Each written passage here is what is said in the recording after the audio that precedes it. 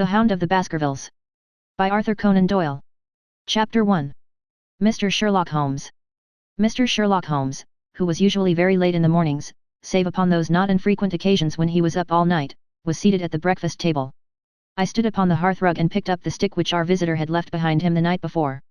It was a fine, thick piece of wood, bulbous-headed, of the sort which is known as a Penang lawyer. Just under the head was a broad silver band nearly an inch across. To James Mortimer, M.R.C.S., from his friends of the C.C.H., was engraved upon it, with the date 1884. It was just such a stick as the old-fashioned family practitioner used to carry, dignified, solid, and reassuring. "Well, Watson, what do you make of it?" Holmes was sitting with his back to me, and I had given him no sign of my occupation. "How did you know what I was doing? I believe you have eyes in the back of your head." "I have, at least, a well-polished, silver-plated coffee pot in front of me," said he. "But, tell me, Watson, what do you make of our visitor's stick? Since we have been so unfortunate as to miss him and have no notion of his errand, this accidental souvenir becomes of importance. Let me hear you reconstruct the man by an examination of it." "I think," said I, following as far as I could the methods of my companion, "that Dr. Mortimer is a successful, elderly medical man, well esteemed, since those who know him give him this mark of their appreciation." "Good," said Holmes. "Excellent. I think also that the probability is in favor of his being a country practitioner who does a great deal of his visiting on foot." "Why so?" "Because this stick, though originally a very handsome one, has been so knocked about that I can hardly imagine a town practitioner carrying it. The thick iron ferrule is worn down, so it is evident that he has done a great amount of walking with it." "Perfectly sound," said Holmes. "And then again, there is the Friends of the C.C.H. I should guess that to be the something hunt, the local hunt to whose members he has possibly given some surgical assistance, and which has made him a small presentation in return." "Really, Watson, you excel yourself," said Holmes, pushing back his chair and lighting a cigarette.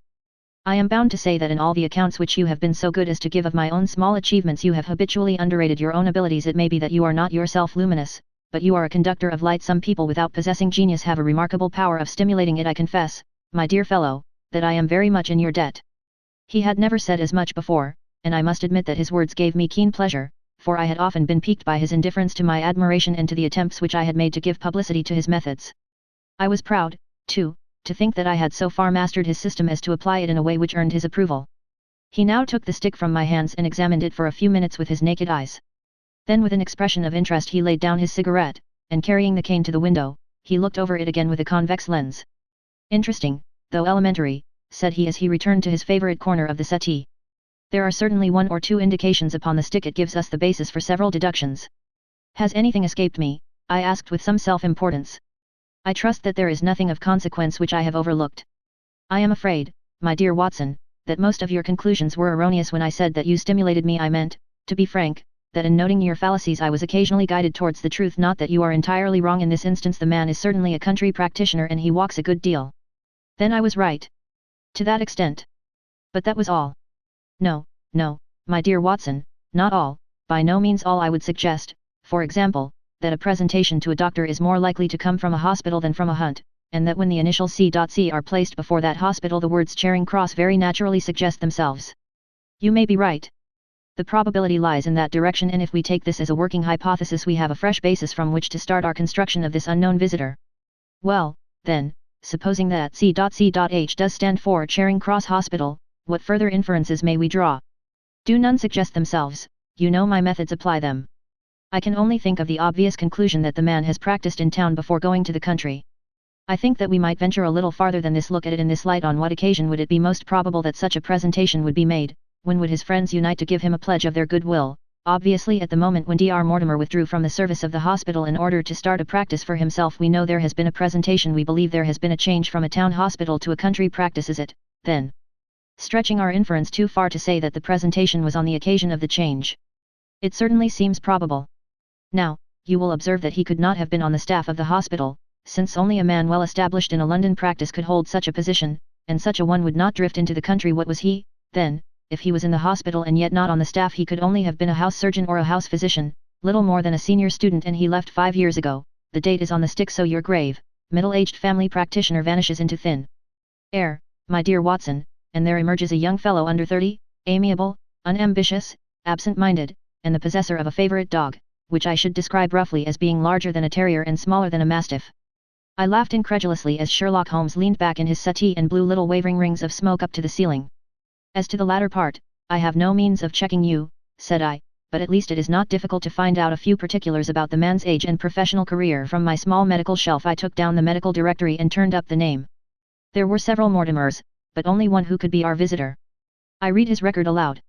Mortimer, James, MRCS, 1882, Grimpen, Dartmoor, Devon House Surgeon, from 1882 to 1884, at Charing Cross Hospital, winner of the Jackson Prize for Comparative Pathology, with essay entitled Is Disease a Reversion, corresponding member of the Swedish Pathological Society, author of Some Freaks of Atavism, Lancet 1882. Do we progress? Journal of Psychology, March, 1883. Medical officer for the parishes of Grimpen, Thorsley, and High Barrow. No mention of that local hunt, Watson, said Holmes with a mischievous smile, but a country doctor, as you very astutely observed. I think that I am fairly justified in my inferences as to the adjectives, I said. If I remember right, amiable, unambitious, and absent-minded. It is my experience that it is only an amiable man in this world who receives testimonials, only an unambitious one who abandons a London career for the country, and only an absent-minded one who leaves his stick and not his visiting card after waiting an hour in your room. And the dog has been in the habit of carrying this stick behind his master. Being a heavy stick, the dog has held it tightly by the middle, and the marks of his teeth are very plainly visible. The dog's jaw, as shown in the space between these marks, is too broad in my opinion for a terrier and not broad enough for a mastiff. It may have been, yes, by Jove, it is a curly-haired spaniel. He had risen and paced the room as he spoke. Now he halted in the recess of the window. There was such a ring of conviction in his voice that I glanced up in surprise. My dear fellow, how can you possibly be so sure of that? For the very simple reason that I see the dog himself on our very doorstep, and there is the ring of its owner. Don't move, I beg you, Watson. He is a professional brother of yours, and your presence may be of assistance to me. Now is the dramatic moment of fate, Watson, when you hear a step upon the stair which is walking into your life, and you know not whether for good or ill. What does Dr. James Mortimer, the man of science, ask of Sherlock Holmes, the specialist in crime? Come in. The appearance of our visitor was a surprise to me, since I had expected a typical country practitioner. He was a very tall, thin man, with a long nose like a beak, which jutted out between two keen, grey eyes, set closely together and sparkling brightly from behind a pair of gold-rimmed glasses. He was clad in a professional but rather slovenly fashion, for his frock coat was dingy and his trousers frayed. Though young, his long back was already bowed, and he walked with a forward thrust of his head and a general air of peering benevolence. As he entered, his eyes fell upon the stick in Holmes's hand, and he ran towards it with an exclamation of joy. I am so very glad, said he. I was not sure whether I had left it here or in the shipping office. I would not lose that stick for the world. A presentation, I see, said Holmes.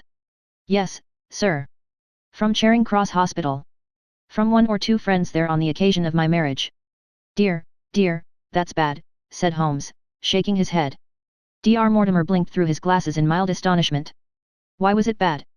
Only that you have disarranged our little deductions. Your marriage, you say? Yes, sir, I married, and so left the hospital, and with it all hopes of a consulting practice. It was necessary to make a home of my own. Come, we are not so far wrong, after all, said Holmes. And now, Dr. James Mortimer. Mr., Sir, Mr., a humble M.R.C.S. And a man of precise mind, evidently. A dabbler in science, Mr. Holmes, a picker-up of shells on the shores of the great unknown ocean. I presume that it is Mr. Sherlock Holmes whom I am addressing and not. No, this is my friend Dr. Watson.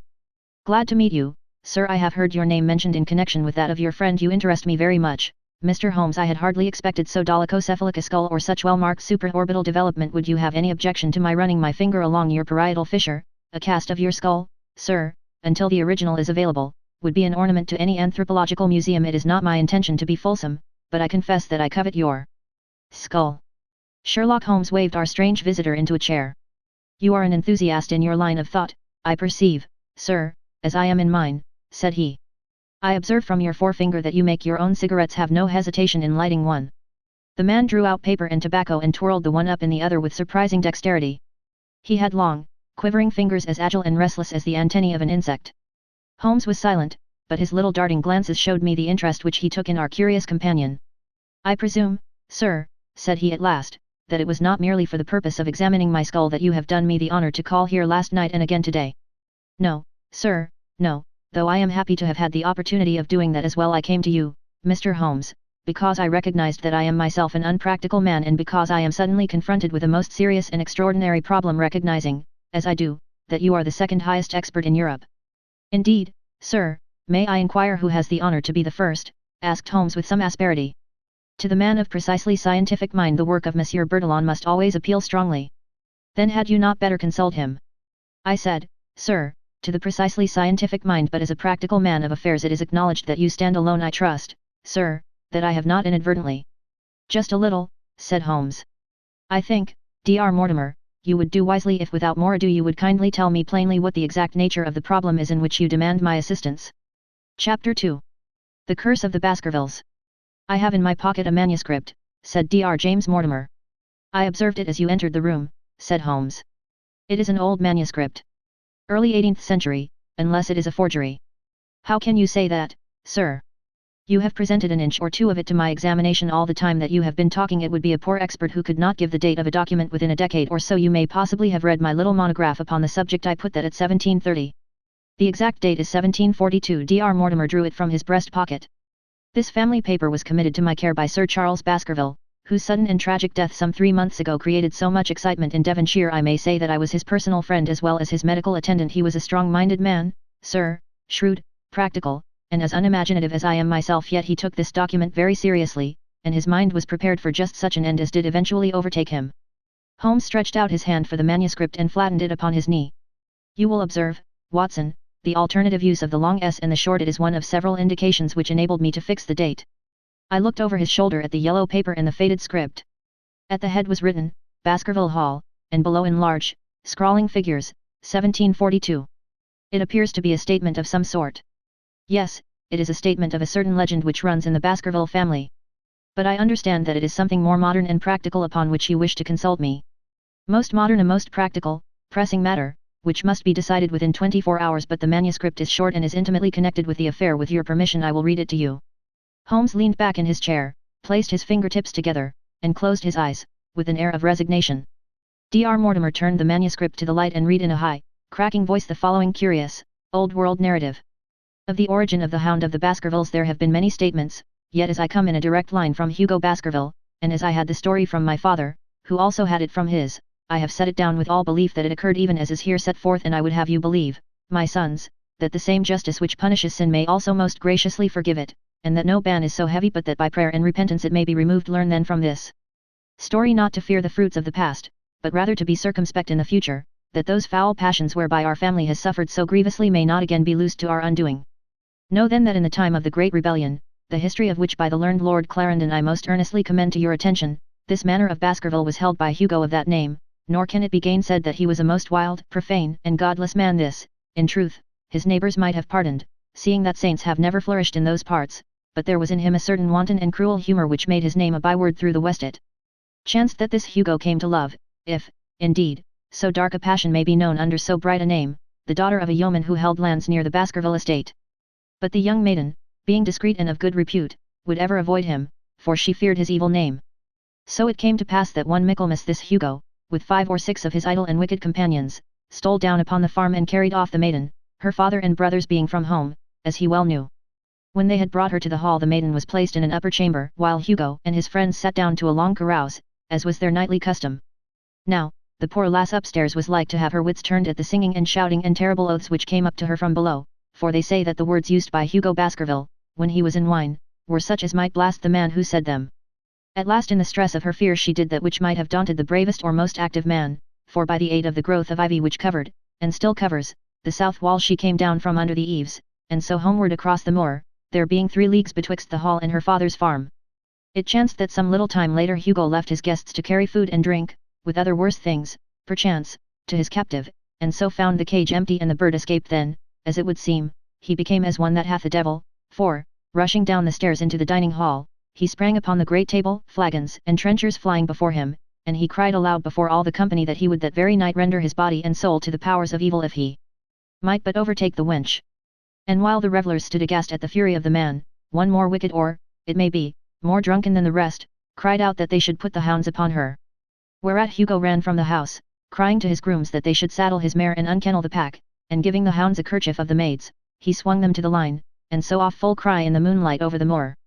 Now, for some space the revellers stood agape, unable to understand all that had been done in such haste, but anon their bemused wits awoke to the nature of the deed which was like to be done upon the moorlands. Everything was now in an uproar, some calling for their pistols, some for their horses, and some for another flask of wine, but at length some sense came back to their crazed minds, and the whole of them, 13 in number, took horse and started in pursuit. The moon shone clear above them, and they rode swiftly abreast, taking that course which the maid must needs have taken if she were to reach her own home. They had gone a mile or two when they passed one of the night shepherds upon the moorlands, and they cried to him to know if he had seen the hunt, and the man, as the story goes, was so crazed with fear that he could scarce speak, but at last he said that he had indeed seen the unhappy maiden, with the hounds upon her track. "But I have seen more than that," said he, "for Hugo Baskerville passed me upon his black mare, and there ran mute behind him such a hound of hell as God forbid should ever be at my heels." So the drunken squires cursed the shepherd and rode onward. But soon their skins turned cold, for there came a galloping across the moor, and the black mare, dabbled with white froth, went past with trailing bridle and empty saddle. Then the revellers rode close together, for a great fear was on them, but they still followed over the moor, though each, had he been alone, would have been right glad to have turned his horse's head. Riding slowly in this fashion they came at last upon the hounds. These, though known for their valour and their breed, were whimpering in a cluster at the head of a deep dip or goyal, as we call it, upon the moor, some slinking away and some, with starting hackles and staring eyes, gazing down the narrow valley before them. The company had come to a halt, more sober men, as you may guess, than when they started. The most of them would by no means advance, but 3 of them, the boldest, or it may be the most drunken, rode forward down the goyal. Now, it opened into a broad space in which stood 2 of those great stones, still to be seen there, which were set by certain forgotten peoples in the days of old. The moon was shining bright upon the clearing, and there in the centre lay the unhappy maid where she had fallen, dead of fear and of fatigue. But it was not the sight of her body, nor yet was it that of the body of Hugo Baskerville lying near her, which raised the hair upon the heads of these 3 daredevil roisterers, but it was that, standing over Hugo, and plucking at his throat, there stood a foul thing, a great, black beast, shaped like a hound, yet larger than any hound that ever mortal eye has rested upon. And even as they looked the thing tore the throat out of Hugo Baskerville, on which, as it turned its blazing eyes and dripping jaws upon them, the 3 shrieked with fear and rode for dear life, still screaming, across the moor. One, it is said, died that very night of what he had seen, and the other 2 were but broken men for the rest of their days. Such is the tale, my sons, of the coming of the hound, which is said to have plagued the family so sorely ever since. If I have set it down, it is because that which is clearly known hath less terror than that which is but hinted at and guessed, nor can it be denied that many of the family have been unhappy in their deaths, which have been sudden, bloody, and mysterious. Yet may we shelter ourselves in the infinite goodness of Providence, which would not forever punish the innocent beyond that 3rd or 4th generation which is threatened in Holy Writ. To that Providence, my sons, I hereby commend you, and I counsel you by way of caution to forbear from crossing the moor in those dark hours when the powers of evil are exalted. This from Hugo Baskerville to his sons Roger and John, with instructions that they say nothing thereof to their sister Elizabeth. When Dr. Mortimer had finished reading this singular narrative, he pushed his spectacles up on his forehead and stared across at Mr. Sherlock Holmes. The latter yawned and tossed the end of his cigarette into the fire. "Well," said he, "do you not find it interesting? To a collector of fairy tales." Dr. Mortimer drew a folded newspaper out of his pocket. "Now, Mr. Holmes, we will give you something a little more recent. This is the Devon County Chronicle of May 14th of this year. It is a short account of the facts elicited at the death of Sir Charles Baskerville, which occurred a few days before that date." My friend leaned a little forward and his expression became intent. Our visitor readjusted his glasses and began.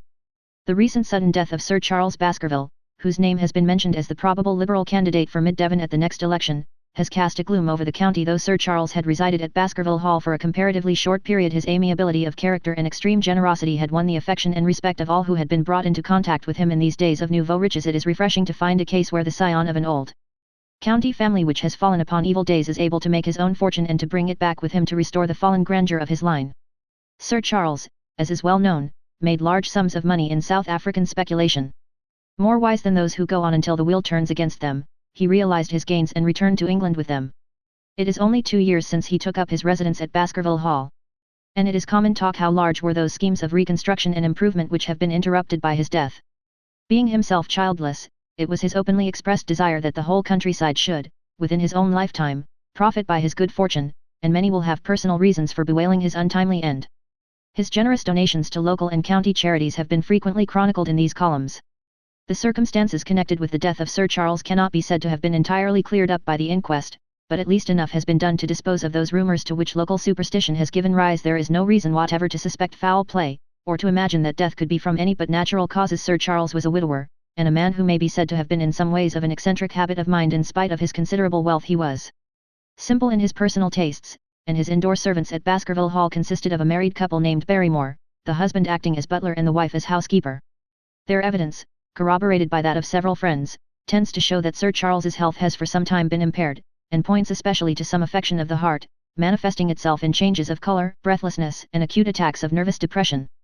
Dr. James Mortimer, the friend and medical attendant of the deceased, has given evidence to the same effect. The facts of the case are simple. Sir Charles Baskerville was in the habit every night before going to bed of walking down the famous yew alley of Baskerville Hall. The evidence of the Barrymores shows that this had been his custom. On the 4th of May Sir Charles had declared his intention of starting next day for London, and had ordered Barrymore to prepare his luggage. That night he went out as usual for his nocturnal walk, in the course of which he was in the habit of smoking a cigar. He never returned.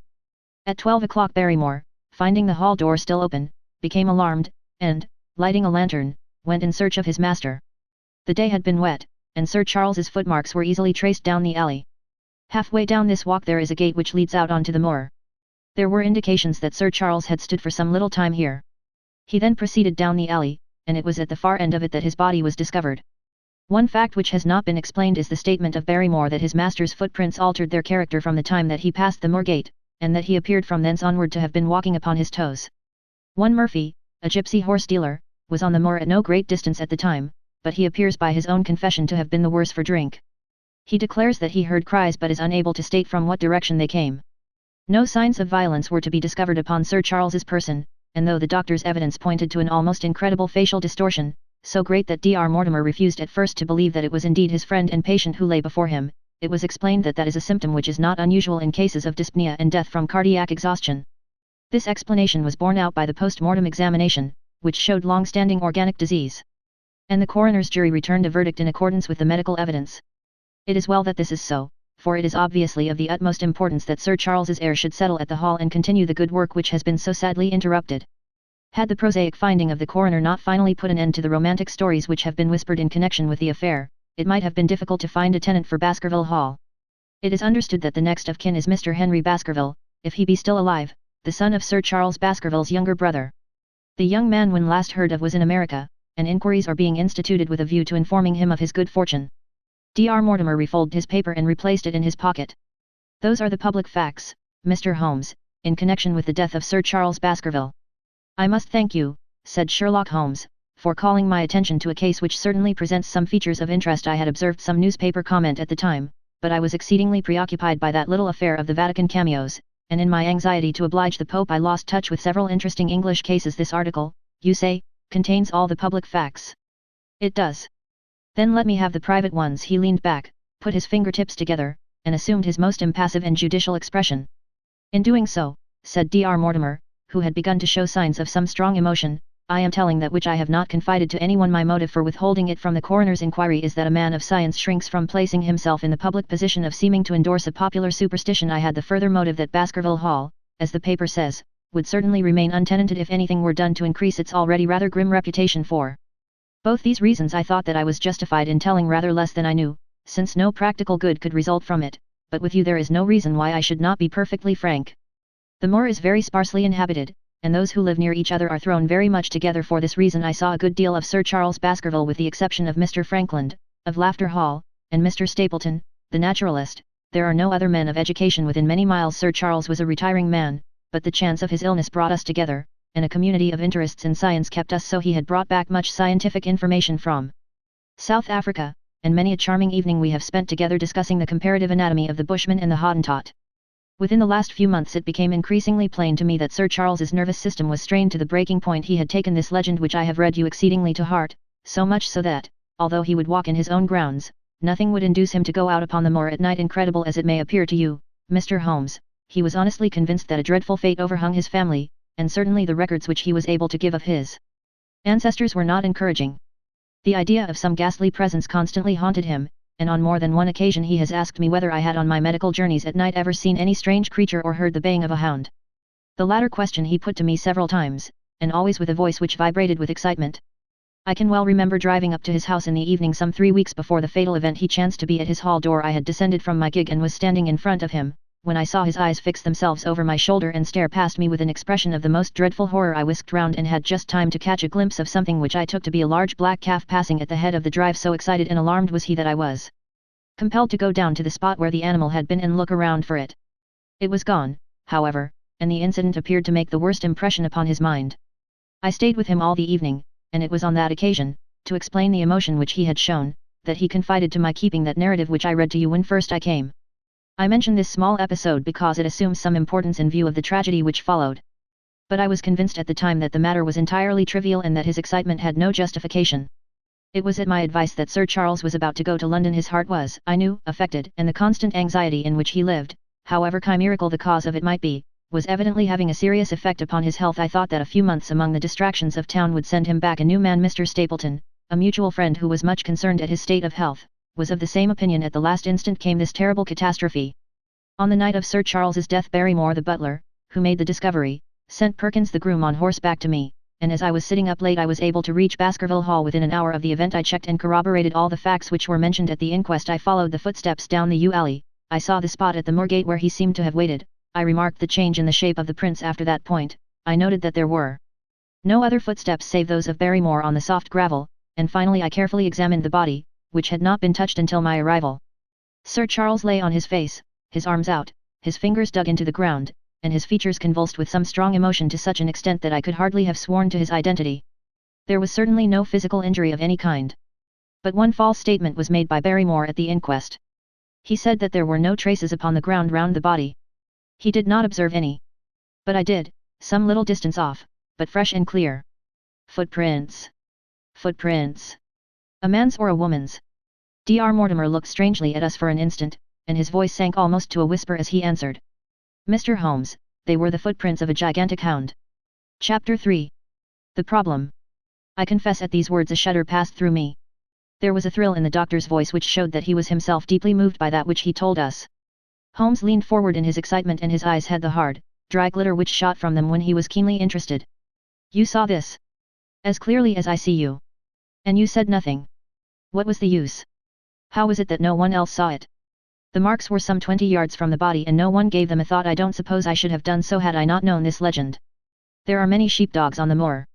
No doubt, but this was no sheepdog. You say it was large. Enormous. But it had not approached the body. No. What sort of night was it? Damp and raw. But not actually raining. No. What is the alley like? There are 2 lines of old yew hedge, 12 feet high and impenetrable. The walk in the center is about 8 feet across. Is there anything between the hedges and the walk? Yes, there is a strip of grass about 6 feet broad on either side. I understand that the yew hedge is penetrated at one point by a gate. Yes, the wicket gate which leads on to the moor. Is there any other opening? None. So that to reach the yew alley one either has to come down it from the house or else to enter it by the moor gate.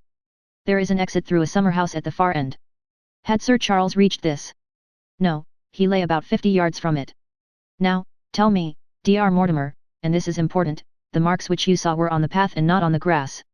No marks could show on the grass. Were they on the same side of the path as the moor gate? Yes, they were on the edge of the path on the same side as the moor gate. You interest me exceedingly. Another point was the wicket gate closed. Closed and padlocked. How high was it? About 4 feet high. Then anyone could have got over it. Yes. And what marks did you see by the wicket gate? None in particular. Good heaven, did no one examine? Yes, I examined, myself. And found nothing. It was all very confused. Sir Charles had evidently stood there for 5 or 10 minutes. How do you know that? Because the ash had twice dropped from his cigar. Excellent, this is a colleague, Watson, after our own heart. But the marks. He had left his own marks all over that small patch of gravel. I could discern no others. Sherlock Holmes struck his hand against his knee with an impatient gesture. If I had only been there, he cried. It is evidently a case of extraordinary interest, and one which presented immense opportunities to the scientific expert. That gravel page upon which I might have read so much has been long ere this smudged by the rain and defaced by the clogs of curious peasants. So, Dr. Mortimer, to think that you should not have called me in, you have indeed much to answer for. I could not call you in, Mr. Holmes, without disclosing these facts to the world, and I have already given my reasons for not wishing to do so. Besides. Why do you hesitate? There is a realm in which the most acute and most experienced of detectives is helpless. You mean that the thing is supernatural? I did not positively say so. No, but you evidently think it. Since the tragedy, Mr. Holmes, there have come to my ears several incidents which are hard to reconcile with the settled order of nature. For example, I find that before the terrible event occurred several people had seen a creature upon the moor which corresponds with this Baskerville demon, and which could not possibly be any animal known to science. They all agreed that it was a huge creature, luminous, ghastly, and spectral. I have cross-examined these men, one of them a hard-headed countryman, one a farrier, and one a moorland farmer, who all tell the same story of this dreadful apparition, exactly corresponding to the hellhound of the legend. I assure you that there is a reign of terror in the district, and that it is a hardy man who will cross the moor at night. And you, a trained man of science, believe it to be supernatural. I do not know what to believe. Holmes shrugged his shoulders. I have hitherto confined my investigations to this world, said he. In a modest way I have combated evil, but to take on the father of evil himself would, perhaps, be too ambitious a task. Yet you must admit that the footmark is material. The original hound was material enough to tug a man's throat out, and yet he was diabolical as well. I see that you have quite gone over to the supernaturalists, but now, Dr. Mortimer, tell me this: if you hold these views, why have you come to consult me at all? You tell me in the same breath that it is useless to investigate Sir Charles's death, and that you desire me to do it. I did not say that I desired you to do it. Then, how can I assist you? By advising me as to what I should do with Sir Henry Baskerville, who arrives at Waterloo Station. Dr. Mortimer looked at his watch, in exactly 1 hour and a quarter. He being the heir. Yes, on the death of Sir Charles we inquired for this young gentleman and found that he had been farming in Canada. From the accounts which have reached us he is an excellent fellow in every way. I speak now not as a medical man but as a trustee and executor of Sir Charles's will. There is no other claimant, I presume. None. The only other kinsman whom we have been able to trace was Roger Baskerville, the youngest of 3 brothers, of whom poor Sir Charles was the elder. The second brother, who died young, is the father of this lad Henry. The third, Roger, was the black sheep of the family. He came of the old masterful Baskerville strain and was the very image, they tell me, of the family picture of old Hugo. He made England too hot to hold him, fled to Central America, and died there in 1876 of yellow fever. Henry is the last of the Baskervilles. In 1 hour and 5 minutes I meet him at Waterloo Station. I have had a wire that he arrived at Southampton this morning. Now, Mr. Holmes, what would you advise me to do with him? Why should he not go to the home of his fathers? It seems natural, does it not? And yet, consider that every Baskerville who goes there meets with an evil fate. I feel sure that if Sir Charles could have spoken with me before his death he would have warned me against bringing this, the last of the old race, and the heir to great wealth, to that deadly place. And yet it cannot be denied that the prosperity of the whole poor, bleak countryside depends upon his presence. All the good work which has been done by Sir Charles will crash to the ground if there is no tenant of the hall. I fear lest I should be swayed too much by my own obvious interest in the matter, and that is why I bring the case before you and ask for your advice. Holmes considered for a little time. Put into plain words, the matter is this, said he. In your opinion there is a diabolical agency which makes Dartmoor an unsafe abode for a Baskerville. That is your opinion. At least I might go the length of saying that there is some evidence that this may be so. Exactly, but surely, if your supernatural theory be correct, it could work the young man evil in London as easily as in Devonshire. A devil with merely local powers like a parish vestry would be too inconceivable a thing. You put the matter more flippantly, Mr. Holmes, than you would probably do if you were brought into personal contact with these things. Your advice, then, as I understand it, is that the young man will be as safe in Devonshire as in London. He comes in 50 minutes. What would you recommend? I recommend, sir, that you take a cab, call off your spaniel who is scratching at my front door, and proceed to Waterloo to meet Sir Henry Baskerville. And then you will say nothing to him at all until I have made up my mind about the matter. How long will it take you to make up your mind? 24 hours. At 10 o'clock tomorrow, Dr. Mortimer. I will be much obliged to you if you will call upon me here, and it will be of help to me in my plans for the future if you will bring Sir Henry Baskerville with you. I will do so, Mr. Holmes. He scribbled the appointment on his shirt cuff and hurried off in his strange, peering, absent-minded fashion. Holmes stopped him at the head of the stair. Only one more question, Dr. Mortimer. You say that before Sir Charles Baskerville's death several people saw this apparition upon the moor. 3 people did. Did any see it after? I have not heard of any. Thank you. Good morning. Holmes returned to his seat with that quiet look of inward satisfaction which meant that he had a congenial task before him. Going out, Watson? Unless I can help you.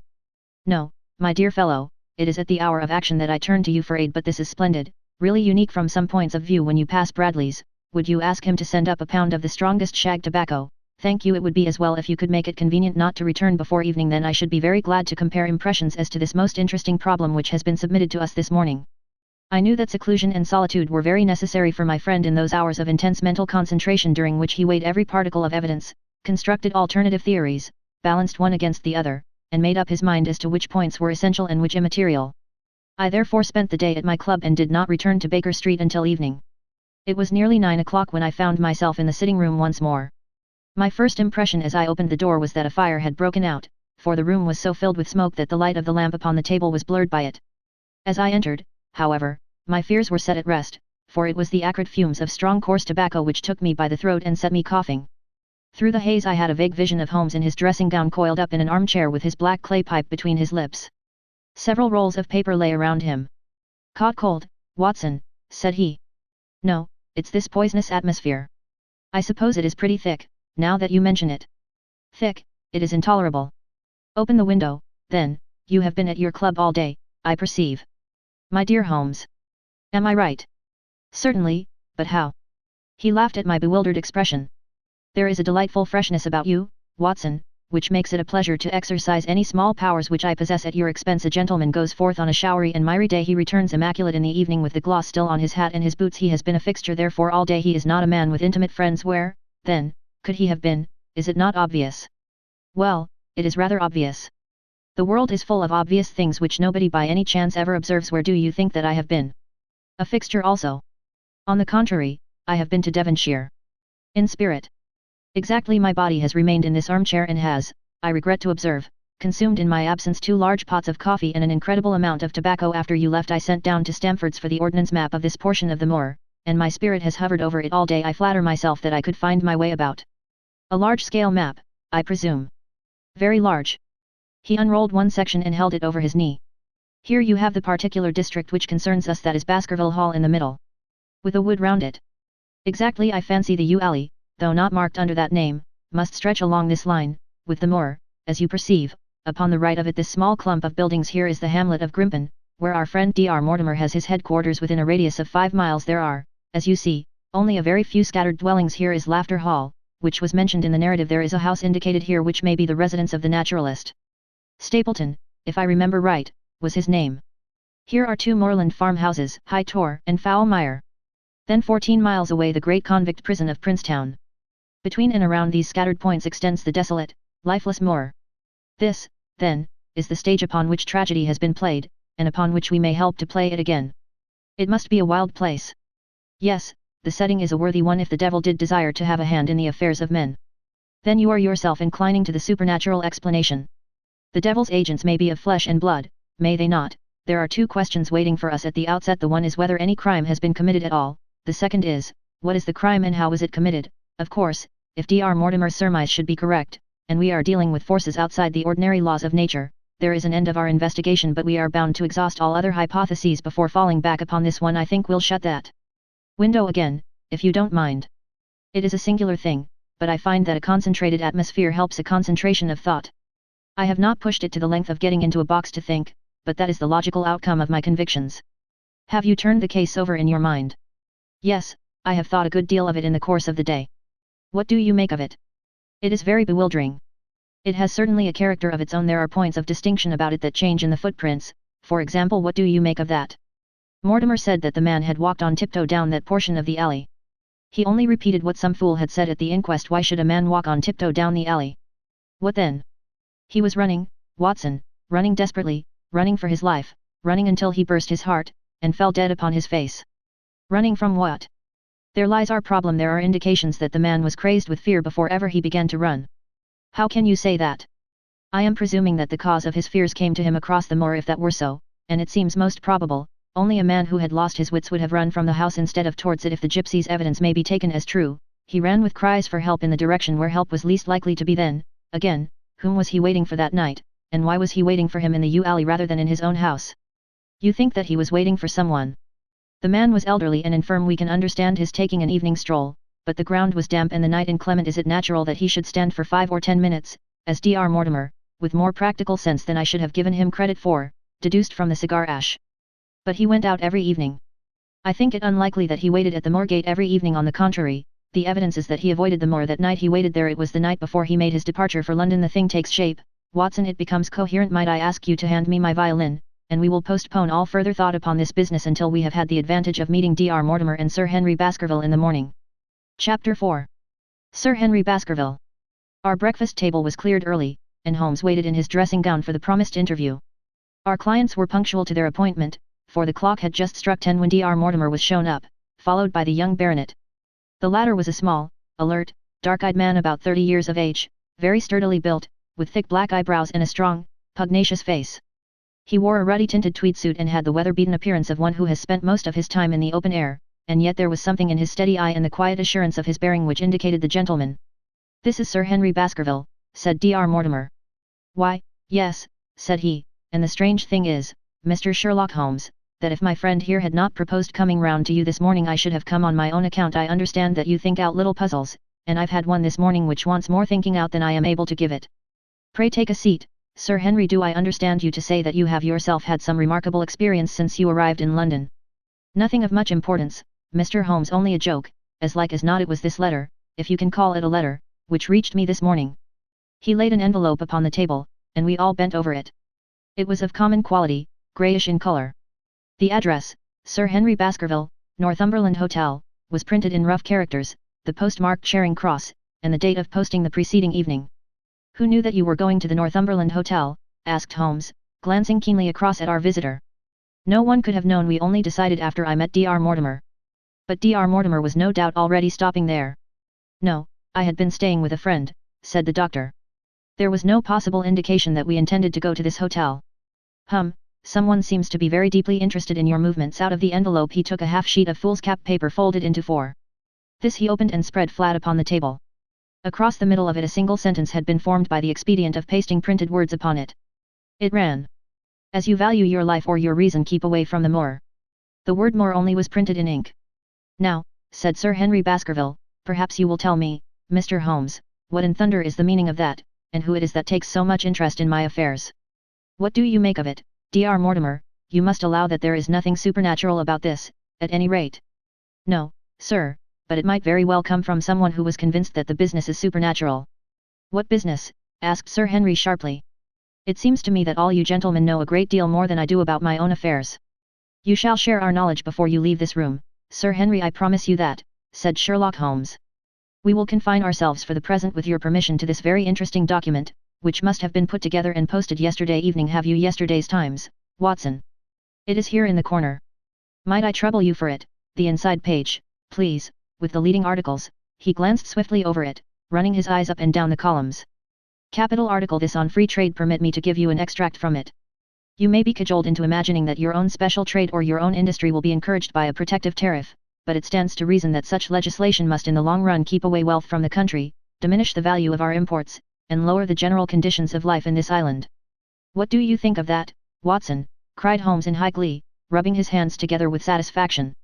"Don't you think that is an admirable sentiment?" Dr. Mortimer looked at Holmes with an air of professional interest, and Sir Henry Baskerville turned a pair of puzzled dark eyes upon me. "I don't know much about the tariff and things of that kind," said he, "but it seems to me we've got a bit off the trail so far as that note is concerned." "On the contrary, I think we are particularly hot upon the trail. Sir Henry Watson here knows more about my methods than you do, but I fear that even he has not quite grasped the significance of this sentence." "No, I confess that I see no connection." "And yet, my dear Watson, there is so very close a connection that the one is extracted out of the other. Your life, reason, value, keep away from the. Don't you see now whence these words have been taken?" "By thunder, you're right." "Well, if that isn't smart," cried Sir Henry. "If any possible doubt remained, it is settled by the fact that keep away and from the are cut out in one piece." "Well, now, so it is." "Really, Mr. Holmes, this exceeds anything which I could have imagined," said Dr. Mortimer, gazing at my friend in amazement. "I could understand anyone saying that the words were from a newspaper, but that you should name which, and add that it came from the leading article, is really one of the most remarkable things which I have ever known. How did you do it?" "I presume, doctor, that you could tell the skull of a Negro from that of an Eskimo." "Most certainly." "But how?" "Because that is my special hobby. The differences are obvious: the supraorbital crest, the facial angle, the maxillary curve, the... But this is my special hobby, and the differences are equally obvious. There is as much difference to my eyes between the leaded bourgeois type of a Times article and the slovenly print of an evening halfpenny paper as there could be between your Negro and your Eskimo. The detection of types is one of the most elementary branches of knowledge to the special expert in crime, though I confess that once when I was very young I confused the Leeds Mercury with the Western Morning News. But a Times leader is entirely distinctive, and these words could have been taken from nothing else. As it was done yesterday, the strong probability was that we should find the words in yesterday's issue. So far as I can follow you, then, Mr. Holmes, said Sir Henry Baskerville, someone cut out this message with a scissors. Nail scissors, said Holmes. You can see that it was a very short-bladed scissors, since the cutter had to take 2 snips over keep away. That is so someone, then, cut out the message with a pair of short-bladed scissors, pasted it with paste. Gum, said Holmes. With gum onto the paper, but I want to know why the word more should have been written. Because he could not find it in print. The other words were all simple and might be found in any issue, but more would be less common. Why, of course, that would explain it. Have you read anything else in this message, Mr. Holmes? There are 1 or 2 indications, and yet the utmost pains have been taken to remove all clues. The address, you observe, is printed in rough characters, but the Times is a paper which is seldom found in any hands but those of the highly educated. We may take it, therefore, that the letter was composed by an educated man who wished to pose as an uneducated one, and his effort to conceal his own writing suggests that that writing might be known, or come to be known, by you. Again, you will observe that the words are not gummed on in an accurate line, but that some are much higher than others. Life, for example, is quite out of its proper place. That may point to carelessness, or it may point to agitation and hurry upon the part of the cutter. On the whole, I incline to the latter view, since the matter was evidently important, and it is unlikely that the composer of such a letter would be careless. If he were in a hurry, it opens up the interesting question why he should be in a hurry, since any letter posted up to early morning would reach Sir Henry before he would leave his hotel. Did the composer fear an interruption, and from whom? We are coming now rather into the region of guesswork, said Dr. Mortimer. Say, rather, into the region where we balance probabilities and choose the most likely. It is the scientific use of the imagination, but we have always some material basis on which to start our speculation. Now, you would call it a guess, no doubt, but I am almost certain that this address has been written in a hotel. How in the world can you say that?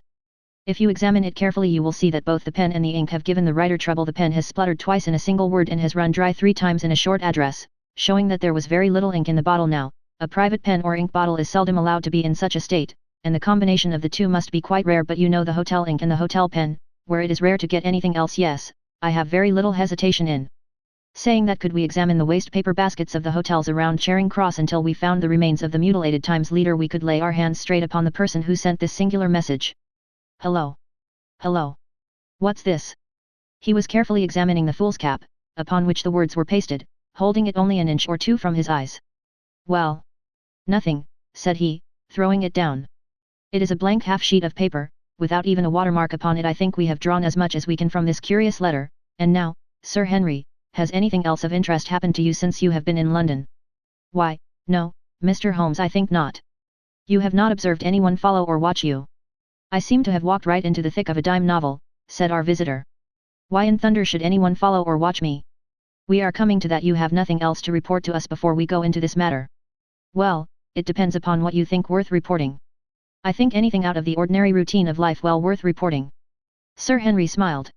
I don't know much of British life yet, for I have spent nearly all my time in the States and in Canada, but I hope that to lose one of your boots is not part of the ordinary routine of life over here.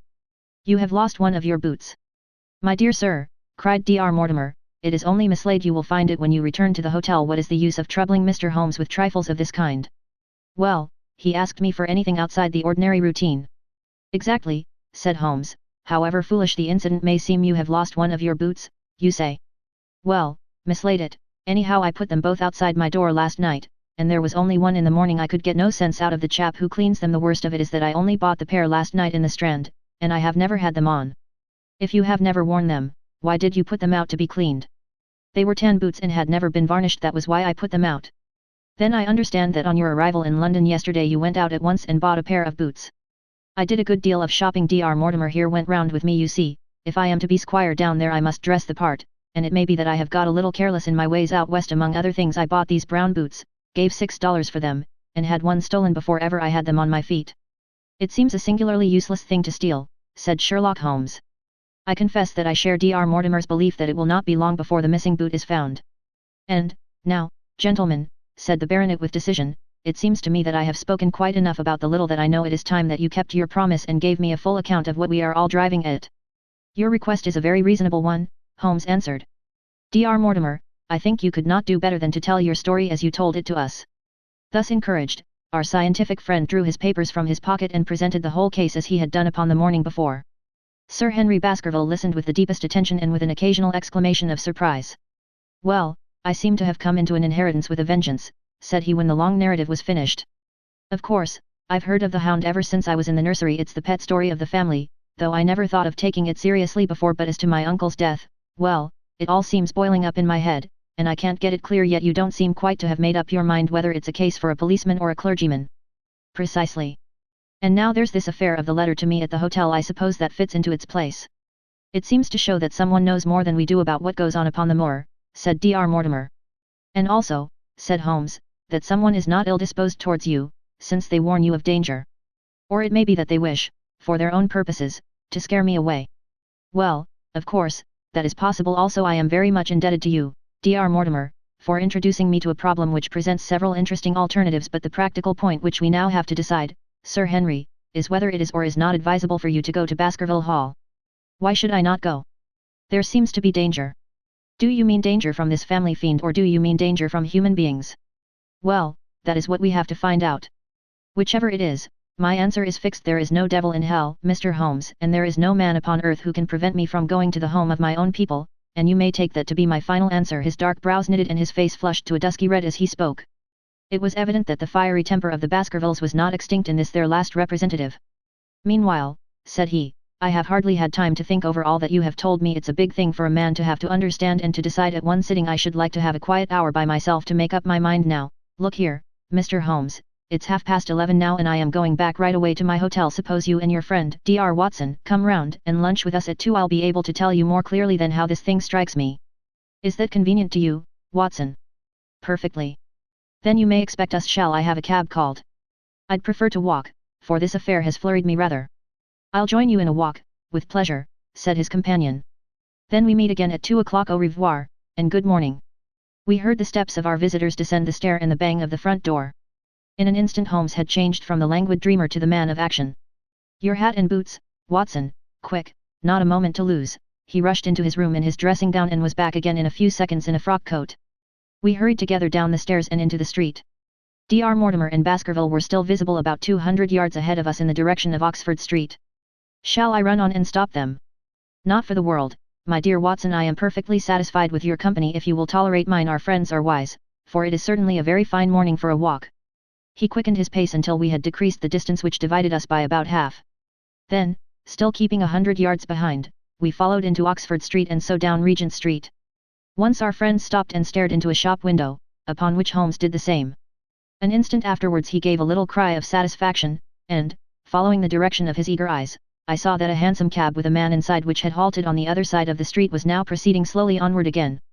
There's our man, Watson, come along, we'll have a good look at him, if we can do no more. At that instant I was aware of a bushy black beard and a pair of piercing eyes turned upon us through the side window of the cab.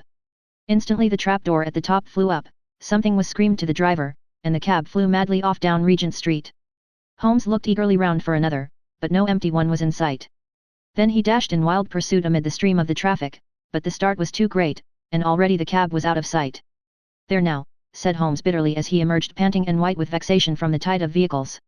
Was ever such bad luck and such bad management, too, Watson, Watson, if you are an honest man you will record this also and set it against my successes. Who was the man? I have not an idea. A spy. Well, it was evident from what we have heard that Baskerville has been very closely shadowed by someone since he has been in town. How else could it be known so quickly that it was the Northumberland Hotel which he had chosen? If they had followed him the first day I argued that they would follow him also the second. You may have observed that I twice strolled over to the window while Dr. Mortimer was reading his legend. Yes, I remember.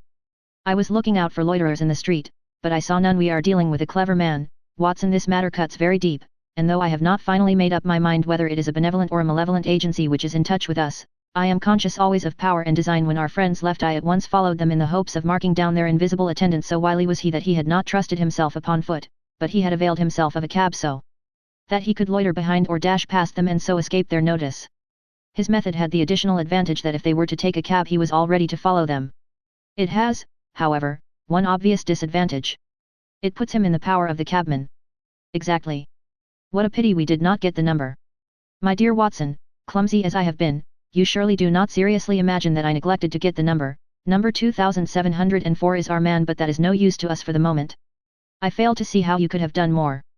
On observing the cab I should have instantly turned and walked in the other direction. I should then at my leisure have hired a second cab and followed the first at a respectful distance, or, better still, have driven to the Northumberland Hotel and waited there when our unknown had followed Baskerville home. We should have had the opportunity of playing his own game upon himself and seeing where he made for, as it is, by an indiscreet eagerness, which was taken advantage of with extraordinary quickness and energy by our opponent. We have betrayed ourselves and lost our man.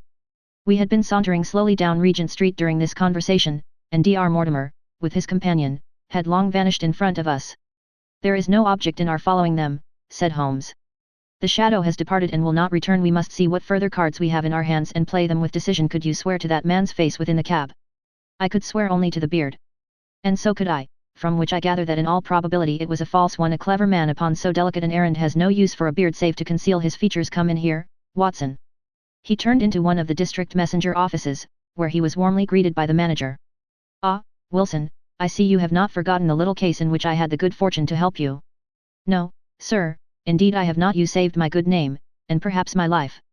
"My dear fellow, you exaggerate. I have some recollection, Wilson, that you had among your boys a lad named Cartwright, who showed some ability during the investigation." "Yes, sir, he is still with us." "Could you ring him up, thank you, and I should be glad to have change of this £5 note." A lad of 14, with a bright, keen face, had obeyed the summons of the manager. He stood now gazing with great reverence at the famous detective. "Let me have the hotel directory," said Holmes. "Thank you. Now, Cartwright, there are the names of 23 hotels here, all in the immediate neighborhood of Charing Cross. Do you see?" "Yes, sir." "You will visit each of these in turn?" "Yes, sir." "You will begin in each case by giving the outside porter 1 shilling. Here are 23 shillings. "Yes, sir." "You will tell him that you want to see the waste paper of yesterday. You will say that an important telegram has miscarried and that you are looking for it. You understand?" "Yes, sir." "But what you are really looking for is the center page of the Times with some holes cut in it with scissors. Here is a copy of the Times. It is this page. You could easily recognize it, could you not?" "Yes, sir." "In each case the outside porter will send for the hall porter, to whom also you will give 1 shilling. Here are 23 shillings. You will then learn in possibly 20 cases out of the 23 that the waste of the day before has been burned or removed. In the 3 other cases you will be shown a heap of paper and you will look for this page of the Times among it. The odds are enormously against your finding it. There are 10 shillings over in case of emergencies. Let me have a report by wire at Baker Street before evening. And now, Watson, it only remains for us to find out by wire the identity of the cabman, number 2704, and then we will drop into one of the Bond Street picture galleries and fill in the time until we are due at the hotel." Chapter 5. 3 Broken Threads. Sherlock Holmes had, in a very remarkable degree, the power of detaching his mind at will. For 2 hours the strange business in which we had been involved appeared to be forgotten, and he was entirely absorbed in the pictures of the modern Belgian masters. He would talk of nothing but art, of which he had the crudest ideas, from our leaving the gallery until we found ourselves at the Northumberland Hotel. "Sir Henry Baskerville is upstairs expecting you," said the clerk. "He asked me to show you up at once when you came." "Have you any objection to my looking at your register?" said Holmes. "Not in the least." The book showed that 2 names had been added after that of Baskerville. One was Theophilus Johnson and family, of Newcastle, the other Mrs. Oldmore and maid, of High Lodge, Alton. "Surely that must be the same Johnson whom I used to know," said Holmes to the porter. "A lawyer, is he not, grey-headed, and walks with a limp?" "No, sir, this is Mr. Johnson, the coal owner, a very active gentleman, not older than yourself." "Surely you are mistaken about his trade." "No, sir, he has used this hotel for many years, and he is very well known to us." "Ah, that settles it. Mrs. Oldmore, too, I seem to remember the name. Excuse my curiosity, but often in calling upon one friend one finds another." "She is an invalid lady, sir. Her husband was once mayor of Gloucester. She always comes to us when she is in town." "Thank you, I am afraid I cannot claim her acquaintance. We have established a most important fact by these questions, Watson," he continued in a low voice as we went upstairs together. "We know now that the people who are so interested in our friend have not settled down in his own hotel. That means that while they are, as we have seen, very anxious to watch him, they are equally anxious that he should not see them now. This is a most suggestive fact." "What does it suggest?" "It suggests, hello, my dear fellow, what on earth is the matter?" As we came round the top of the stairs we had run up against Sir Henry Baskerville himself. His face was flushed with anger, and he held an old and dusty boot in one of his hands. So furious was he that he was hardly articulate, and when he did speak it was in a much broader and more western dialect than any which we had heard from him in the morning. "Seems to me they are playing me for a sucker in this hotel," he cried. "They'll find they've started in to monkey with the wrong man unless they are careful. By thunder, if that chap can't find my missing boot there will be trouble. I can take a joke with the best, Mr. Holmes, but they've got a bit over the mark this time." "Still looking for your boot?" "Yes, sir, and mean to find it." "But, surely, you said that it was a new brown boot. So it was, sir, and now it's an old black one. What, you don't mean to say? That's just what I do mean to say. I only had 3 pairs in the world, the new brown, the old black, and the patent leathers, which I am wearing. Last night they took one of my brown ones, and today they have sneaked one of the black. Well, have you got it? Speak out, man, and don't stand staring. An agitated German waiter had appeared upon the scene. No, sir, I have made inquiry all over the hotel, but I can hear no word of it. Well, either that boot comes back before sundown or I'll see the manager and tell him that I go right straight out of this hotel. It shall be found, sir, I promise you that if you will have a little patience it will be found. Mind it is, for it's the last thing of mine that I'll lose in this den of thieves. Well, Mr. Holmes, you'll excuse my troubling you about such a trifle. I think it's well worth troubling about. Why, you look very serious over it. How do you explain it? I just don't attempt to explain it. It seems the very maddest, queerest thing that ever happened to me. The queerest perhaps, said Holmes thoughtfully. What do you make of it yourself? Well, I don't profess to understand it yet. This case of yours is very complex, Sir Henry. When taken in conjunction with your uncle's death, I am not sure that of all the 500 cases of capital importance which I have handled there is one which cuts so deep, but we hold several threads in our hands, and the odds are that one or other of them guides us to the truth. We may waste time in following the wrong one, but sooner or later we must come upon the right. We had a pleasant luncheon in which little was said of the business which had brought us together. It was in the private sitting room to which we afterwards repaired that Holmes asked Baskerville what were his intentions. To go to Baskerville Hall. And when? At the end of the week.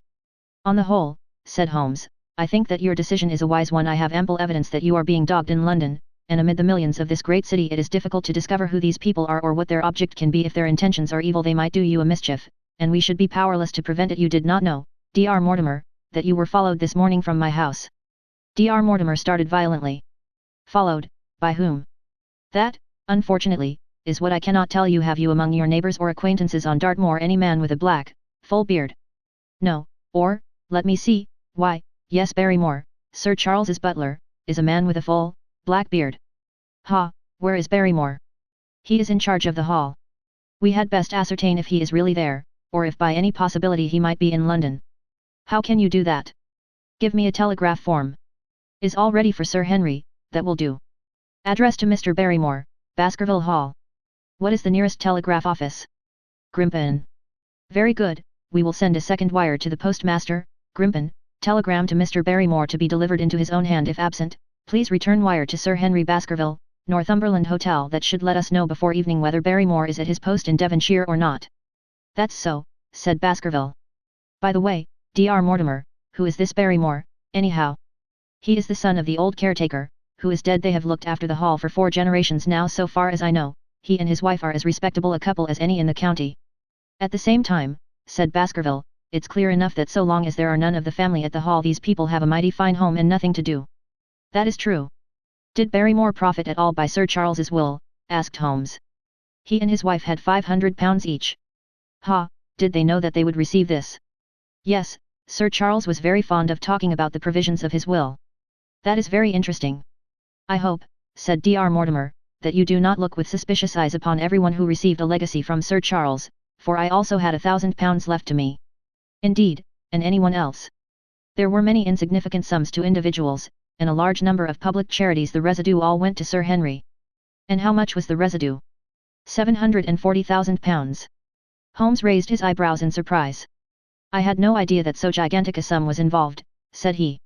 Sir Charles had the reputation of being rich, but we did not know how very rich he was until we came to examine his securities. The total value of the estate was close on to £1 million. Dear me, it is a stake for which a man might well play a desperate game. And one more question, Dr. Mortimer, supposing that anything happened to our young friend here, you will forgive the unpleasant hypothesis, who would inherit the estate? Since Roger Baskerville, Sir Charles's younger brother, died unmarried, the estate would descend to the Desmonds, who are distant cousins. James Desmond is an elderly clergyman in Westmoreland. Thank you. These details are all of great interest. Have you met Mr. James Desmond? Yes, he once came down to visit Sir Charles. He is a man of venerable appearance and of saintly life. I remember that he refused to accept any settlement from Sir Charles, though he pressed it upon him. And this man of simple tastes would be the heir to Sir Charles's thousands. He would be the heir to the estate because that is entailed. He would also be the heir to the money unless it were willed otherwise by the present owner, who can, of course, do what he likes with it. And have you made your will, Sir Henry?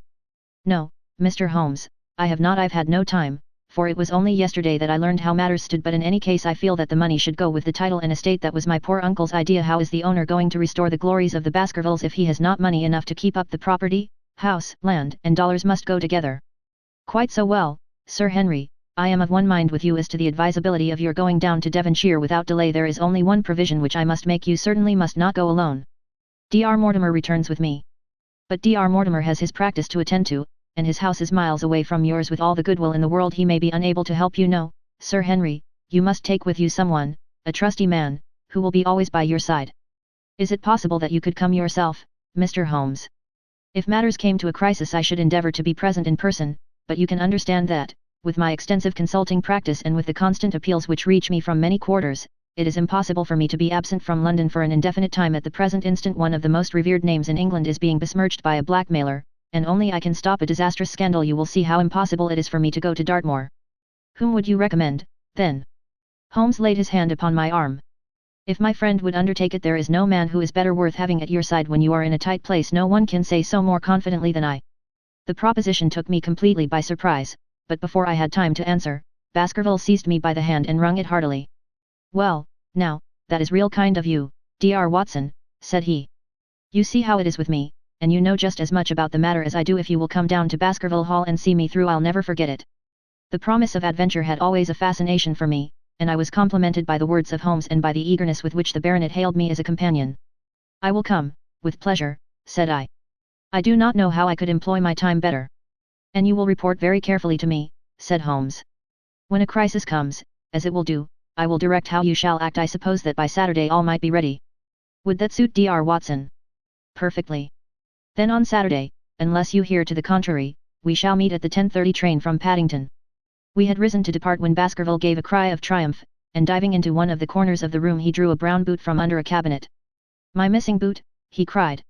May all our difficulties vanish as easily, said Sherlock Holmes. But it is a very singular thing, Dr. Mortimer remarked. I searched this room carefully before lunch. And so did I, said Baskerville. Every inch of it. There was certainly no boot in it then. In that case the waiter must have placed it there while we were lunching. The German was sent for but professed to know nothing of the matter, nor could any inquiry clear it up. Another item had been added to that constant and apparently purposeless series of small mysteries which had succeeded each other so rapidly. Setting aside the whole grim story of Sir Charles's death, we had a line of inexplicable incidents all within the limits of 2 days, which included the receipt of the printed letter, the black-bearded spy in the hansom, the loss of the new brown boot, the loss of the old black boot, and now the return of the new brown boot. Holmes sat in silence in the cab as we drove back to Baker Street, and I knew from his drawn brows and keen face that his mind, like my own, was busy in endeavouring to frame some scheme into which all these strange and apparently disconnected episodes could be fitted. All afternoon and late into the evening he sat lost in tobacco and thought. Just before dinner 2 telegrams were handed in. The first ran. Have just heard that Barrymore is at the Hall. Baskerville. The second. Visited 23 hotels as directed, but sorry to report unable to trace cut sheet of Times. Cartwright. There go 2 of my threads, Watson. There is nothing more stimulating than a case where everything goes against you. We must cast round for another scent. We have still the cabman who drove the spy. Exactly. I have wired to get his name and address from the official registry. I should not be surprised if this were an answer to my question. The ring at the bell proved to be something even more satisfactory than an answer, however, for the door opened and a rough-looking fellow entered who was evidently the man himself. I got a message from the head office that a gent at this address had been inquiring for no 2704, said he. I've driven my cab this 7 years and never a word of complaint. I came here straight from the yard to ask you to your face what you had against me. I have nothing in the world against you, my good man, said Holmes. On the contrary, I have half a sovereign for you if you will give me a clear answer to my questions. Well, I've had a good day and no mistake, said the cabman with a grin. What was it you wanted to ask, sir? First of all your name and address, in case I want you again. John Clayton, 3 Turpey Street, the Borough. My cab is out of Shipley's Yard, near Waterloo Station. Sherlock Holmes made a note of it. Now, Clayton, tell me all about the fare. Who came and watched this house at 10 o'clock this morning and afterwards followed the 2 gentlemen down Regent Street? The man looked surprised and a little embarrassed. Why, there's no good my telling you things, for you seem to know as much as I do already, said he. The truth is that the gentleman told me that he was a detective and that I was to say nothing about him to anyone. My good fellow, this is a very serious business, and you may find yourself in a pretty bad position if you try to hide anything from me. You say that your fare told you that he was a detective. Yes, he did. When did he say this? When he left me. Did he say anything more? He mentioned his name. Holmes cast a swift glance of triumph at me. Oh, he mentioned his name, did he? That was imprudent. What was the name that he mentioned? His name, said the cabman, was Mr. Sherlock Holmes. Never have I seen my friend more completely taken aback than by the cabman's reply. For an instant he sat in silent amazement. Then he burst into a hearty laugh. A touch, Watson, an undeniable touch, said he. I feel a foil as quick and supple as my own. He got home upon me very prettily that time. So his name was Sherlock Holmes, was it? Yes, sir, that was the gentleman's name. Excellent, tell me where you picked him up and all that occurred. He hailed me at 9:30 in Trafalgar Square. He said that he was a detective, and he offered me 2 guineas if I would do exactly what he wanted all day and ask no questions. I was glad enough to agree. First we drove down to the Northumberland Hotel and waited there until 2 gentlemen came out and took a cab from the rank. We followed their cab until it pulled up somewhere near here. This very door, said Holmes. Well, I couldn't be sure of that, but I dare say my fare knew all about it. We pulled up halfway down the street and waited an hour and a half. Then the 2 gentlemen passed us, walking, and we followed down Baker Street and along. I know, said Holmes. Until we got 3/4 down Regent Street. Then my gentleman threw up the trap, and he cried that I should drive right away to Waterloo Station as hard as I could go. I whipped up the mare and we were there under the 10 minutes. Then he paid up his 2 guineas, like a good one, and away he went into the station. Only just as he was leaving he turned round and he said, "It might interest you to know that you have been driving Mr. Sherlock Holmes. That's how I come to know the name." I see. And you saw no more of him? Not after he went into the station. And how would you describe Mr. Sherlock Holmes? The cabman scratched his head. Well, he wasn't altogether such an easy gentleman to describe. I'd put him at 40 years of age, and he was of a middle height, 2 or 3 inches shorter than you, sir. He was dressed like a toff, and he had a black beard, cut square at the end, and a pale face. I don't know as I could say more than that. Color of his eyes? No, I can't say that. Nothing more that you can remember? No, sir, nothing. Well, then, here is your half-sovereign. There's another one waiting for you if you can bring any more information. Good night. Good night, sir, and thank you. John Clayton departed chuckling, and Holmes turned to me with a shrug of his shoulders and a rueful smile. Snap goes our third thread, and we end where we began, said he. The cunning rascal, he knew our number, knew that Sir Henry Baskerville had consulted me, spotted who I was in Regent Street, conjectured that I had got the number of the cab and would lay my hands on the driver, and so sent back this audacious message. I tell you, Watson, this time we have got a foeman who is worthy of our steel. I've been checkmated in London. I can only wish you better luck in Devonshire, but I'm not easy in my mind about it. About what? About sending you. It's an ugly business, Watson, an ugly dangerous business, and the more I see of it the less I like it. Yes, my dear fellow, you may laugh, but I give you my word that I shall be very glad to have you back safe and sound in Baker Street once more. Chapter 6. Baskerville Hall. Sir Henry Baskerville and Dr. Mortimer were ready upon the appointed day, and we started as arranged for Devonshire. Mr. Sherlock Holmes drove with me to the station and gave me his last parting injunctions and advice. I will not bias your mind by suggesting theories or suspicions, Watson, said he. I wish you simply to report facts in the fullest possible manner to me, and you can leave me to do the theorizing. What sort of facts? I asked. Anything which may seem to have a bearing, however indirect, upon the case, and especially the relations between young Baskerville and his neighbours, or any fresh particulars concerning the death of Sir Charles. I have made some inquiries myself in the last few days, but the results have, I fear, been negative. One thing only appears to be certain, and that is that Mr. James Desmond, who is the next heir, is an elderly gentleman of a very amiable disposition, so that this persecution does not arise from him. I really think that we may eliminate him entirely from our calculations. There remain the people who will actually surround Sir Henry Baskerville upon the moor. Would it not be well in the first place to get rid of this Barrymore couple? By no means. You could not make a greater mistake. If they are innocent it would be a cruel injustice, and if they are guilty we should be giving up all chance of bringing it home to them. No, no, we will preserve them upon our list of suspects. Then there is a groom at the Hall. If I remember right there are 2 moorland farmers. There is our friend Dr. Mortimer, whom I believe to be entirely honest, and there is his wife, of whom we know nothing. There is this naturalist, Stapleton, and there is his sister, who is said to be a young lady of attractions. There is Mr. Frankland, of Laughter Hall, who is also an unknown factor, and there are 1 or 2 other neighbours. These are the folk who must be your very special study. I will do my best. You have arms, I suppose? Yes, I thought it as well to take them. Most certainly keep your revolver near you night and day, and never relax your precautions. Our friends had already secured a first-class carriage and were waiting for us upon the platform. No, we have no news of any kind, said Dr. Mortimer in answer to my friend's questions. I can swear to one thing, and that is that we have not been shadowed during the last 2 days. We have never gone out without keeping a sharp watch, and no one could have escaped our notice. You have always kept together, I presume. Except yesterday afternoon I usually give up one day to pure amusement when I come to town, so I spent it at the museum of the College of Surgeons. And I went to look at the folk in the park, said Baskerville. But we had no trouble of any kind. It was imprudent, all the same, said Holmes, shaking his head and looking very grave. I beg, Sir Henry, that you will not go about alone. Some great misfortune will befall you if you do. Did you get your other boot? No, sir, it is gone forever. Indeed, that is very interesting. Well, goodbye, he added as the train began to glide down the platform. Bear in mind, Sir Henry, one of the phrases in that queer old legend which Dr. Mortimer has read to us, and avoid the moor in those hours of darkness when the powers of evil are exalted.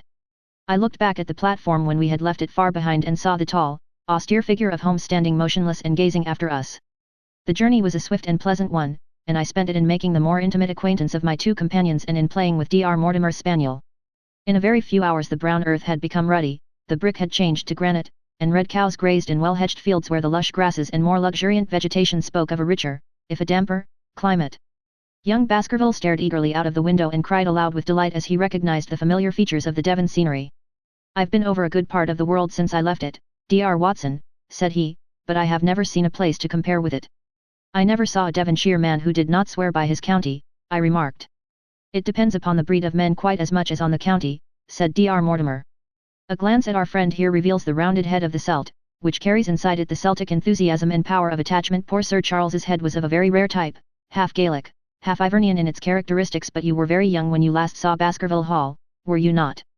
I was a boy in my teens at the time of my father's death and had never seen the hall, for he lived in a little cottage on the south coast. Thence I went straight to a friend in America. I tell you it is all as new to me as it is to Dr. Watson, and I'm as keen as possible to see the moor. Are you? Then your wish is easily granted, for there is your first sight of the moor, said Dr. Mortimer, pointing out of the carriage window. Over the green squares of the fields and the low curve of a wood there rose in the distance a grey, melancholy hill, with a strange jagged summit, dim and vague in the distance, like some fantastic landscape in a dream. Baskerville sat for a long time, his eyes fixed upon it, and I read upon his eager face how much it meant to him, this first sight of that strange spot where the men of his blood had held sway so long and left their mark so deep. There he sat, with his tweed suit and his American accent, in the corner of a prosaic railway carriage, and yet as I looked at his dark and expressive face I felt more than ever how true a descendant he was of that long line of high-blooded, fiery, and masterful men. There were pride, valor, and strength in his thick brows, his sensitive nostrils, and his large hazel eyes.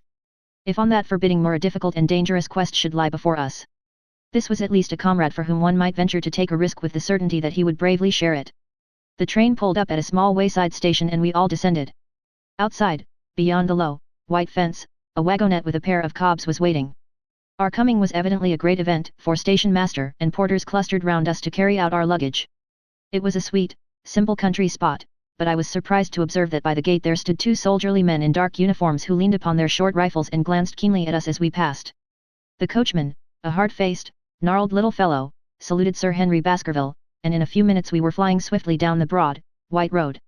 Rolling pasture lands curved upward on either side of us, and old gabled houses peeped out from amid the thick green foliage, but behind the peaceful and sunlit countryside there rose ever, dark against the evening sky, the long, gloomy curve of the moor, broken by the jagged and sinister hills. The wagonette swung round into a side road, and we curved upward through deep lanes worn by centuries of wheels, high banks on either side, heavy with dripping moss and fleshy heart-stung ferns. Bronzing bracken and mottled bramble gleamed in the light of the sinking sun. Still steadily rising, we passed over a narrow granite bridge and skirted a noisy stream which gushed swiftly down, foaming and roaring amid the grey boulders. Both road and stream wound up through a valley dense with scrub oak and fir. At every turn Baskerville gave an exclamation of delight, looking eagerly about him and asking countless questions. To his eyes all seemed beautiful, but to me a tinge of melancholy lay upon the countryside, which bore so clearly the mark of the waning year. Yellow leaves carpeted the lanes and fluttered down upon us as we passed. The rattle of our wheels died away as we drove through drifts of rotting vegetation, sad gifts, as it seemed to me, for nature to throw before the carriage of the returning heir of the Baskervilles. "Hello!" cried Dr. Mortimer, "what is this?" A steep curve of heath-clad land, an outlying spur of the moor, lay in front of us. On the summit, hard and clear like an equestrian statue upon its pedestal, was a mounted soldier, dark and stern, his rifle poised ready over his forearm. He was watching the road along which we travelled. "What is this, Perkins?" asked Dr. Mortimer. Our driver half turned in his seat. "There's a convict escaped from Princetown, sir. He's been out 3 days now, and the warders watch every road and every station, but they've had no sight of him yet. The farmers about here don't like it, sir, and that's a fact." "Well, I understand that they get £5 if they can give information. Yes, sir, but the chance of £5 is but a poor thing compared to the chance of having your throat cut. You see, it isn't like any ordinary convict. This is a man that would stick at nothing. Who is he, then? It is Selden, the Notting Hill murderer. I remembered the case well, for it was one in which Holmes had taken an interest on account of the peculiar ferocity of the crime and the wanton brutality which had marked all the actions of the assassin. The commutation of his death sentence had been due to some doubts as to his complete sanity, so atrocious was his conduct. Our wagonette had topped a rise, and in front of us rose the huge expanse of the moor, mottled with gnarled and craggy cairns and tors. A cold wind swept down from it and set us shivering. Somewhere there, on that desolate plain, was lurking this fiendish man, hiding in a burrow like a wild beast, his heart full of malignancy against the whole race which had cast him out. It needed but this to complete the grim suggestiveness of the barren waste, the chilling wind, and the darkling sky. Even Baskerville fell silent and pulled his overcoat more closely around him.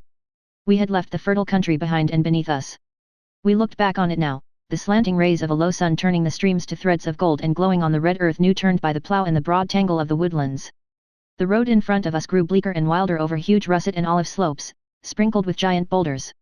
Now and then we passed a moorland cottage, walled and roofed with stone, with no creeper to break its harsh outline. Suddenly we looked down into a cup-like depression, patched with stunted oaks and firs which had been twisted and bent by the fury of years of storm.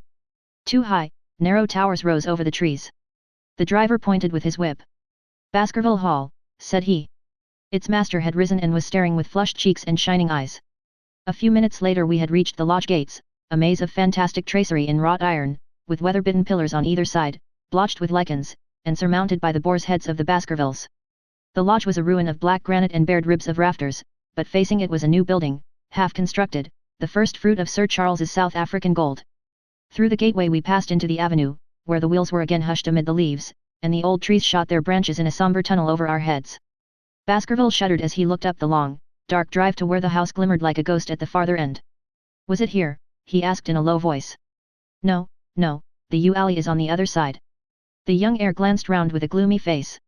"It's no wonder my uncle felt as if trouble were coming on him in such a place as this," said he. "It's enough to scare any man. I'll have a row of electric lamps up here inside of 6 months, and you won't know it again, with 1,000 candle power Swan and Edison right here in front of the hall door." The avenue opened into a broad expanse of turf, and the house lay before us. In the fading light I could see that the center was a heavy block of building from which a porch projected. The whole front was draped in ivy, with a patch clipped bare here and there where a window or a coat of arms broke through the dark veil. From this central block rose the twin towers, ancient, crenellated, and pierced with many loopholes. To right and left of the turrets were more modern wings of black granite. A dull light shone through heavy mullioned windows, and from the high chimneys which rose from the steep, high-angled roof there sprang a single black column of smoke. "Welcome, Sir Henry, welcome to Baskerville Hall." A tall man had stepped from the shadow of the porch to open the door of the wagonette. The figure of a woman was silhouetted against the yellow light of the hall. She came out and helped the man to hand down our bags. "You don't mind my driving straight home, Sir Henry," said Dr. Mortimer. "My wife is expecting me. Surely you will stay and have some dinner." "No, I must go. I shall probably find some work awaiting me. I would stay to show you over the house, but Barrymore will be a better guide than I. Goodbye, and never hesitate night or day to send for me if I can be of service." The wheels died away down the drive while Sir Henry and I turned into the hall, and the door clanged heavily behind us. It was a fine apartment in which we found ourselves, large, lofty, and heavily raftered with huge bulks of age-blackened oak. In the great old-fashioned fireplace behind the high iron dogs a log fire crackled and snapped. Sir Henry and I held out our hands to it, for we were numb from our long drive. Then we gazed round us at the high, thin window of old stained glass, the oak paneling, the stags' heads, the coats of arms upon the walls, all dim and sombre in the subdued light of the central lamp. "It's just as I imagined it," said Sir Henry. "Is it not the very picture of an old family home? To think that this should be the same hall in which for 500 years my people have lived, it strikes me solemn to think of it." I saw his dark face lit up with a boyish enthusiasm as he gazed about him. The light beat upon him where he stood, but long shadows trailed down the walls and hung like a black canopy above him. Barrymore had returned from taking our luggage to our rooms. He stood in front of us now with the subdued manner of a well-trained servant. He was a remarkable-looking man, tall, handsome, with a square black beard and pale, distinguished features. "Would you wish dinner to be served at once, sir? Is it ready?" "In a very few minutes, sir. You will find hot water in your rooms. My wife and I will be happy, Sir Henry, to stay with you until you have made your fresh arrangements, but you will understand that under the new conditions this house will require a considerable staff." "What new conditions?" "I only meant, sir, that Sir Charles led a very retired life, and we were able to look after his wants. You would, naturally, wish to have more company, and so you will need changes in your household. Do you mean that your wife and you wish to leave? Only when it is quite convenient to you, sir. But your family have been with us for several generations, have they not? I should be sorry to begin my life here by breaking an old family connection. I seemed to discern some signs of emotion upon the butler's white face. I feel that also, sir, and so does my wife, but to tell the truth, sir, we were both very much attached to Sir Charles, and his death gave us a shock and made these surroundings very painful to us. I fear that we shall never again be easy in our minds at Baskerville Hall. But what do you intend to do? I have no doubt, sir, that we shall succeed in establishing ourselves in some business. Sir Charles's generosity has given us the means to do so, and now, sir, perhaps I had best show you to your rooms. A square balustraded gallery ran round the top of the old hall, approached by a double stair. From this central point 2 long corridors extended the whole length of the building, from which all the bedrooms opened. My own was in the same wing as Baskerville's and almost next door to it. These rooms appeared to be much more modern than the central part of the house, and the bright paper and numerous candles did something to remove the somber impression which our arrival had left upon my mind. But the dining room which opened out of the hall was a place of shadow and gloom. It was a long chamber with a step separating the dais where the family sat from the lower portion reserved for their dependents. At one end a minstrel's gallery overlooked it. Black beams shot across above our heads, with the smoke-darkened ceiling beyond them. With rows of flaring torches to light it up, and the color and rude hilarity of an old-time banquet, it might have softened, but now, when 2 black-clothed gentlemen sat in the little circle of light thrown by a shaded lamp, one's voice became hushed and one's spirit subdued. A dim line of ancestors, in every variety of dress, from the Elizabethan knight to the buck of the Regency, stared down upon us and daunted us by their silent company. We talked little, and I for one was glad when the meal was over and we were able to retire into the modern billiard room and smoke a cigarette. My word, it isn't a very cheerful place, said Sir Henry. I suppose one can tone down to it, but I feel a bit out of the picture at present. I don't wonder that my uncle got a little jumpy if he lived all alone in such a house as this. However, if it suits you, we will retire early tonight, and perhaps things may seem more cheerful in the morning. I drew aside my curtains before I went to bed and looked out from my window. It opened upon the grassy space which lay in front of the hall door. Beyond, 2 copses of trees moaned and swung in a rising wind. A half-moon broke through the rifts of racing clouds. In its cold light I saw beyond the trees a broken fringe of rocks, and the long, low curve of the melancholy moor. I closed the curtain, feeling that my last impression was in keeping with the rest. And yet it was not quite the last. I found myself weary and yet wakeful, tossing restlessly from side to side, seeking for the sleep which would not come. Far away a chiming clock struck out the quarters of the hours, but otherwise a deathly silence lay upon the old house. And then suddenly, in the very dead of the night, there came a sound to my ears, clear, resonant, and unmistakable. It was the sob of a woman, the muffled, strangling gasp of one who is torn by an uncontrollable sorrow. I sat up in bed and listened intently. The noise could not have been far away and was certainly in the house. For half an hour I waited with every nerve on the alert, but there came no other sound save the chiming clock and the rustle of the ivy on the wall. Chapter 7. The Stapletons of Merripit House.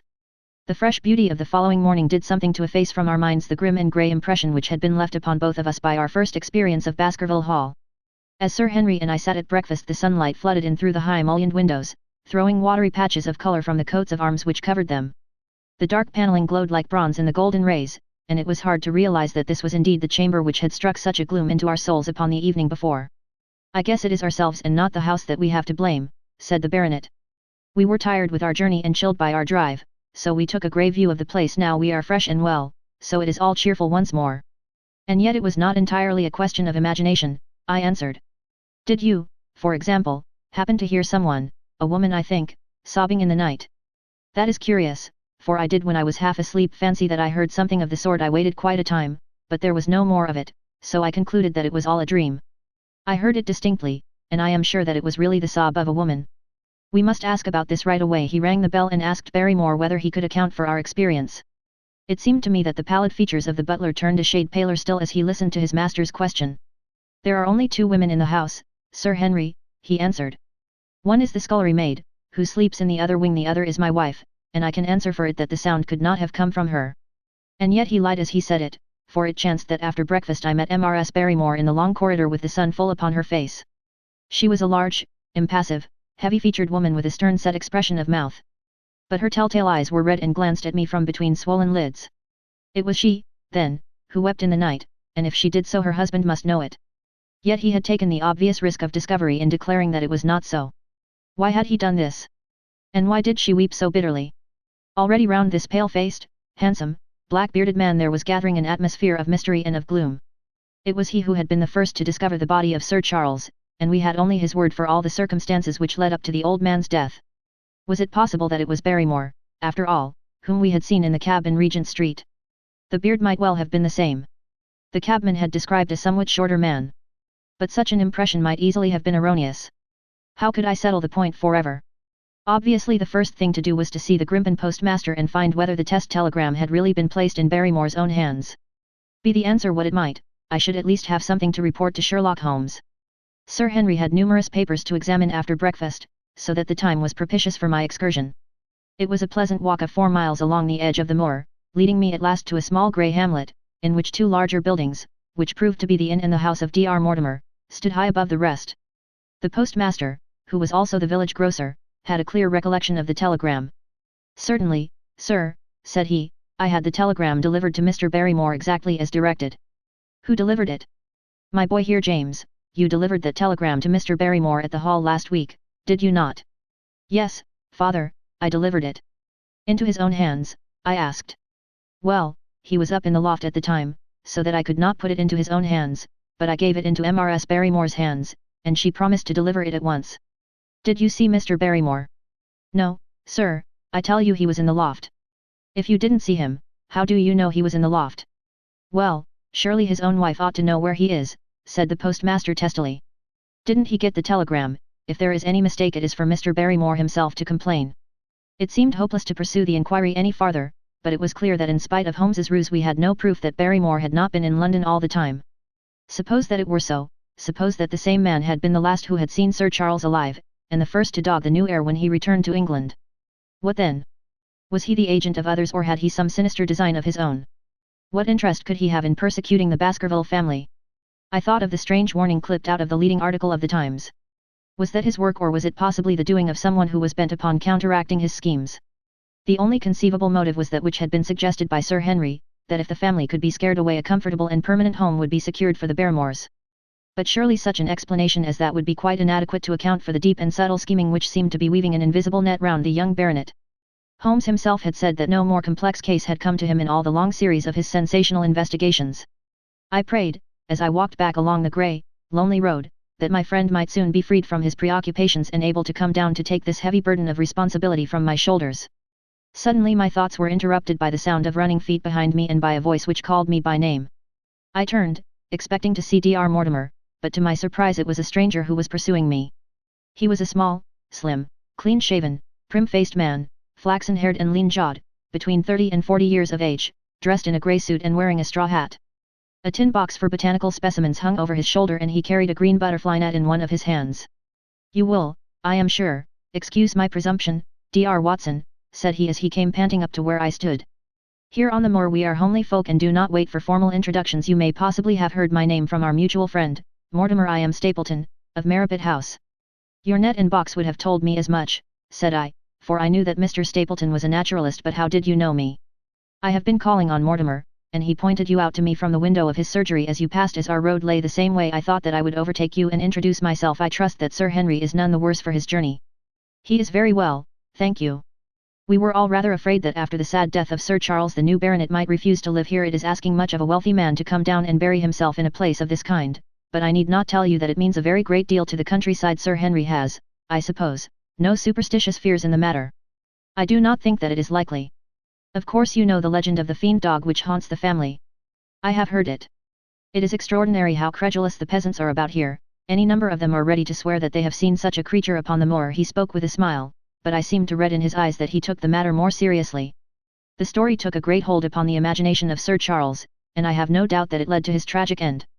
But how? His nerves were so worked up that the appearance of any dog might have had a fatal effect upon his diseased heart. I fancy that he really did see something of the kind upon that last night in the yew alley. I feared that some disaster might occur, for I was very fond of the old man, and I knew that his heart was weak. "How did you know that?" "My friend Mortimer told me." "You think, then, that some dog pursued Sir Charles, and that he died of fright in consequence? Have you any better explanation?" "I have not come to any conclusion." "Has Mr. Sherlock Holmes—" The words took away my breath for an instant, but a glance at the placid face and steadfast eyes of my companion showed that no surprise was intended. It is useless for us to pretend that we do not know you, Dr. Watson, said he. The records of your detective have reached us here, and you could not celebrate him without being known yourself. When Mortimer told me your name, he could not deny your identity. If you are here, then it follows that Mr. Sherlock Holmes is interesting himself in the matter, and I am naturally curious to know what view he may take. I am afraid that I cannot answer that question. May I ask if he is going to honor us with a visit himself? He cannot leave town at present. He has other cases which engage his attention. What a pity, he might throw some light on that which is so dark to us. But as to your own researches, if there is any possible way in which I can be of service to you, I trust that you will command me. If I had any indication of the nature of your suspicions or how you propose to investigate the case, I might perhaps even now give you some aid or advice. I assure you that I am simply here upon a visit to my friend, Sir Henry, and that I need no help of any kind. Excellent, said Stapleton. You are perfectly right to be wary and discreet. I am justly reproved for what I feel was an unjustifiable intrusion, and I promise you that I will not mention the matter again. We had come to a point where a narrow grassy path struck off from the road and wound away across the moor. A steep, boulder-sprinkled hill lay upon the right, which had in bygone days been cut into a granite quarry. The face which was turned towards us formed a dark cliff, with ferns and brambles growing in its niches. From over a distant rise there floated a grey plume of smoke. A moderate walk along this moor path brings us to Merripit House, said he. Perhaps you will spare an hour that I may have the pleasure of introducing you to my sister. My first thought was that I should be by Sir Henry's side. But then I remembered the pile of papers and bills with which his study table was littered. It was certain that I could not help with those. And Holmes had expressly said that I should study the neighbours upon the moor. I accepted Stapleton's invitation, and we turned together down the path. It is a wonderful place, the moor, said he, looking round over the undulating downs, long green rollers, with crests of jagged granite foaming up into fantastic surges. You never tire of the moor. You cannot think the wonderful secrets which it contains. It is so vast, and so barren, and so mysterious. You know it well, then. I have only been here 2 years. The residents would call me a newcomer. We came shortly after Sir Charles settled, but my tastes led me to explore every part of the country round, and I should think that there are few men who know it better than I do. Is it hard to know? Very hard. You see, for example, this great plain to the north here with the queer hills breaking out of it. Do you observe anything remarkable about that? It would be a rare place for a gallop. You would naturally think so, and the thought has cost several their lives before now. You notice those bright green spots scattered thickly over it. Yes, they seem more fertile than the rest. Stapleton laughed. That is the great Grimpen Mire, said he. A false step yonder means death to man or beast. Only yesterday I saw one of the moor ponies wander into it. He never came out. I saw his head for quite a long time craning out of the bog hole, but it sucked him down at last. Even in dry seasons it is a danger to cross it, but after these autumn rains it is an awful place, and yet I can find my way to the very heart of it and return alive. By George, there is another of those miserable ponies. Something brown was rolling and tossing among the green sedges. Then a long, agonized, writhing neck shot upward, and a dreadful cry echoed over the moor. It turned me cold with horror, but my companion's nerves seemed to be stronger than mine. It's gone, said he. The mire has him too in 2 days, and many more, perhaps, for they get in the way of going there in the dry weather and never know the difference until the mire has them in its clutches. It's a bad place, the great Grimpen Mire. And you say you can penetrate it? Yes, there are 1 or 2 paths which a very active man can take. I have found them out. But why should you wish to go into so horrible a place? Well, you see the hills beyond, they are really islands cut off on all sides by the impassable mire, which has crawled round them in the course of years. That is where the rare plants and the butterflies are, if you have the wit to reach them. I shall try my luck some day. He looked at me with a surprised face. For God's sake, put such an idea out of your mind, said he. Your blood would be upon my head. I assure you that there would not be the least chance of your coming back alive. It is only by remembering certain complex landmarks that I am able to do it. Hello, I cried. What is that? A long, low moan, indescribably sad, swept over the moor. It filled the whole air, and yet it was impossible to say whence it came. From a dull murmur it swelled into a deep roar, and then sank back into a melancholy, throbbing murmur once again. Stapleton looked at me with a curious expression in his face. Queer place, the moor, said he. But what is it? The peasants say it is the hound of the Baskervilles calling for its prey. I've heard it once or twice before, but never quite so loud. I looked round, with a chill of fear in my heart, at the huge swelling plain, mottled with the green patches of rushes. Nothing stirred over the vast expanse save a pair of ravens, which croaked loudly from a tor behind us. You are an educated man, you don't believe such nonsense as that, said I. What do you think is the cause of so strange a sound? Bogs make queer noises sometimes. It's the mud settling, or the water rising, or something. No, no, that was a living voice. Well, perhaps it was. Did you ever hear a bittern booming? No, I never did. It's a very rare bird, practically extinct, in England now, but all things are possible upon the moor. Yes, I should not be surprised to learn that what we have heard is the cry of the last of the bitterns. It's the weirdest, strangest thing that ever I heard in my life. Yes, it's rather an uncanny place altogether. Look at the hillside yonder. What do you make of those? The whole steep slope was covered with grey circular rings of stone, a score of them at least. What are they? Sheep pens? No, they are the homes of our worthy ancestors. Prehistoric man lived thickly on the moor, and as no one in particular has lived there since, we find all his little arrangements exactly as he left them. These are his wigwams with the roofs off. You can even see his hearth and his couch if you have the curiosity to go inside. But it is quite a town. When was it inhabited? Neolithic man, no date. What did he do? He grazed his cattle on these slopes, and he learned to dig for tin when the bronze sword began to supersede the stone axe. Look at the great trench in the opposite hill. That is his mark. Yes, you will find some very singular points about the moor, Dr. Watson. Oh, excuse me an instant, it is surely Cyclopides. A small fly or moth had fluttered across our path, and in an instant Stapleton was rushing with extraordinary energy and speed in pursuit of it. To my dismay the creature flew straight for the great mire, and my acquaintance never paused for an instant, bounding from tuft to tuft behind it, his green net waving in the air. His grey clothes and jerky, zigzag, irregular progress made him not unlike some huge moth himself. I was standing watching his pursuit with a mixture of admiration for his extraordinary activity and fear lest he should lose his footing in the treacherous mire, when I heard the sound of steps and, turning round, found a woman near me upon the path. She had come from the direction in which the plume of smoke indicated the position of Merripit House, but the dip of the moor had hid her until she was quite close. I could not doubt that this was the Miss Stapleton of whom I had been told, since ladies of any sort must be few upon the moor, and I remembered that I had heard someone describe her as being a beauty. The woman who approached me was certainly that, and of a most uncommon type. There could not have been a greater contrast between brother and sister, for Stapleton was neutral tinted, with light hair and grey eyes, while she was darker than any brunette whom I have seen in England, slim, elegant, and tall. She had a proud, finely cut face, so regular that it might have seemed impassive were it not for the sensitive mouth and the beautiful dark, eager eyes. With her perfect figure and elegant dress she was, indeed, a strange apparition upon a lonely moorland path. Her eyes were on her brother as I turned, and then she quickened her pace towards me. I had raised my hat and was about to make some explanatory remark when her own words turned all my thoughts into a new channel. "Go back," she said. "Go straight back to London, instantly." I could only stare at her in stupid surprise. Her eyes blazed at me, and she tapped the ground impatiently with her foot. "Why should I go back?" I asked. "I cannot explain." She spoke in a low, eager voice, with a curious lisp in her utterance. "But for God's sake do what I ask you. Go back and never set foot upon the moor again."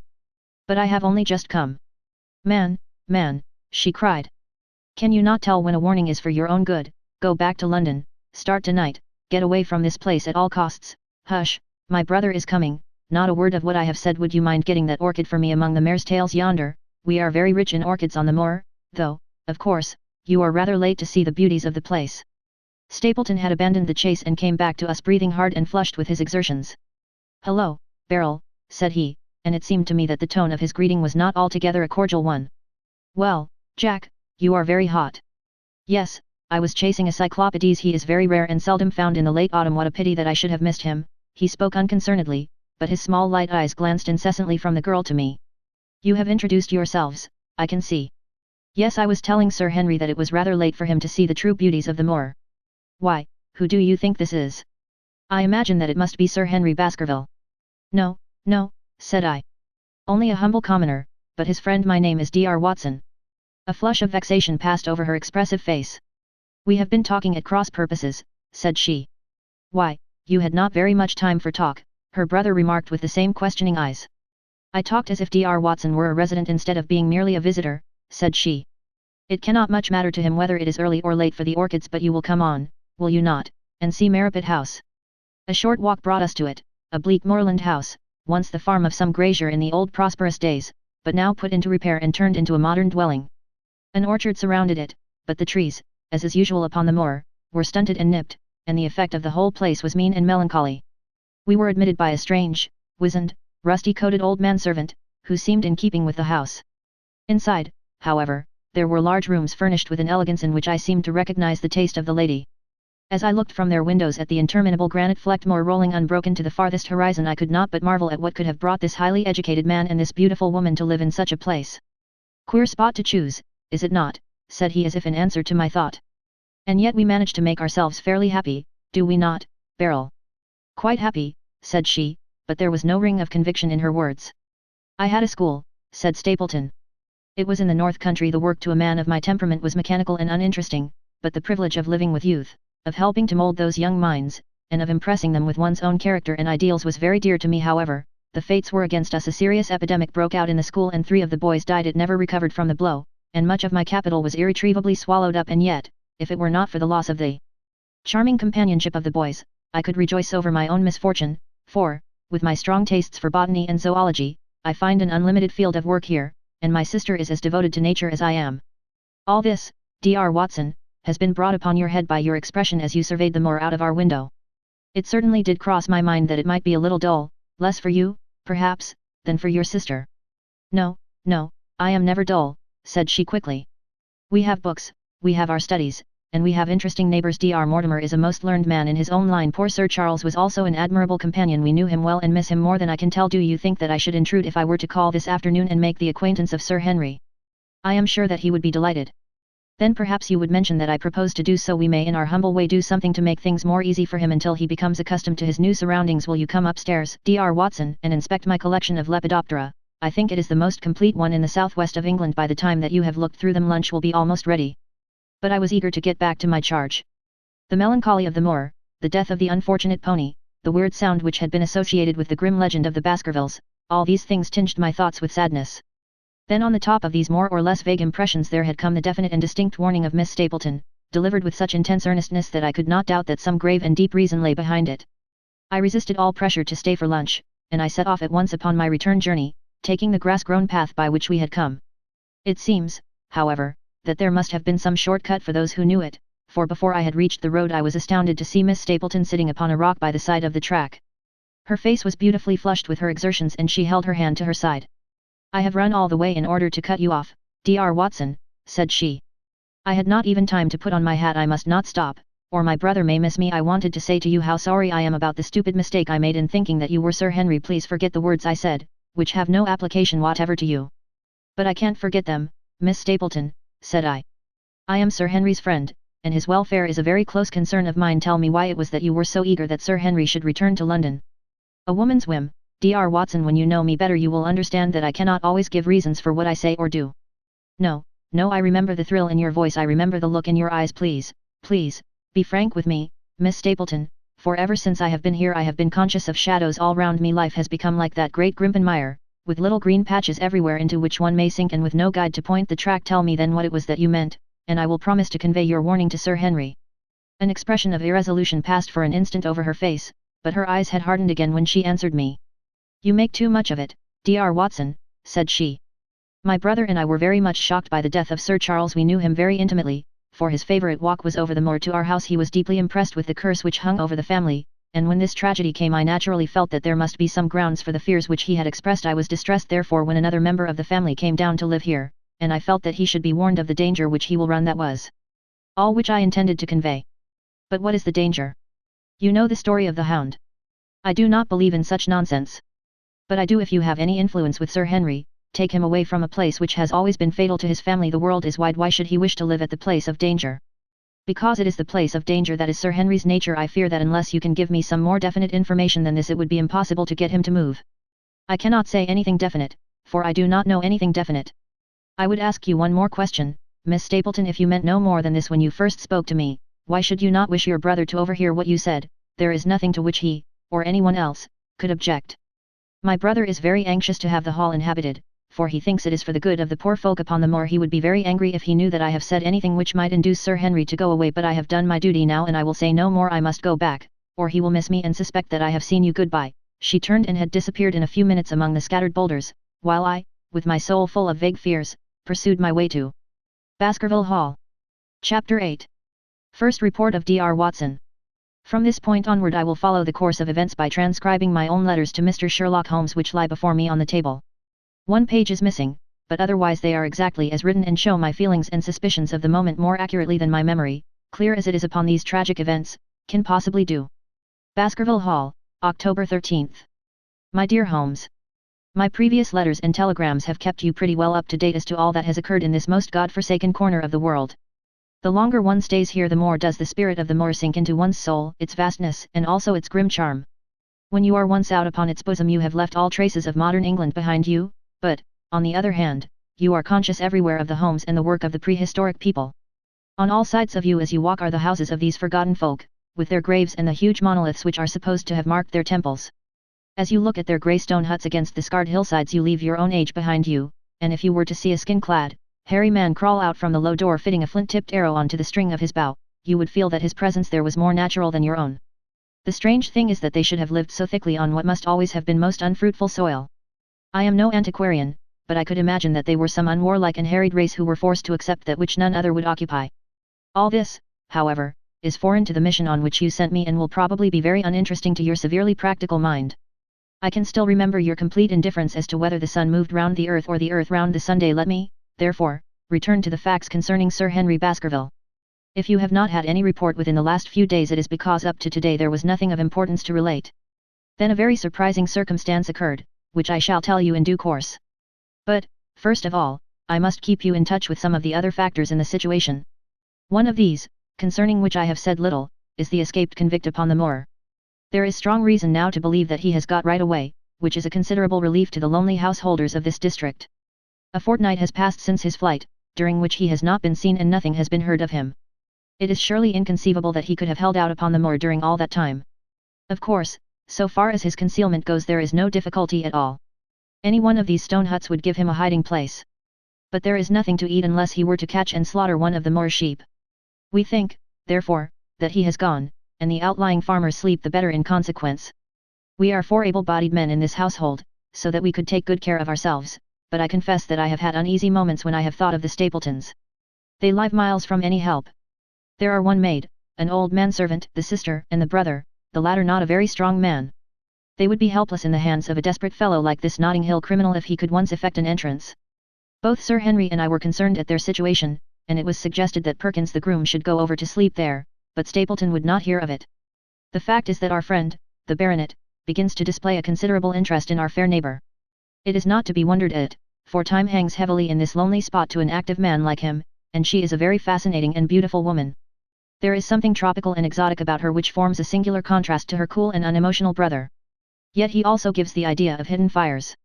He has certainly a very marked influence over her, for I have seen her continually glance at him as she talked as if seeking approbation for what she said. I trust that he is kind to her. There is a dry glitter in his eyes and a firm set of his thin lips, which goes with a positive and possibly a harsh nature. You would find him an interesting study. He came over to call upon Baskerville on that first day, and the very next morning he took us both to show us the spot where the legend of the wicked Hugo is supposed to have had its origin. It was an excursion of some miles across the moor to a place which is so dismal that it might have suggested the story. We found a short valley between rugged tors which led to an open, grassy space flecked over with the white cotton grass. In the middle of it rose 2 great stones, worn and sharpened at the upper end until they looked like the huge corroding fangs of some monstrous beast. In every way it corresponded with the scene of the old tragedy. Sir Henry was much interested and asked Stapleton more than once whether he did really believe in the possibility of the interference of the supernatural in the affairs of men.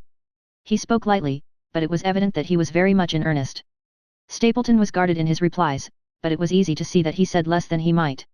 And that he would not express his whole opinion out of consideration for the feelings of the baronet. He told us of similar cases, where families had suffered from some evil influence, and he left us with the impression that he shared the popular view upon the matter. On our way back we stayed for lunch at Merripit House, and it was there that Sir Henry made the acquaintance of Miss Stapleton. From the first moment that he saw her he appeared to be strongly attracted by her, and I am much mistaken if the feeling was not mutual. He referred to her again and again on our walk home, and since then hardly a day has passed that we have not seen something of the brother and sister. They dine here tonight, and there is some talk of our going to them next week. One would imagine that such a match would be very welcome to Stapleton, and yet I have more than once caught a look of the strongest disapprobation in his face when Sir Henry has been paying some attention to his sister. He is much attached to her, no doubt, and would lead a lonely life without her, but it would seem the height of selfishness if he were to stand in the way of her making so brilliant a marriage. Yet I am certain that he does not wish their intimacy to ripen into love. And I have several times observed that he has taken pains to prevent them from being tête-à-tête. By the way, your instructions to me never to allow Sir Henry to go out alone will become very much more onerous if a love affair were to be added to our other difficulties. My popularity would soon suffer if I were to carry out your orders to the letter. The other day, Thursday, to be more exact, Dr. Mortimer lunched with us. He has been excavating a barrow at Longdown and has got a prehistoric skull which fills him with great joy. Never was there such a single-minded enthusiast as he. The Stapletons came in afterwards, and the good doctor took us all to the yew alley at Sir Henry's request to show us exactly how everything occurred upon that fatal night. It is a long, dismal walk, the yew alley, between two high walls of clipped hedge, with a narrow band of grass upon either side. At the far end is an old tumble-down summer house. Halfway down is the moor gate, where the old gentleman left his cigar ash. It is a white wooden gate with a latch. Beyond it lies the wide moor. I remembered your theory of the affair and tried to picture all that had occurred. As the old man stood there he saw something coming across the moor, something which terrified him so that he lost his wits and ran until he died of sheer horror and exhaustion. There was the long, gloomy tunnel down which he fled. And from what? A sheep-dog of the moor? Or a spectral hound, black, silent, and monstrous? Was there a human agency in the matter? Did the pale, watchful Barrymore know more than he cared to say? It was all dim and vague, but always there is the dark shadow of crime behind it. One other neighbor I have met since I wrote last. This is Mr. Frankland, of Laughter Hall, who lives some 4 miles to the south of us. He is an elderly man, red-faced, white-haired, and choleric. His passion is for the British law, and he has spent a large fortune in litigation. He fights for the mere pleasure of fighting and is equally ready to take up either side of a question, so that it is no wonder that he has found it a costly amusement. Sometimes he will shut up a right-of-way and defy the parish to make him open it. At others he will with his own hands tear down some other man's gate and declare that a path has existed there from time immemorial, defying the owner to prosecute him for trespass. He is learned in old manorial and communal rights, and he applies his knowledge sometimes in favour of the villagers of Fernworthy and sometimes against them, so that he is periodically either carried in triumph down the village street or else burned in effigy, according to his latest exploit. He is said to have about 7 lawsuits upon his hands at present, which will probably swallow up the remainder of his fortune and so draw his sting and leave him harmless for the future. Apart from the law he seems a kindly, good-natured person, and I only mention him because you were particular that I should send some description of the people who surround us. He is curiously employed at present, for, being an amateur astronomer, he has an excellent telescope, with which he lies upon the roof of his own house and sweeps the moor all day in the hope of catching a glimpse of the escaped convict. If he would confine his energies to this all would be well, but there are rumours that he intends to prosecute Dr. Mortimer for opening a grave without the consent of the next of kin because he dug up the Neolithic skull in the barrow on Long Down. He helps to keep our lives from being monotonous and gives a little comic relief where it is badly needed.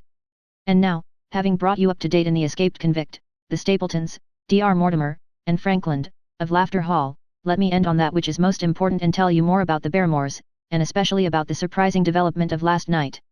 First of all about the test telegram, which you sent from London in order to make sure that Barrymore was really here. I have already explained that the testimony of the postmaster shows that the test was worthless and that we have no proof one way or the other. I told Sir Henry how the matter stood, and he at once, in his downright fashion, had Barrymore up and asked him whether he had received the telegram himself. Barrymore said that he had. Did the boy deliver it into your own hands? Asked Sir Henry. Barrymore looked surprised, and considered for a little time. No, said he, I was in the box room at the time, and my wife brought it up to me. Did you answer it yourself? No, I told my wife what to answer and she went down to write it. In the evening he recurred to the subject of his own accord. I could not quite understand the object of your questions this morning, Sir Henry, said he. I trust that they do not mean that I have done anything to forfeit your confidence. Sir Henry had to assure him that it was not so and pacify him by giving him a considerable part of his old wardrobe, the London outfit having now all arrived. Mrs. Barrymore is of interest to me. She is a heavy, solid person, very limited, intensely respectable, and inclined to be puritanical. You could hardly conceive a less emotional subject. Yet I have told you how, on the first night here, I heard her sobbing bitterly, and since then I have more than once observed traces of tears upon her face. Some deep sorrow gnaws ever at her heart. Sometimes I wonder if she has a guilty memory which haunts her, and sometimes I suspect Barrymore of being a domestic tyrant. I have always felt that there was something singular and questionable in this man's character, but the adventure of last night brings all my suspicions to a head. And yet it may seem a small matter in itself. You are aware that I am not a very sound sleeper, and since I have been on guard in this house my slumbers have been lighter than ever. Last night, about 2 in the morning, I was aroused by a stealthy step passing my room. I rose, opened my door, and peeped out. A long black shadow was trailing down the corridor. It was thrown by a man who walked softly down the passage with a candle held in his hand. He was in shirt and trousers, with no covering to his feet. I could merely see the outline, but his height told me that it was Barrymore. He walked very slowly and circumspectly, and there was something indescribably guilty and furtive in his whole appearance. I have told you that the corridor is broken by the balcony which runs round the hall, but that it is resumed upon the farther side. I waited until he had passed out of sight and then I followed him. When I came round the balcony he had reached the end of the farther corridor, and I could see from the glimmer of light through an open door that he had entered one of the rooms. Now, All these rooms are unfurnished and unoccupied, so that his expedition became more mysterious than ever. The light shone steadily as if he were standing motionless. I crept down the passage as noiselessly as I could and peeped round the corner of the door. Barrymore was crouching at the window with the candle held against the glass. His profile was half turned towards me, and his face seemed to be rigid with expectation as he stared out into the blackness of the moor. For some minutes he stood watching intently.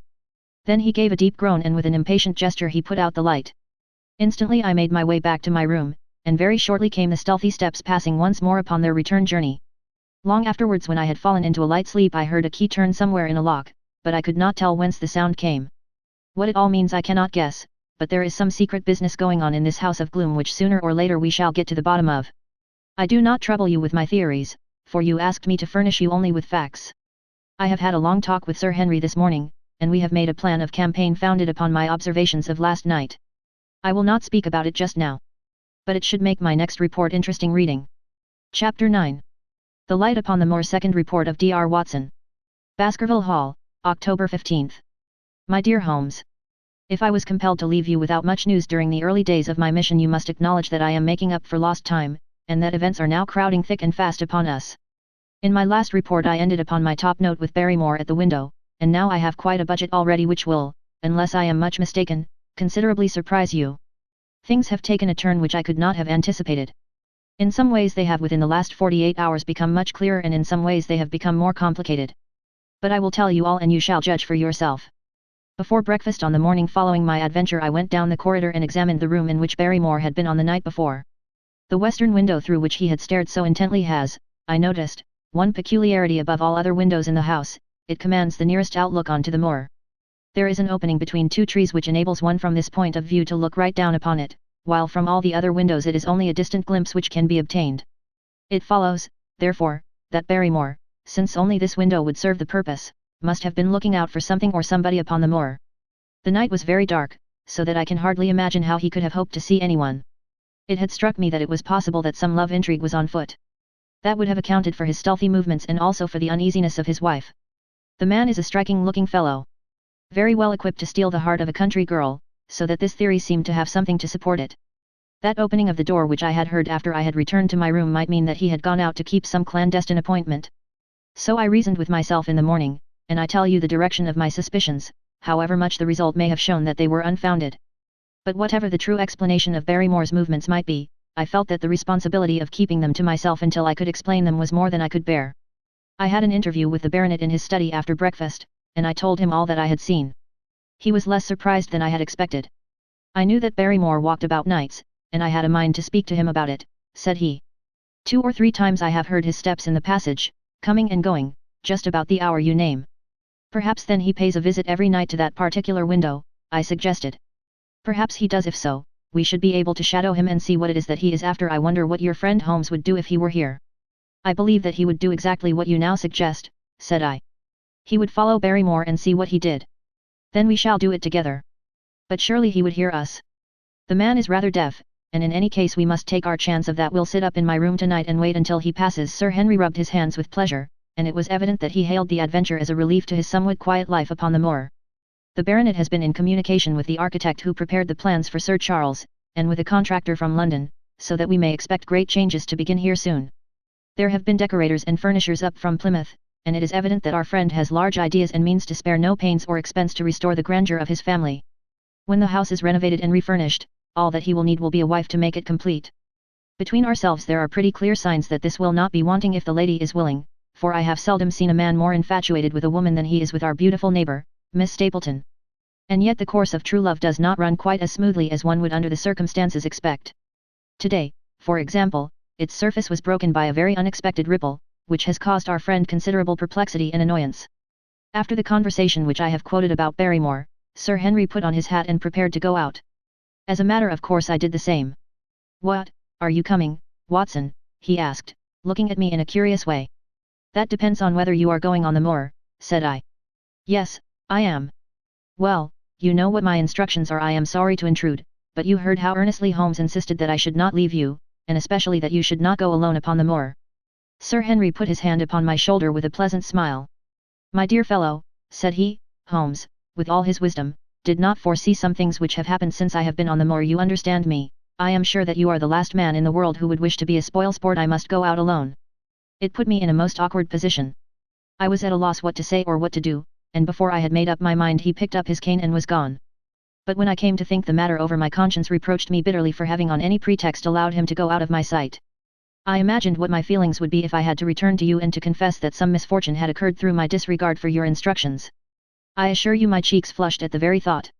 It might not even now be too late to overtake him, so I set off at once in the direction of Merripit House. I hurried along the road at the top of my speed without seeing anything of Sir Henry, until I came to the point where the moor path branches off. There, fearing that perhaps I had come in the wrong direction after all, I mounted a hill from which I could command a view, the same hill which is cut into the dark quarry. Thence I saw him at once. He was on the moor path about a quarter of a mile off, and a lady was by his side who could only be Miss Stapleton. It was clear that there was already an understanding between them and that they had met by appointment. They were walking slowly along in deep conversation, and I saw her making quick little movements of her hands as if she were very earnest in what she was saying, while he listened intently and once or twice shook his head in strong dissent. I stood among the rocks watching them, very much puzzled as to what I should do next. To follow them and break into their intimate conversation seemed to be an outrage. And yet my clear duty was never for an instant to let him out of my sight. To act the spy upon a friend was a hateful task. Still, I could see no better course than to observe him from the hill, and to clear my conscience by confessing to him afterwards what I had done.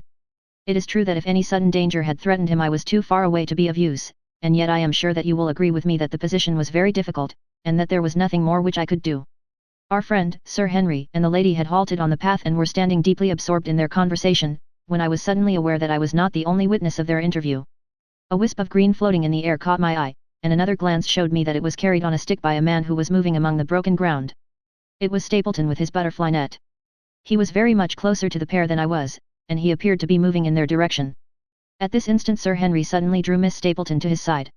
His arm was round her, but it seemed to me that she was straining away from him with her face averted. He stooped his head to hers, and she raised one hand as if in protest. Next moment I saw them spring apart and turn hurriedly round. Stapleton was the cause of the interruption. He was running wildly towards them, his absurd net dangling behind him. He gesticulated and almost danced with excitement in front of the lovers.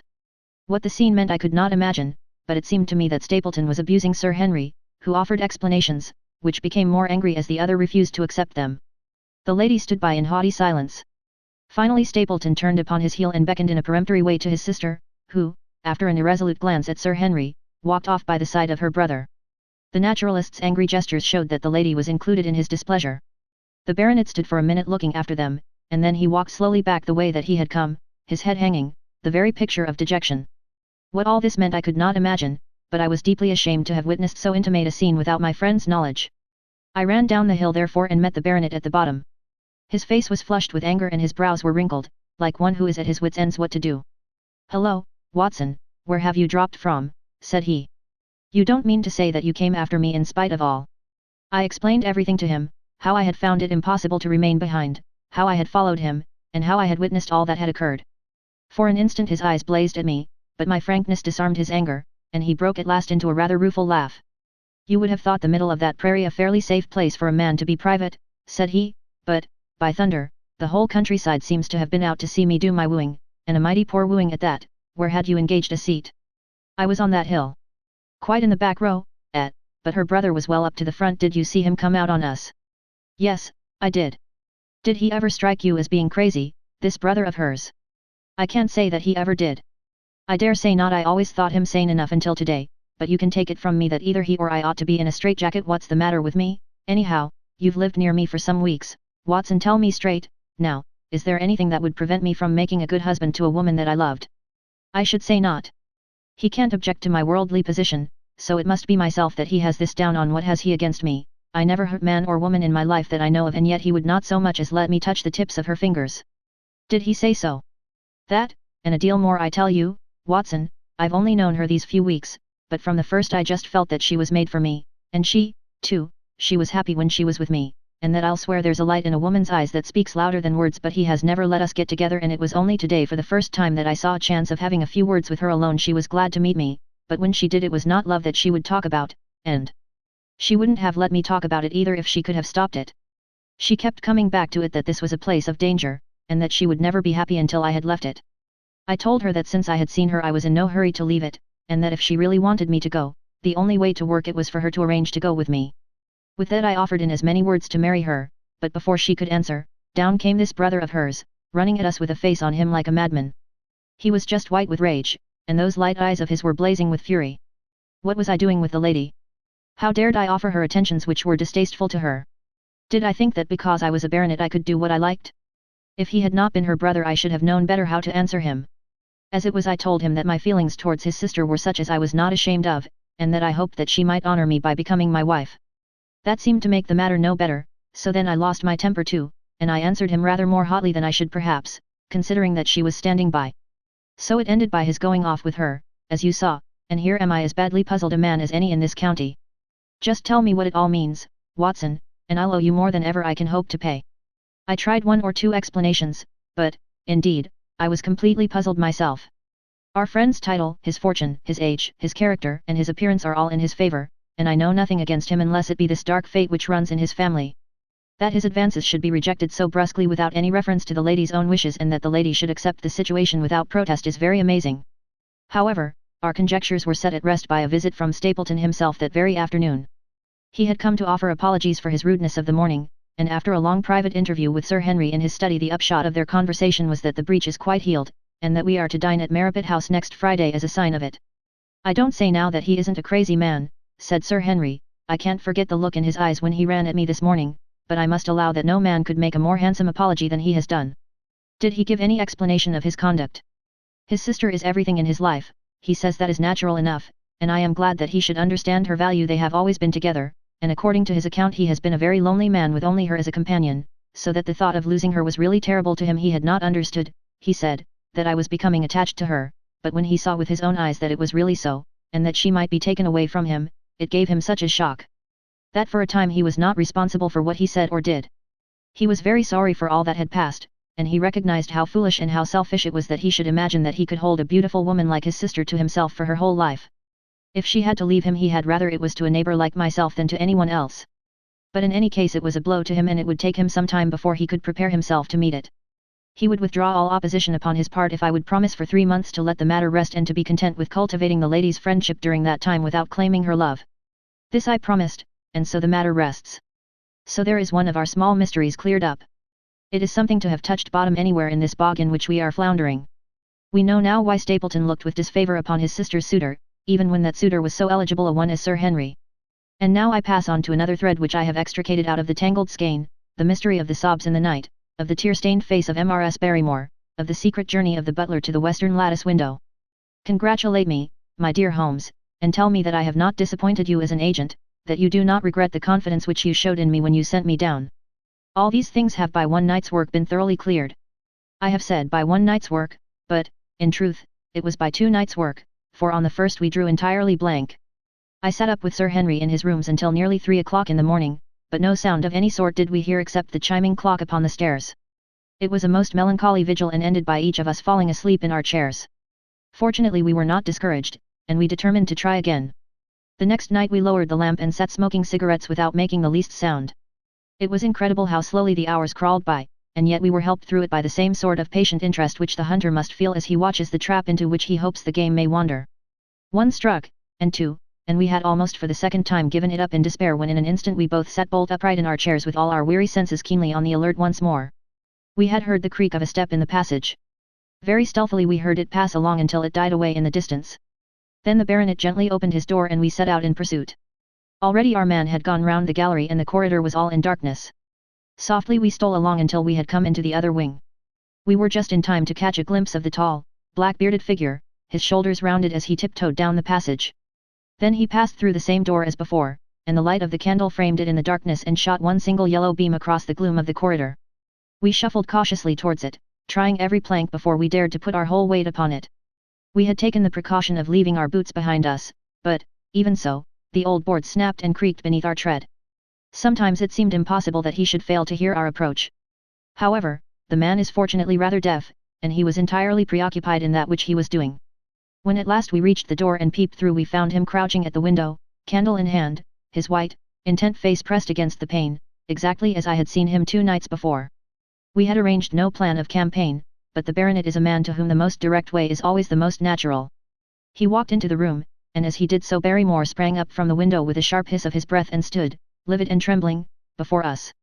His dark eyes, glaring out of the white mask of his face, were full of horror and astonishment as he gazed from Sir Henry to me. "What are you doing here, Barrymore?" "Nothing, sir." His agitation was so great that he could hardly speak, and the shadows sprang up and down from the shaking of his candle. "It was the window, sir. I go round at night to see that they are fastened." "On the second floor?" "Yes, sir, all the windows." "Look here, Barrymore," said Sir Henry sternly, "we have made up our minds to have the truth out of you, so it will save you trouble to tell it sooner rather than later. Come, now, no lies. What were you doing at that window?"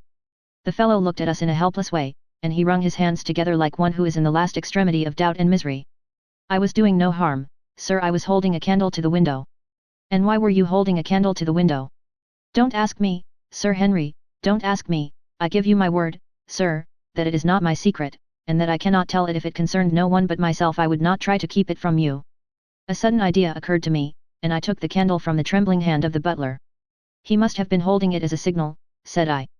"Let us see if there is any answer." I held it as he had done, and stared out into the darkness of the night. Vaguely I could discern the black bank of the trees and the lighter expanse of the moor, for the moon was behind the clouds.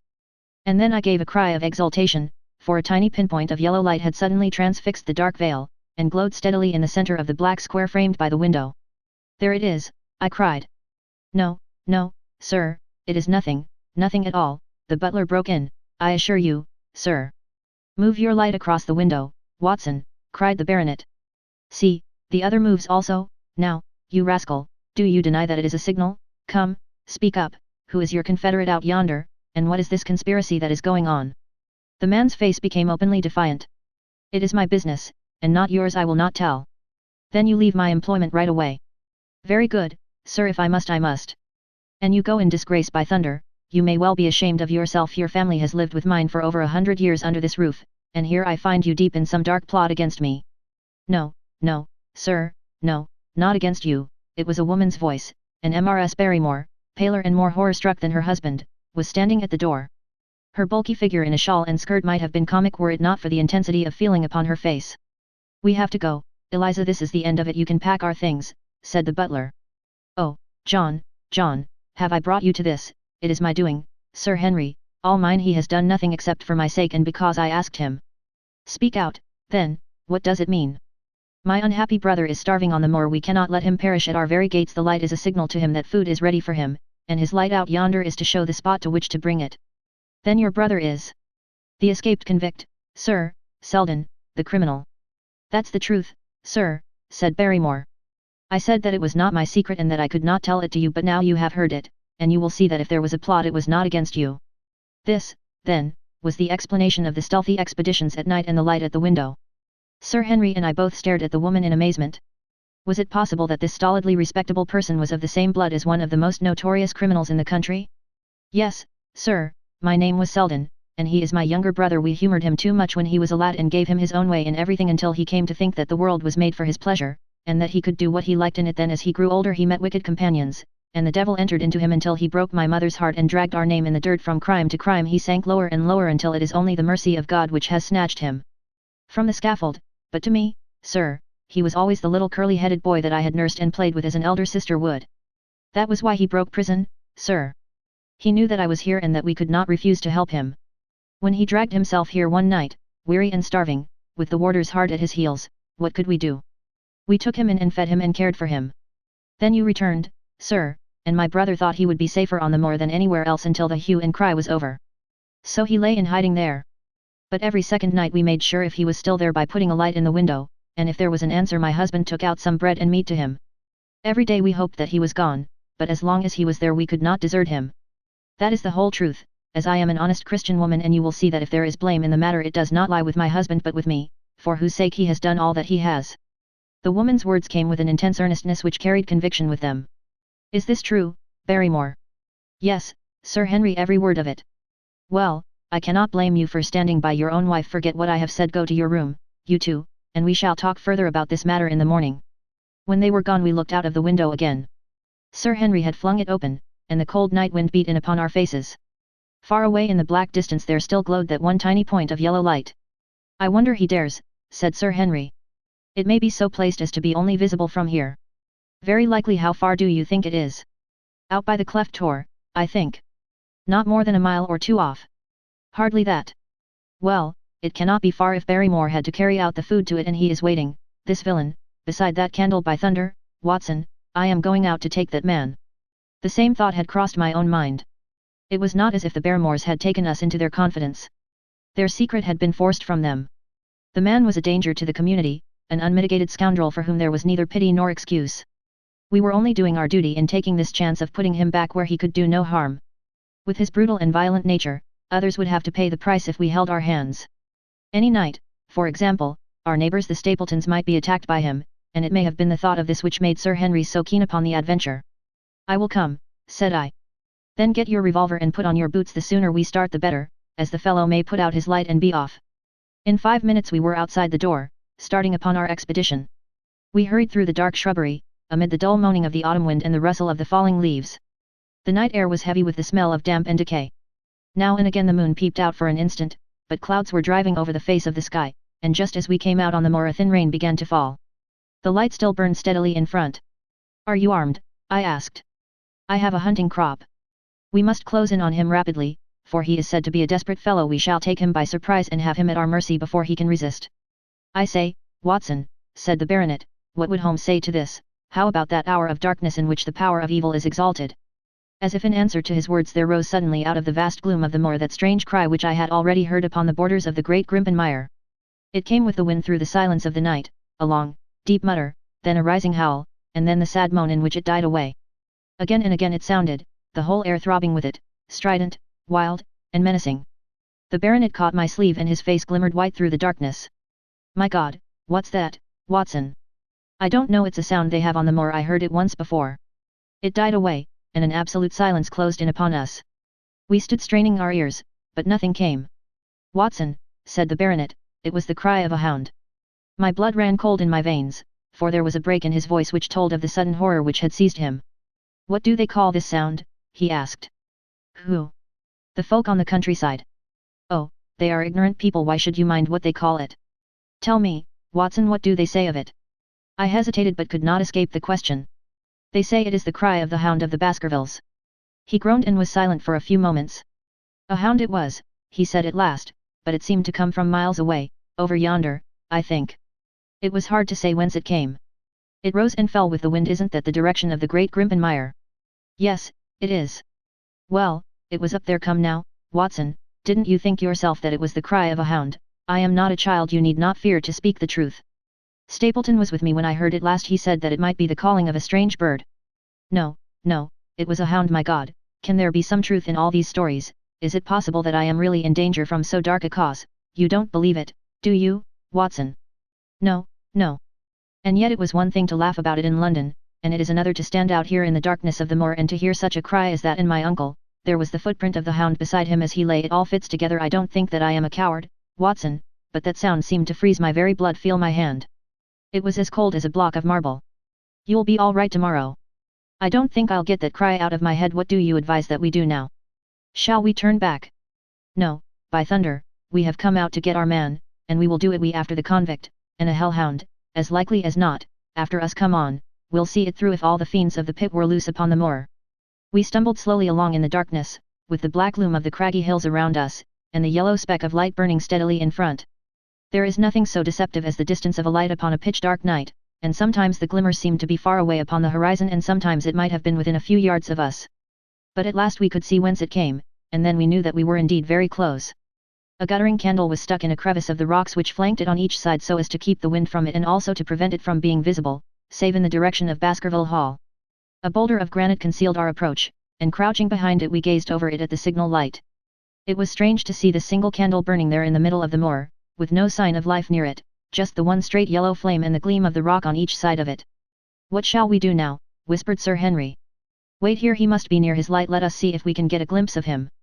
The words were hardly out of my mouth when we both saw him. Over the rocks, in the crevice of which the candle burned, there was thrust out an evil yellow face, a terrible animal face, all seamed and scored with vile passions. Foul with mire, with a bristling beard, and hung with matted hair, it might well have belonged to one of those old savages who dwelt in the burrows on the hillsides. The light beneath him was reflected in his small, cunning eyes which peered fiercely to right and left through the darkness like a crafty and savage animal who has heard the steps of the hunters. Something had evidently aroused his suspicions. It may have been that Barrymore had some private signal which we had neglected to give, or the fellow may have had some other reason for thinking that all was not well, but I could read his fears upon his wicked face. Any instant he might dash out the light and vanish in the darkness. I sprang forward therefore, and Sir Henry did the same. At the same moment the convict screamed out a curse at us and hurled a rock which splintered up against the boulder which had sheltered us. I caught one glimpse of his short, squat, strongly built figure as he sprang to his feet and turned to run. At the same moment by a lucky chance the moon broke through the clouds. We rushed over the brow of the hill, and there was our man running with great speed down the other side, springing over the stones in his way with the activity of a mountain goat. A lucky long shot of my revolver might have crippled him. But I had brought it only to defend myself if attacked and not to shoot an unarmed man who was running away. We were both swift runners and in fairly good training, but we soon found that we had no chance of overtaking him. We saw him for a long time in the moonlight until he was only a small speck moving swiftly among the boulders upon the side of a distant hill. We ran and ran until we were completely blown, but the space between us grew ever wider. Finally we stopped and sat panting on two rocks, while we watched him disappearing in the distance. And it was at this moment that there occurred a most strange and unexpected thing. We had risen from our rocks and were turning to go home, having abandoned the hopeless chase. The moon was low upon the right, and the jagged pinnacle of a granite tor stood up against the lower curve of its silver disk. There, outlined as black as an ebony statue on that shining background, I saw the figure of a man upon the tor. Do not think that it was a delusion, Holmes. I assure you that I have never in my life seen anything more clearly. As far as I could judge, the figure was that of a tall, thin man. He stood with his legs a little separated, his arms folded, his head bowed, as if he were brooding over that enormous wilderness of peat and granite which lay before him. He might have been the very spirit of that terrible place. It was not the convict. This man was far from the place where the latter had disappeared. Besides, he was a much taller man. With a cry of surprise I pointed him out to the baronet. But in the instant during which I had turned to grasp his arm the man was gone. There was the sharp pinnacle of granite still cutting the lower edge of the moon, but its peak bore no trace of that silent and motionless figure. I wished to go in that direction and to search the tor, but it was some distance away. The baronet's nerves were still quivering from that cry, which recalled the dark story of his family, and he was not in the mood for fresh adventures. He had not seen this lonely man upon the tor and could not feel the thrill which his strange presence and his commanding attitude had given to me. "A warder, no doubt," said he. "The moor has been thick with them since this fellow escaped. Well, perhaps his explanation may be the right one, but I should like to have some further proof of it. Today we mean to communicate to the Princetown people where they should look for their missing man, but it is hard lines that we have not actually had the triumph of bringing him back as our own prisoner. Such are the adventures of last night, and you must acknowledge, my dear Holmes, that I have done you very well in the matter of a report. Much of what I tell you is no doubt quite irrelevant, but still I feel that it is best that I should let you have all the facts and leave you to select for yourself those which will be of most service to you in helping you to your conclusions. We are certainly making some progress. So far as the Barrymores go we have found the motive of their actions, and that has cleared up the situation very much. But the moor with its mysteries and its strange inhabitants remains as inscrutable as ever. Perhaps in my next I may be able to throw some light upon this also. Best of all would it be if you could come down to us. In any case you will hear from me again in the course of the next few days." Chapter 10. Extract from the Diary of D.R. Watson. So far I have been able to quote from the reports which I have forwarded during these early days to Sherlock Holmes. Now, however, I have arrived at a point in my narrative where I am compelled to abandon this method and to trust once more to my recollections, aided by the diary which I kept at the time. A few extracts from the latter will carry me on to those scenes which are indelibly fixed in every detail upon my memory. I proceed, then, from the morning which followed our abortive chase of the convict and our other strange experiences upon the moor. October 16th, a dull and foggy day with a drizzle of rain.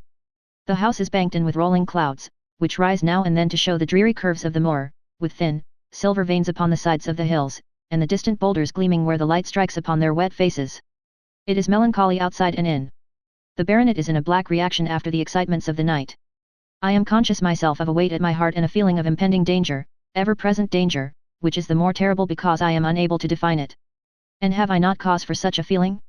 Consider the long sequence of incidents which have all pointed to some sinister influence which is at work around us. There is the death of the last occupant of the hall, fulfilling so exactly the conditions of the family legend, and there are the repeated reports from peasants of the appearance of a strange creature upon the moor. Twice I have with my own ears heard the sound which resembled the distant baying of a hound. It is incredible, impossible, that it should really be outside the ordinary laws of nature. A spectral hound which leaves material footmarks and fills the air with its howling is surely not to be thought of. Stapleton may fall in with such a superstition, and Mortimer also, but if I have one quality upon earth it is common sense, and nothing will persuade me to believe in such a thing. To do so would be to descend to the level of these poor peasants, who are not content with a mere fiend dog but must needs describe him with hellfire shooting from his mouth and eyes. Holmes would not listen to such fancies, and I am his agent. But facts are facts, and I have twice heard this crying upon the moor. Suppose that there were really some huge hound loose upon it, that would go far to explain everything. But where could such a hound lie concealed? Where did it get its food? Where did it come from? How was it that no one saw it by day? It must be confessed that the natural explanation offers almost as many difficulties as the other. And always, apart from the hound, there is the fact of the human agency in London, the man in the cab, and the letter which warned Sir Henry against the moor. This at least was real, but it might have been the work of a protecting friend as easily as of an enemy. Where is that friend or enemy now? Has he remained in London, or has he followed us down here? Could he be the stranger whom I saw upon the tor? It is true that I have had only the one glance at him, and yet there are some things to which I am ready to swear. He is no one whom I have seen down here, and I have now met all the neighbours. The figure was far taller than that of Stapleton, far thinner than that of Frankland. Barrymore it might possibly have been, but we had left him behind us, and I am certain that he could not have followed us. A stranger then is still dogging us, just as a stranger dogged us in London. We have never shaken him off.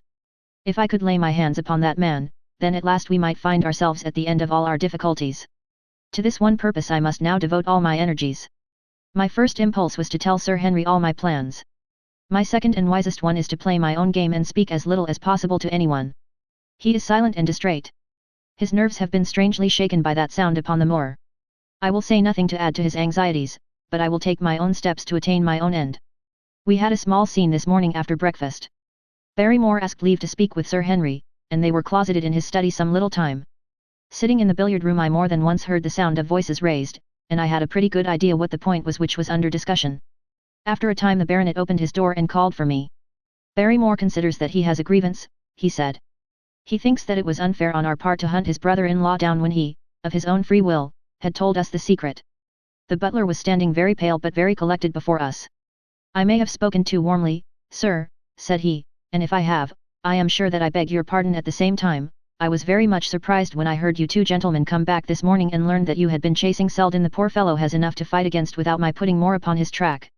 If you had told us of your own free will it would have been a different thing, said the baronet. You only told us, or rather your wife only told us, when it was forced from you and you could not help yourself. I didn't think you would have taken advantage of it, Sir Henry, indeed I didn't. The man is a public danger. There are lonely houses scattered over the moor, and he is a fellow who would stick at nothing. You only want to get a glimpse of his face to see that look at Mr. Stapleton's house, for example, with no one but himself to defend it. There's no safety for anyone until he is under lock and key.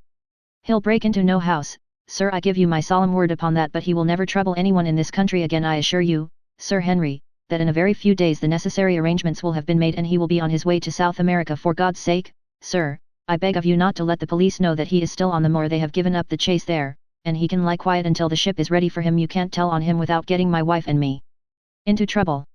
I beg you, sir, to say nothing to the police. What do you say, Watson? I shrugged my shoulders. If he were safely out of the country it would relieve the taxpayer of a burden. But how about the chance of his holding someone up before he goes? He would not do anything so mad, sir. We have provided him with all that he can want. To commit a crime would be to show where he was hiding. That is true, said Sir Henry. Well, Barrymore. God bless you, sir, and thank you from my heart. It would have killed my poor wife had he been taken again. I guess we are aiding and abetting a felony, Watson, but, after what we have heard I don't feel as if I could give the man up, so there is an end of it. All right, Barrymore, you can go. With a few broken words of gratitude the man turned, but he hesitated and then came back. You've been so kind to us, sir, that I should like to do the best I can for you in return. I know something, Sir Henry, and perhaps I should have said it before, but it was long after the inquest that I found it out. I've never breathed a word about it yet to mortal man. It's about poor Sir Charles's death. The baronet and I were both upon our feet.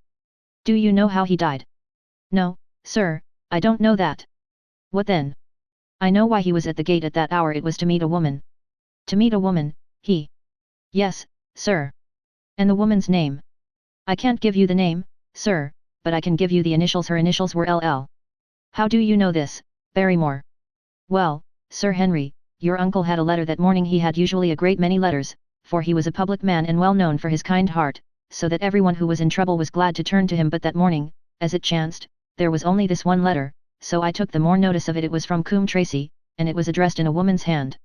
Well, sir, I thought no more of the matter, and never would have done had it not been for my wife. Only a few weeks ago she was cleaning out Sir Charles's study, it had never been touched since his death, and she found the ashes of a burned letter in the back of the grate. The greater part of it was charred to pieces, but one little slip, the end of a page, hung together, and the writing could still be read, though it was grey on a black ground. It seemed to us to be a postscript at the end of the letter, and it said, "Please, as you are a gentleman, burn this letter, and be at the gate by 10 o'clock." Beneath it were signed the initials LL. "Have you got that slip?"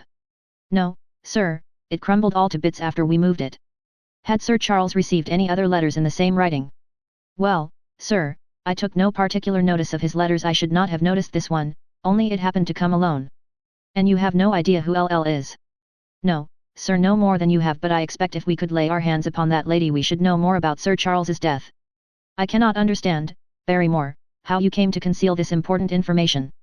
"Well, sir, it was immediately after that our own trouble came to us, and then again, sir, we were both of us very fond of Sir Charles, as we well might be considering all that he has done for us. To rake this up couldn't help our poor master, and it's well to go carefully when there's a lady in the case, even the best of us." "You thought it might injure his reputation?" "Well, sir, I thought no good could come of it, but now you have been kind to us, and I feel as if it would be treating you unfairly not to tell you all that I know about the matter." "Very good, Barrymore, you can go." When the butler had left us, Sir Henry turned to me. "Well, Watson, what do you think of this new light? It seems to leave the darkness rather blacker than before." "So I think, but if we can only trace LL it should clear up the whole business. We have gained that much. We know that there is someone who has the facts. If we can only find her, what do you think we should do?" "Let Holmes know all about it at once. It will give him the clue for which he has been seeking. I am much mistaken if it does not bring him down." I went at once to my room and drew up my report of the morning's conversation for Holmes. It was evident to me that he had been very busy of late, for the notes which I had from Baker Street were few and short, with no comments upon the information which I had supplied and hardly any reference to my mission. No doubt his blackmailing case is absorbing all his faculties. And yet this new factor must surely arrest his attention and renew his interest. I wish that he were here.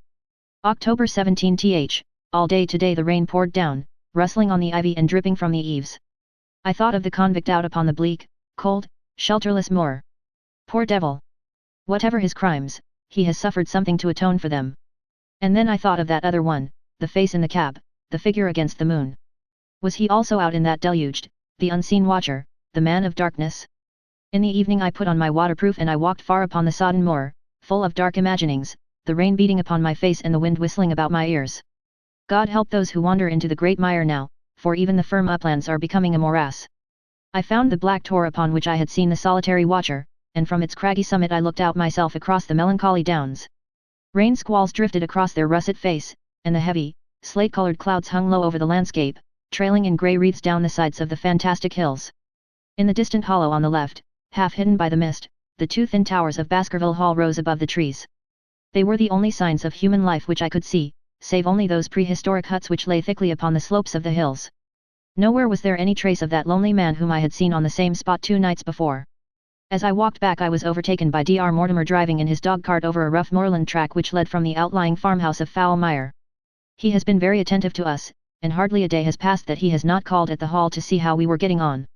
He insisted upon my climbing into his dog-cart, and he gave me a lift homeward. I found him much troubled over the disappearance of his little spaniel. It had wandered on to the moor and had never come back. I gave him such consolation as I might, but I thought of the pony on the Grimpen Mire, and I do not fancy that he will see his little dog again. "By the way, Mortimer," said I as we jolted along the rough road, "I suppose there are few people living within driving distance of this whom you do not know?" "Hardly any, I think." "Can you, then, tell me the name of any woman whose initials are LL?" He thought for a few minutes. "No," said he. "There are a few gypsies and labouring folk for whom I can't answer, but among the farmers or gentry there is no one whose initials are those. Wait a bit though," he added after a pause. "There is Laura Lyons, her initials are LL, but she lives in Coombe Tracey." "Who is she?" I asked. "She is Franklin's daughter." "What, old Franklin the crank?" "Exactly, she married an artist named Lyons, who came sketching on the moor. He proved to be a blackguard and deserted her. The fault from what I hear may not have been entirely on one side. Her father refused to have anything to do with her because she had married without his consent, and perhaps for 1 or 2 other reasons as well. So, between the old sinner and the young one the girl has had a pretty bad time." "How does she live?" "I fancy old Franklin allows her a pittance, but it cannot be more, for his own affairs are considerably involved. Whatever she may have deserved, one could not allow her to go hopelessly to the bad. Her story got about, and several of the people here did something to enable her to earn an honest living. Stapleton did for one, and Sir Charles for another. I gave a trifle myself. It was to set her up in a typewriting business. He wanted to know the object of my inquiries, but I managed to satisfy his curiosity without telling him too much, for there is no reason why we should take anyone into our confidence. Tomorrow morning I shall find my way to Coombe Tracy, and if I can see this Mrs. Laura Lyons, of equivocal reputation, a long step will have been made towards clearing one incident in this chain of mysteries. I am certainly developing the wisdom of the serpent, for when Mortimer pressed his questions to an inconvenient extent I asked him casually to what type Franklin's skull belonged, and so heard nothing but craniology for the rest of our drive. I have not lived for years with Sherlock Holmes for nothing. I have only one other incident to record upon this tempestuous and melancholy day. This was my conversation with Barrymore just now, which gives me one more strong card which I can play in due time. Mortimer had stayed to dinner, and he and the baronet played écarté afterwards. The butler brought me my coffee into the library, and I took the chance to ask him a few questions. "Well," said I, "has this precious relation of yours departed, or is he still lurking out yonder?" "I don't know, sir. I hope to heaven that he has gone, for he has brought nothing but trouble here. I've not heard of him since I left out food for him last, and that was 3 days ago." "Did you see him then?" "No, sir, but the food was gone when next I went that way." "Then he was certainly there." "So you would think, sir, unless it was the other man who took it." I sat with my coffee cup halfway to my lips and stared at Barrymore. "You know that there is another man then?" "Yes, sir, there is another man upon the moor." "Have you seen him?" "No, sir." "How do you know of him then?" "Selden told me of him, sir, a week ago or more. He's in hiding, too, but he's not a convict as far as I can make out. I don't like it, Dr. Watson, I tell you straight, sir, that I don't like it." He spoke with a sudden passion of earnestness. "Now, listen to me, Barrymore. I have no interest in this matter but that of your master. I have come here with no object except to help him. Tell me, frankly, what it is that you don't like." Barrymore hesitated for a moment, as if he regretted his outburst or found it difficult to express his own feelings in words. "It's all these goings-on, sir," he cried at last, waving his hand towards the rain-lashed window which faced the moor. "There's foul play somewhere, and there's black villainy brewing, to that I'll swear. Very glad I should be, sir, to see Sir Henry on his way back to London again. But what is it that alarms you? Look at Sir Charles's death. That was bad enough, for all that the coroner said. Look at the noises on the moor at night. There's not a man would cross it after sundown if he was paid for it. Look at this stranger hiding out yonder, and watching and waiting. What's he waiting for? What does it mean? It means no good to anyone of the name of Baskerville, and very glad I shall be to be quit of it all on the day that Sir Henry's new servants are ready to take over the hall." "But about this stranger," said I. "Can you tell me anything about him? What did Selden say? Did he find out where he hid, or what he was doing?" "He saw him once or twice, but he is a deep one and gives nothing away. At first he thought that he was the police, but soon he found that he had some lay of his own. A kind of gentleman he was, as far as he could see, but what he was doing he could not make out." "And where did he say that he lived?" "Among the old houses on the hillside, the stone huts where the old folk used to live." "But how about his food?" "Selden found out that he has got a lad who works for him and brings all he needs. I dare say he goes to Coombe Tracy for what he wants." "Very good, Barrymore. We may talk further of this some other time." When the butler had gone I walked over to the black window, and I looked through a blurred pane at the driving clouds and at the tossing outline of the wind-swept trees. It is a wild night indoors, and what must it be in a stone hut upon the moor? What passion of hatred can it be which leads a man to lurk in such a place at such a time? And what deep and earnest purpose can he have which calls for such a trial? There, in that hut upon the moor, seems to lie the very centre of that problem which has vexed me so sorely. I swear that another day shall not have passed before I have done all that man can do to reach the heart of the mystery.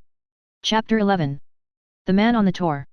The extract from my private diary which forms the last chapter has brought my narrative up to the 18th of October, a time when these strange events began to move swiftly towards their terrible conclusion.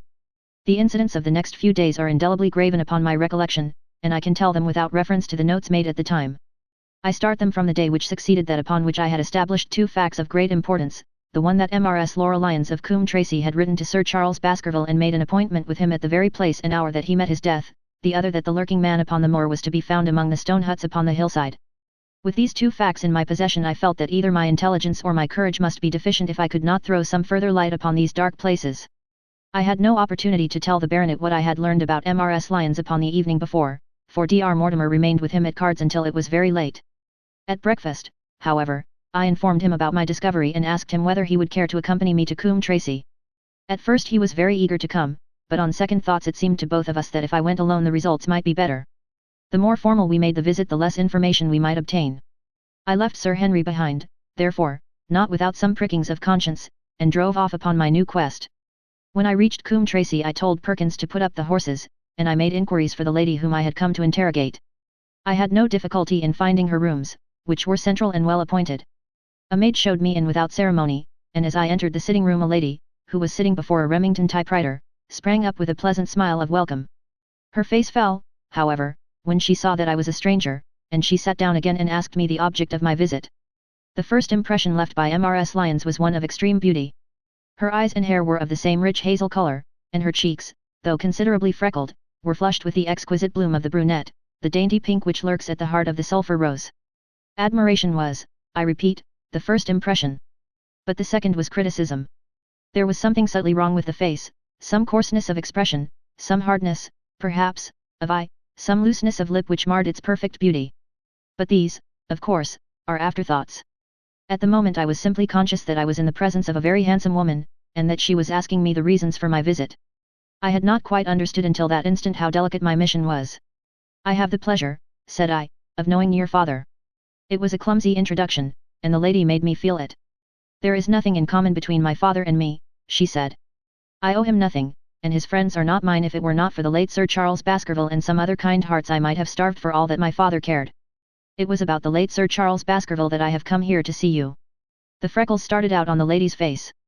"What can I tell you about him?" she asked, and her fingers played nervously over the stops of her typewriter. "You knew him, did you not?"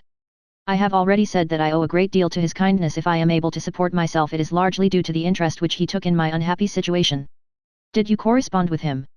The lady looked quickly up with an angry gleam in her hazel eyes. "What is the object of these questions?" she asked sharply. "The object is to avoid a public scandal. It is better that I should ask them here than that the matter should pass outside our control." She was silent and her face was still very pale. At last she looked up with something reckless and defiant in her manner. "Well, I'll answer," she said. "What are your questions? Did you correspond with Sir Charles?" "I certainly wrote to him once or twice to acknowledge his delicacy and his generosity." "Have you the dates of those letters?" "No." "Have you ever met him?" "Yes, once or twice. When he came into Coombe Tracey he was a very retiring man, and he preferred to do good by stealth." "But if you saw him so seldom and wrote so seldom, how did he know enough about your affairs to be able to help you, as you say that he has done?" She met my difficulty with the utmost readiness. "There were several gentlemen who knew my sad history and united to help me. One was Mr. Stapleton, a neighbour and intimate friend of Sir Charles's. He was exceedingly kind, and it was through him that Sir Charles learned about my affairs. I knew already that Sir Charles Baskerville had made Stapleton his almoner upon several occasions, so the lady's statement bore the impress of truth upon it." "Did you ever write to Sir Charles asking him to meet you?" I continued. Mrs. Lyons flushed with anger again. "Really, sir, this is a very extraordinary question." "I am sorry, madam, but I must repeat it." "Then I answer, certainly not. Not on the very day of Sir Charles's death." The flush had faded in an instant, and a deathly face was before me. Her dry lips could not speak the no which I saw rather than heard.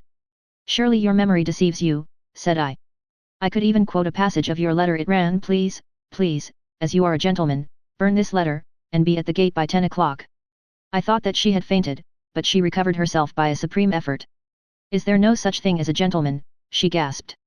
"You do Sir Charles an injustice. He did burn the letter, but sometimes a letter may be legible even when burned. You acknowledge now that you wrote it." "Yes, I did write it," she cried, pouring out her soul in a torrent of words.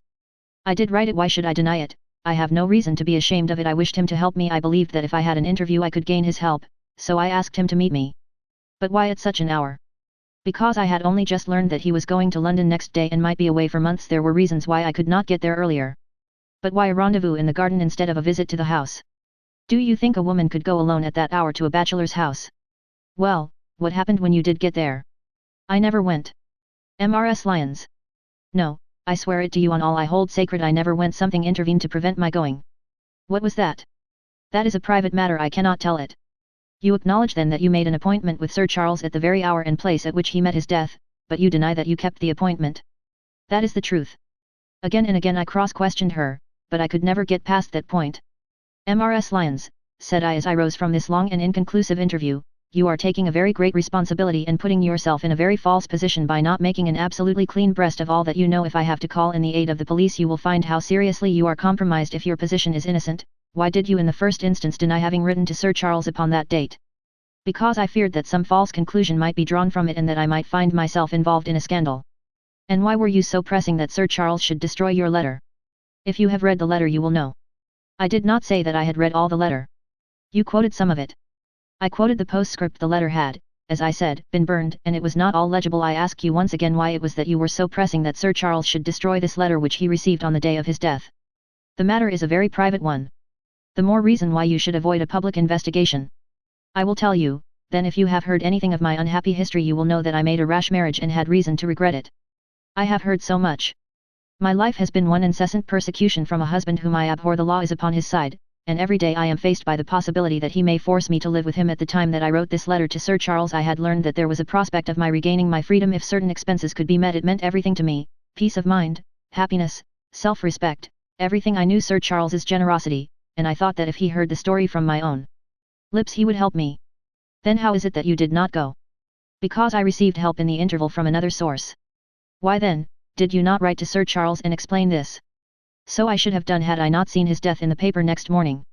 The woman's story hung coherently together, and all my questions were unable to shake it.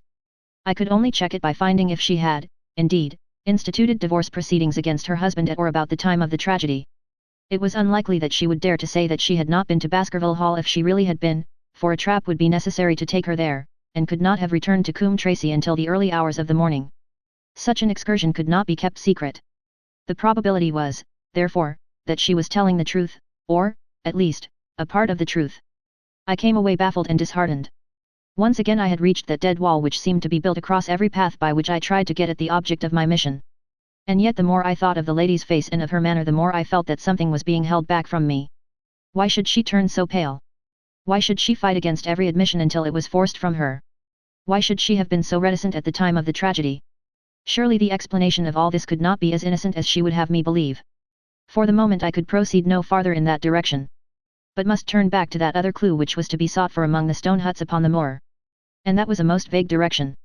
I realized it as I drove back and noted how hill after hill showed traces of the ancient people. Barrymore's only indication had been that the stranger lived in one of these abandoned huts, and many hundreds of them are scattered throughout the length and breadth of the moor. But I had my own experience for a guide, since it had shown me the man himself standing upon the summit of the Black Tor. That, then, should be the center of my search. From there I should explore every hut upon the moor until I lighted upon the right one. If this man were inside it I should find out from his own lips, at the point of my revolver if necessary, who he was and why he had dogged us so long. He might slip away from us in the crowd of Regent Street, but it would puzzle him to do so upon the lonely moor. On the other hand, if I should find the hut and its tenant should not be within it I must remain there, however long the vigil, until he returned. Holmes had missed him in London. It would indeed be a triumph for me if I could run him to earth where my master had failed. Luck had been against us again and again in this inquiry, but now at last it came to my aid. And the messenger of good fortune was none other than Mr. Frankland, who was standing, grey-whiskered and red-faced, outside the gate of his garden, which opened onto the highroad along which I travelled. "Good day, Dr. Watson," cried he with unwonted good humour, "you must really give your horses a rest and come in to have a glass of wine and to congratulate me." My feelings towards him were very far from being friendly after what I had heard of his treatment of his daughter, but I was anxious to send Perkins and the wagonette home, and the opportunity was a good one. I alighted and sent a message to Sir Henry that I should walk over in time for dinner. Then I followed Frankland into his dining room. "It is a great day for me, sir, one of the red-letter days of my life," he cried with many chuckles. "I have brought off a double event. I mean to teach them in these parts that law is law, and that there is a man here who does not fear to invoke it. I have established a right of way through the centre of Old Middleton's Park, slap across it, sir, within 100 yards of his own front door. What do you think of that? We'll teach these magnates that they cannot ride roughshod over the rights of the commoners, confound them, and I've closed the wood where the Fernworthy folk used to picnic. These infernal people seem to think that there are no rights of property, and that they can swarm where they like with their papers and their bottles. Both cases decided, Dr. Watson, and both in my favour. I haven't had such a day since I had Sir John Morland for trespass because he shot in his own warren. How on earth did you do that? Look it up in the books, sir, it will repay reading. Frankland v. Morland, Court of Queen's Bench. It cost me £200, but I got my verdict. Did it do you any good? None, sir, none. I am proud to say that I had no interest in the matter. I act entirely from a sense of public duty. I have no doubt, for example, that the Fernworthy people will burn me in effigy tonight. I told the police last time they did it that they should stop these disgraceful exhibitions. The county constabulary is in a scandalous state, sir, and it has not afforded me the protection to which I am entitled. The case of Frankland v. Regina will bring the matter before the attention of the public. I told them that they would have occasion to regret their treatment of me, and already my words have come true. How so? I asked. The old man put on a very knowing expression. Because I could tell them what they are dying to know, but nothing would induce me to help the rascals in any way. I had been casting round for some excuse by which I could get away from his gossip, but now I began to wish to hear more of it. I had seen enough of the contrary nature of the old sinner to understand that any strong sign of interest would be the surest way to stop his confidences. Some poaching case, no doubt, said I with an indifferent manner. Ha, ha, my boy, a very much more important matter than that. What about the convict on the moor? I stared. You don't mean that you know where he is, said I. I may not know exactly where he is, but I am quite sure that I could help the police to lay their hands on him. Has it never struck you that the way to catch that man was to find out where he got his food and so trace it to him? He certainly seemed to be getting uncomfortably near the truth. No doubt, said I, but how do you know that he is anywhere upon the moor? I know it because I have seen with my own eyes the messenger who takes him his food. My heart sank for Barrymore. It was a serious thing to be in the power of this spiteful old busybody. But his next remark took a weight from my mind. You'll be surprised to hear that his food is taken to him by a child I see him every day through my telescope upon the roof. He passes along the same path at the same hour, and to whom should he be going except to the convict? Here was luck indeed. And yet I suppressed all appearance of interest. A child. Barrymore had said that our unknown was supplied by a boy. It was on his track, and not upon the convict's, that Frankland had stumbled. If I could get his knowledge it might save me a long and weary hunt. But incredulity and indifference were evidently my strongest cards. I should say that it was much more likely that it was the son of one of the moorland shepherds taking out his father's dinner. The least appearance of opposition struck fire out of the old autocrat. His eyes looked malignantly at me, and his grey whiskers bristled like those of an angry cat. Indeed, sir, said he, pointing out over the wide-stretching moor. Do you see that black tor over yonder? Well, do you see the low hill beyond with the thorn bush upon it? It is the stoniest part of the whole moor. Is that a place where a shepherd would be likely to take his station? Your suggestion, sir, is a most absurd one. I meekly answered that I had spoken without knowing all the facts. My submission pleased him and led him to further confidences. You may be sure, sir, that I have very good grounds before I come to an opinion. I have seen the boy again and again with his bundle every day, and sometimes twice a day. I have been able, but wait a moment, Dr. Watson, do my eyes deceive me, or is there at the present moment something moving upon that hillside? It was several miles off, but I could distinctly see a small dark dot against the dull green and grey. Come, sir, come, cried Frankland, rushing upstairs. You will see with your own eyes and judge for yourself. The telescope, a formidable instrument mounted upon a tripod, stood upon the flat leads of the house. Frankland clapped his eye to it and gave a cry of satisfaction. Quick, Dr. Watson, quick, before he passes over the hill. There he was, sure enough, a small urchin with a little bundle upon his shoulder, toiling slowly up the hill. When he reached the crest I saw the ragged uncouth figure outlined for an instant against the cold blue sky. He looked round him with a furtive and stealthy air, as one who dreads pursuit. Then he vanished over the hill. Well, am I right? Certainly, there is a boy who seems to have some secret errand. And what the errand is even a county constable could guess, but not one word shall they have from me, and I bind you to secrecy also, Dr. Watson, not a word, you understand. Just as you wish. They have treated me shamefully, shamefully. When the facts come out in Frankland v. Regina, I venture to think that a thrill of indignation will run through the country. Nothing would induce me to help the police in any way. For all they cared, it might have been me, instead of my effigy, which these rascals burned at the stake. Surely you are not going, you will help me to empty the decanter in honor of this great occasion. But I resisted all his solicitations and succeeded in dissuading him from his announced intention of walking home with me. I kept the road as long as his eye was on me, and then I struck off across the moor and made for the stony hill over which the boy had disappeared. Everything was working in my favor, and I swore that it should not be through lack of energy or perseverance that I should miss the chance which fortune had thrown in my way. The sun was already sinking when I reached the summit of the hill, and the long slopes beneath me were all golden green on one side and grey shadow on the other. A haze lay low upon the farthest skyline, out of which jutted the fantastic shapes of Believer and Vixen Tor. Over the wide expanse there was no sound and no movement. One great grey bird, a gull or curlew, soared aloft in the blue heaven. He and I seemed to be the only living things between the huge arch of the sky and the desert beneath it. The barren scene, the sense of loneliness, and the mystery and urgency of my task all struck a chill into my heart. The boy was nowhere to be seen. But down beneath me in a cleft of the hills there was a circle of the old stone huts, and in the middle of them there was one which retained sufficient roof to act as a screen against the weather. My heart leaped within me as I saw it. This must be the burrow where the stranger lurked. At last my foot was on the threshold of his hiding place. His secret was within my grasp. As I approached the hut, walking as warily as Stapleton would do when with poised net he drew near the settled butterfly, I satisfied myself that the place had indeed been used as a habitation. A vague pathway among the boulders led to the dilapidated opening which served as a door. All was silent within. The unknown might be lurking there, or he might be prowling on the moor. My nerves tingled with the sense of adventure. Throwing aside my cigarette, I closed my hand upon the butt of my revolver and, walking swiftly up to the door, I looked in. The place was empty. But there were ample signs that I had not come upon a false scent. This was certainly where the man lived. Some blankets rolled in a waterproof lay upon that very stone slab upon which Neolithic man had once slumbered. The ashes of a fire were heaped in a rude grate. Beside it lay some cooking utensils in a bucket half full of water. A litter of empty tins showed that the place had been occupied for some time, and I saw, as my eyes became accustomed to the checkered light, a pannikin and a half-full bottle of spirits standing in the corner. In the middle of the hut a flat stone served the purpose of a table, and upon this stood a small cloth bundle, the same, no doubt, which I had seen through the telescope upon the shoulder of the boy. It contained a loaf of bread, a tin tongue, and 2 tins of preserved peaches. As I set it down again, after having examined it, my heart leaped to see that beneath it there lay a sheet of paper with writing upon it. I raised it, and this was what I read. Roughly scrawled in pencil, Dr. Watson has gone to Coombe Tracy. For a minute I stood there with the paper in my hands thinking out the meaning of this curt message. It was I, then, and not Sir Henry, who was being dogged by this secret man.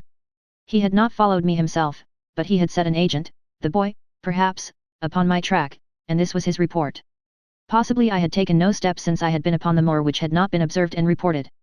Always there was this feeling of an unseen force, a fine net drawn round us with infinite skill and delicacy, holding us so lightly that it was only at some supreme moment that one realized that one was indeed entangled in its meshes.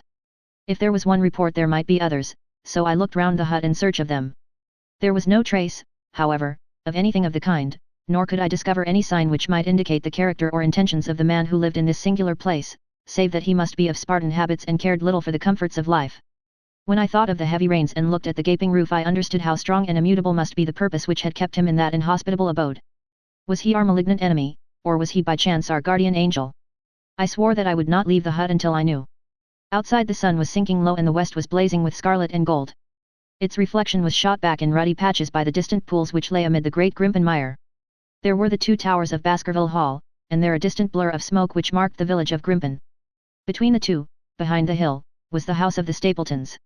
All was sweet and mellow and peaceful in the golden evening light, and yet as I looked at them my soul shared none of the peace of nature but quivered at the vagueness and the terror of that interview which every instant was bringing nearer. With tingling nerves but a fixed purpose, I sat in the dark recess of the hut and waited with somber patience for the coming of its tenant. And then at last I heard him. Far away came the sharp clink of a boot striking upon a stone.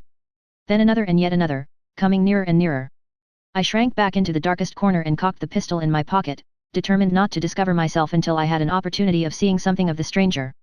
There was a long pause which showed that he had stopped. Then once more the footsteps approached and a shadow fell across the opening of the hut. "It is a lovely evening, my dear Watson," said a well-known voice. "I really think that you will be more comfortable outside than in." Chapter 12. Death on the Moor. For a moment or two I sat breathless, hardly able to believe my ears. Then my senses and my voice came back to me, while a crushing weight of responsibility seemed in an instant to be lifted from my soul. That cold, incisive, ironical voice could belong to but one man in all the world. "Holmes," I cried, "Holmes. Come out," said he, "and please be careful with the revolver." I stooped under the rude lintel, and there he sat upon a stone outside, his grey eyes dancing with amusement as they fell upon my astonished features. He was thin and worn, but clear and alert, his keen face bronzed by the sun and roughened by the wind. In his tweed suit and cloth cap he looked like any other tourist upon the moor, and he had contrived, with that cat-like love of personal cleanliness which was one of his characteristics, that his chin should be as smooth and his linen as perfect as if he were in Baker Street. "I never was more glad to see anyone in my life," said I as I wrung him by the hand. "Or more astonished, at. Well, I must confess to it. The surprise was not all on one side. I assure you I had no idea that you had found my occasional retreat, still less that you were inside it, until I was within 20 paces of the door." "My footprint, I presume?"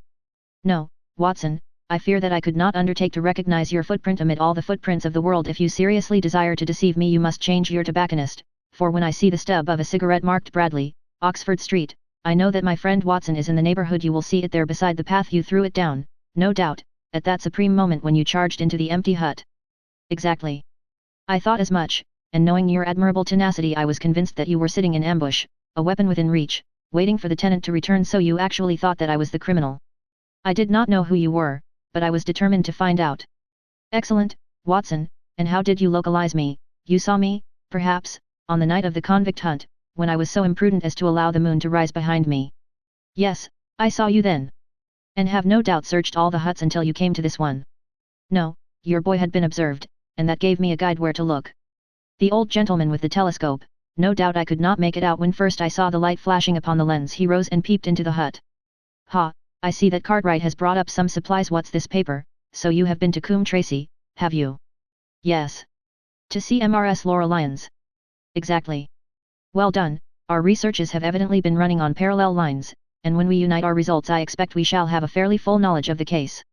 Well, I am glad from my heart that you are here, for indeed the responsibility and the mystery were both becoming too much for my nerves. But how in the name of wonder did you come here, and what have you been doing? I thought that you were in Baker Street working out that case of blackmailing.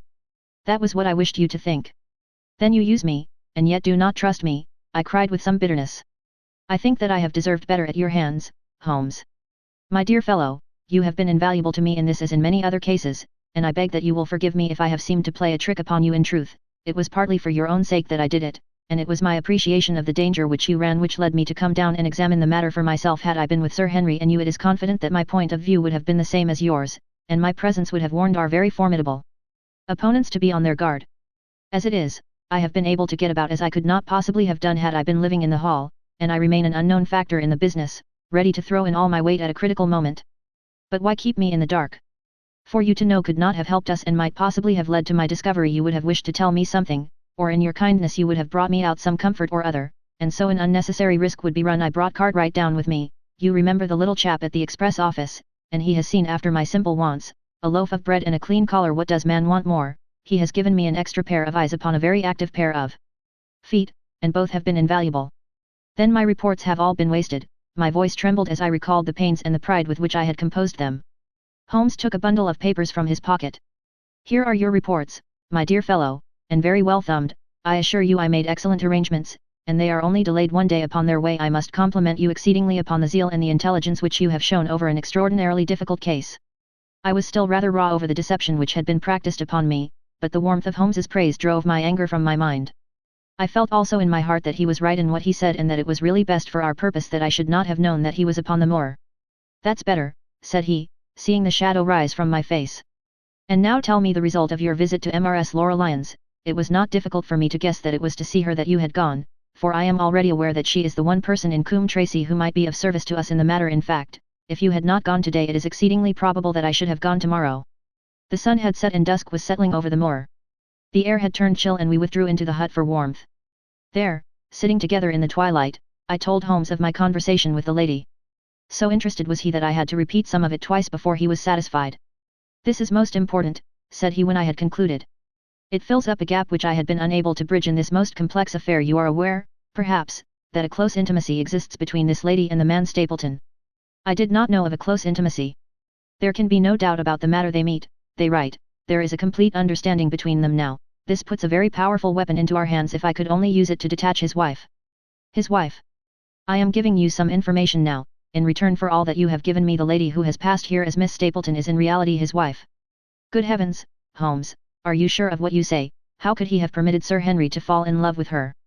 Sir Henry's falling in love could do no harm to anyone except Sir Henry. He took particular care that Sir Henry did not make love to her, as you have yourself observed. I repeat that the lady is his wife and not his sister. But why this elaborate deception? Because he foresaw that she would be very much more useful to him in the character of a free woman. All my unspoken instincts, my vague suspicions, suddenly took shape and centered upon the naturalist. In that impassive colorless man, with his straw hat and his butterfly net, I seemed to see something terrible, a creature of infinite patience and craft, with a smiling face and a murderous heart. It is he, then, who is our enemy. It is he who dogged us in London. So I read the riddle. And the warning, it must have come from her. Exactly. The shape of some monstrous villainy, half seen, half guessed, loomed through the darkness which had girded me so long. But are you sure of this, Holmes? How do you know that the woman is his wife? Because he so far forgot himself as to tell you a true piece of autobiography upon the occasion when he first met you, and I dare say he has many a time regretted it, since he was once a schoolmaster in the north of England. Now, there is no one more easy to trace than a schoolmaster. There are scholastic agencies by which one may identify any man who has been in the profession. A little investigation showed me that a school had come to grief under atrocious circumstances, and that the man who had owned it, the name was different, had disappeared with his wife. The descriptions agreed. When I learned that the missing man was devoted to entomology, the identification was complete. The darkness was rising, but much was still hidden by the shadows. If this woman is in truth his wife, where does Mrs. Laurelians come in? I asked. That is one of the points upon which your own researches have shed a light. Your interview with the lady has cleared the situation very much. I did not know about a projected divorce between herself and her husband in that case. Regarding Stapleton as an unmarried man, she counted no doubt upon becoming his wife. And when she is undeceived, why, then we may find the lady of service. It must be our first duty to see her, both of us, tomorrow. Don't you think, Watson, that you are away from your charge rather long? Your place should be at Baskerville Hall. The last red streaks had faded away in the west and night had settled upon the moor. A few faint stars were gleaming in a violet sky. One last question, Holmes, I said as I rose. Surely there is no need of secrecy between you and me. What is the meaning of it all? What is he after? Holmes's voice sank as he answered. It is murder, Watson, refined, cold-blooded, deliberate murder. Do not ask me for particulars. My nets are closing upon him, even as his are upon Sir Henry, and with your help he is already almost at my mercy. There is but one danger which can threaten us. It is that he should strike before we are ready to do so. Another day, 2 at the most, and I have my case complete, but until then guard your charge as closely as ever a fond mother watched her ailing child. Your mission today has justified itself, and yet I could almost wish that you had not left his side. Hark! A terrible scream, a prolonged yell of horror and anguish, burst out of the silence of the moor. That frightful cry turned the blood to ice in my veins. Oh, my God, I gasped. What is it? What does it mean? Holmes had sprung to his feet, and I saw his dark, athletic outline at the door of the hut, his shoulders stooping, his head thrust forward, his face peering into the darkness. Hush, he whispered. Hush. The cry had been loud on account of its vehemence, but it had pealed out from somewhere far off on the shadowy plain. Now it burst upon our ears, nearer, louder, more urgent than before. Where is it? Holmes whispered, and I knew from the thrill of his voice that he, the man of iron, was shaken to the soul. Where is it, Watson? There, I think. I pointed into the darkness. No, there. Again the agonized cry swept through the silent night, louder and much nearer than ever.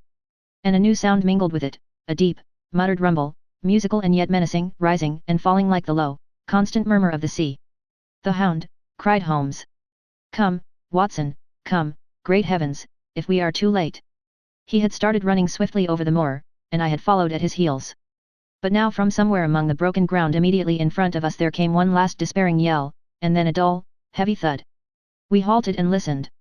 Not another sound broke the heavy silence of the windless night. I saw Holmes put his hand to his forehead like a man distracted. He stamped his feet upon the ground.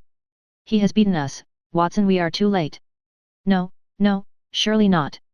Fool that I was to hold my hand. And you, Watson, see what comes of abandoning your charge, but, by heaven, if the worst has happened we'll avenge him. Blindly we ran through the gloom, blundering against boulders, forcing our way through gorse bushes, panting up hills and rushing down slopes, heading always in the direction whence those dreadful sounds had come. At every rise Holmes looked eagerly round him, but the shadows were thick upon the moor, and nothing moved upon its dreary face. Can you see anything? Nothing. But, hark, what is that? A low moan had fallen upon our ears. There it was again upon our left. On that side a ridge of rocks ended in a sheer cliff which overlooked a stone-strewn slope. On its jagged face was spread-eagled some dark, irregular object. As we ran towards it the vague outline hardened into a definite shape. It was a prostrate man face downward upon the ground, the head doubled under him at a horrible angle, the shoulders rounded and the body hunched together as if in the act of throwing a somersault. So grotesque was the attitude that I could not for the instant realize that that moan had been the passing of his soul. Not a whisper, not a rustle, rose now from the dark figure over which we stooped. Holmes laid his hand upon him and held it up again with an exclamation of horror. The gleam of the match which he struck shone upon his clotted fingers and upon the ghastly pool which widened slowly from the crushed skull of the victim. And it shone upon something else which turned our hearts sick and faint within us. The body of Sir Henry Baskerville. There was no chance of either of us forgetting that peculiar ruddy tweed suit, the very one which he had worn on the first morning that we had seen him in Baker Street. We caught the one clear glimpse of it, and then the match flickered and went out, even as the hope had gone out of our souls. Holmes groaned, and his face glimmered white through the darkness. The brute, I cried with clenched hands. Oh Holmes, I shall never forgive myself for having left him to his fate. I am more to blame than you, Watson. In order to have my case well rounded and complete, I have thrown away the life of my client. It is the greatest blow which has befallen me in my career, but how could I know, that he would risk his life alone upon the moor in the face of all my warnings? That we should have heard his screams, my God, those screams, and yet have been unable to save him. Where is this brute of a hound which drove him to his death? It may be lurking among these rocks at this instant. And Stapleton, where is he? He shall answer for this deed.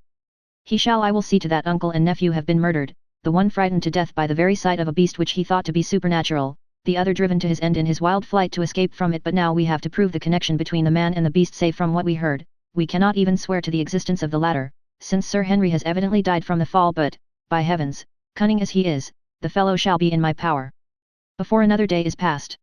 We stood with bitter hearts on either side of the mangled body, overwhelmed by this sudden and irrevocable disaster which had brought all our long and weary labors to so piteous an end. Then as the moon rose we climbed to the top of the rocks over which our poor friend had fallen, and from the summit we gazed out over the shadowy moor, half silver and half gloom. Far away, miles off, in the direction of Grimpen, a single steady yellow light was shining. It could only come from the lonely abode of the Stapletons. With a bitter curse I shook my fist at it as I gazed. Why should we not seize him at once? Our case is not complete. The fellow is wary and cunning to the last degree. It is not what we know, but what we can prove. If we make one false move the villain may escape us yet. What can we do? There will be plenty for us to do tomorrow. Tonight we can only perform the last offices to our poor friend. Together we made our way down the precipitous slope and approached the body, black and clear against the silvered stones. The agony of those contorted limbs struck me with a spasm of pain and blurred my eyes with tears. We must send for help, Holmes. We cannot carry him all the way to the hall. Good heavens, are you mad? He had uttered a cry and bent over the body. Now he was dancing and laughing and wringing my hand. Could this be my stern, self-contained friend? These were hidden fires, indeed. A beard, the man has a beard. A beard. It is not the baronet, it is, why, it is my neighbor, the convict. With feverish haste we had turned the body over, and that dripping beard was pointing up to the cold, clear moon.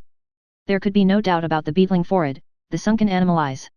It was indeed the same face which had glared upon me in the light of the candle from over the rock, the face of Selden, the criminal. Then in an instant it was all clear to me. I remembered how the baronet had told me that he had handed his old wardrobe to Barrymore. Barrymore had passed it on in order to help Selden in his escape. Boots, shirt, cap, it was all Sir Henry's. The tragedy was still black enough, but this man had at least deserved death by the laws of his country. I told Holmes how the matter stood, my heart bubbling over with thankfulness and joy. Then the clothes have been the poor devil's death, said he. It is clear enough that the hound has been laid on from some article of Sir Henry's, the boot which was abstracted in the hotel, in all probability, and so ran this man down. There is one very singular thing, however, how came Selden, in the darkness, to know that the hound was on his trail? He heard him. To hear a hound upon the moor would not work a hard man like this convict into such a paroxysm of terror that he would risk recapture by screaming wildly for help. By his cries he must have run a long way after he knew the animal was on his track. How did he know? A greater mystery to me is why this hound, presuming that all our conjectures are correct. I presume nothing. Well, then, why this hound should be loose tonight. I suppose that it does not always run loose upon the moor. Stapleton would not let it go unless he had reason to think that Sir Henry would be there. My difficulty is the more formidable of the two, for I think that we shall very shortly get an explanation of yours, while mine may remain forever a mystery. The question now is, what shall we do with this poor wretch's body? We cannot leave it here to the foxes and the ravens.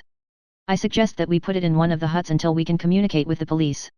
Exactly. I have no doubt that you and I could carry it so far. Hello, Watson, what's this? It's the man himself. By all that's wonderful and audacious, not a word to show your suspicions, not a word, or my plans crumble to the ground. A figure was approaching us over the moor, and I saw the dull red glow of a cigar. The moon shone upon him, and I could distinguish the dapper shape and jaunty walk of the naturalist. He stopped when he saw us, and then came on again. Why, Dr. Watson, that's not you, is it? You are the last man that I should have expected to see out on the moor at this time of night. But, dear me, what's this? Somebody hurt? Not. Don't tell me that it is our friend Sir Henry. He hurried past me and stooped over the dead man. I heard a sharp intake of his breath and the cigar fell from his fingers. Who's this? He stammered. It is Selden, the man who escaped from Princetown. Stapleton turned a ghastly face upon us, but by a supreme effort he had overcome his amazement and his disappointment. He looked sharply from Holmes to me. Dear me, what a very shocking affair. How did he die? He appears to have broken his neck by falling over these rocks. My friend and I were strolling on the moor when we heard a cry. I heard a cry also. That was what brought me out. I was uneasy about Sir Henry. Why about Sir Henry in particular? I could not help asking. Because I had suggested that he should come over. When he did not come I was surprised, and I naturally became alarmed for his safety when I heard cries upon the moor. By the way, his eyes darted again from my face to Holmes's. Did you hear anything else besides a cry? No, said Holmes. Did you? No. What do you mean, then? Oh, you know the stories that the peasants tell about a phantom hound, and so on. It is said to be heard at night upon the moor. I was wondering if there were any evidence of such a sound tonight. We heard nothing of the kind, said I. And what is your theory of this poor fellow's death? I have no doubt that anxiety and exposure have driven him off his head. He has rushed about the moor in a crazy state and eventually fallen over here and broken his neck. That seems the most reasonable theory, said Stapleton, and he gave a sigh which I took to indicate his relief. What do you think about it, Mr. Sherlock Holmes? My friend bowed his compliments. You are quick at identification, said he. We have been expecting you in these parts since Dr. Watson came down. You are in time to see a tragedy. Yes, indeed, I have no doubt that my friend's explanation will cover the facts. I will take an unpleasant remembrance back to London with me tomorrow. Oh, you return tomorrow? That is my intention. I hope your visit has cast some light upon those occurrences which have puzzled us. Holmes shrugged his shoulders. One cannot always have the success for which one hopes. An investigator needs facts and not legends or rumors. It has not been a satisfactory case. My friend spoke in his frankest and most unconcerned manner. Stapleton still looked hard at him. Then he turned to me. I would suggest carrying this poor fellow to my house, but it would give my sister such a fright that I do not feel justified in doing it. I think that if we put something over his face he will be safe until morning. And so it was arranged. Resisting Stapleton's offer of hospitality, Holmes and I set off to Baskerville Hall, leaving the naturalist to return alone. Looking back we saw the figure moving slowly away over the broad moor, and behind him that one black smudge on the silvered slope which showed where the man was lying who had come so horribly to his end. We're at close grips at last, said Holmes as we walked together across the moor. What a nerve the fellow has, how he pulled himself together in the face of what must have been a paralyzing shock when he found that the wrong man had fallen a victim to his plot. I told you in London, Watson, and I tell you now again, that we have never had a foeman more worthy of our steel. I am sorry that he has seen you. And so was I at first, but there was no getting out of it. What effect do you think it will have upon his plans now that he knows you are here? It may cause him to be more cautious, or it may drive him to desperate measures at once. Like most clever criminals, he may be too confident in his own cleverness and imagine that he has completely deceived us. Why should we not arrest him at once? My dear Watson, you were born to be a man of action. Your instinct is always to do something energetic. But supposing, for argument's sake, that we had him arrested tonight, what on earth the better off should we be for that? We could prove nothing against him. There's the devilish cunning of it. If he were acting through a human agent we could get some evidence, but if we were to drag this great dog to the light of day it would not help us in putting a rope round the neck of its master. Surely we have a case. Not a shadow of one, only surmise and conjecture. We should be laughed out of court if we came with such a story and such evidence. There is Sir Charles's death.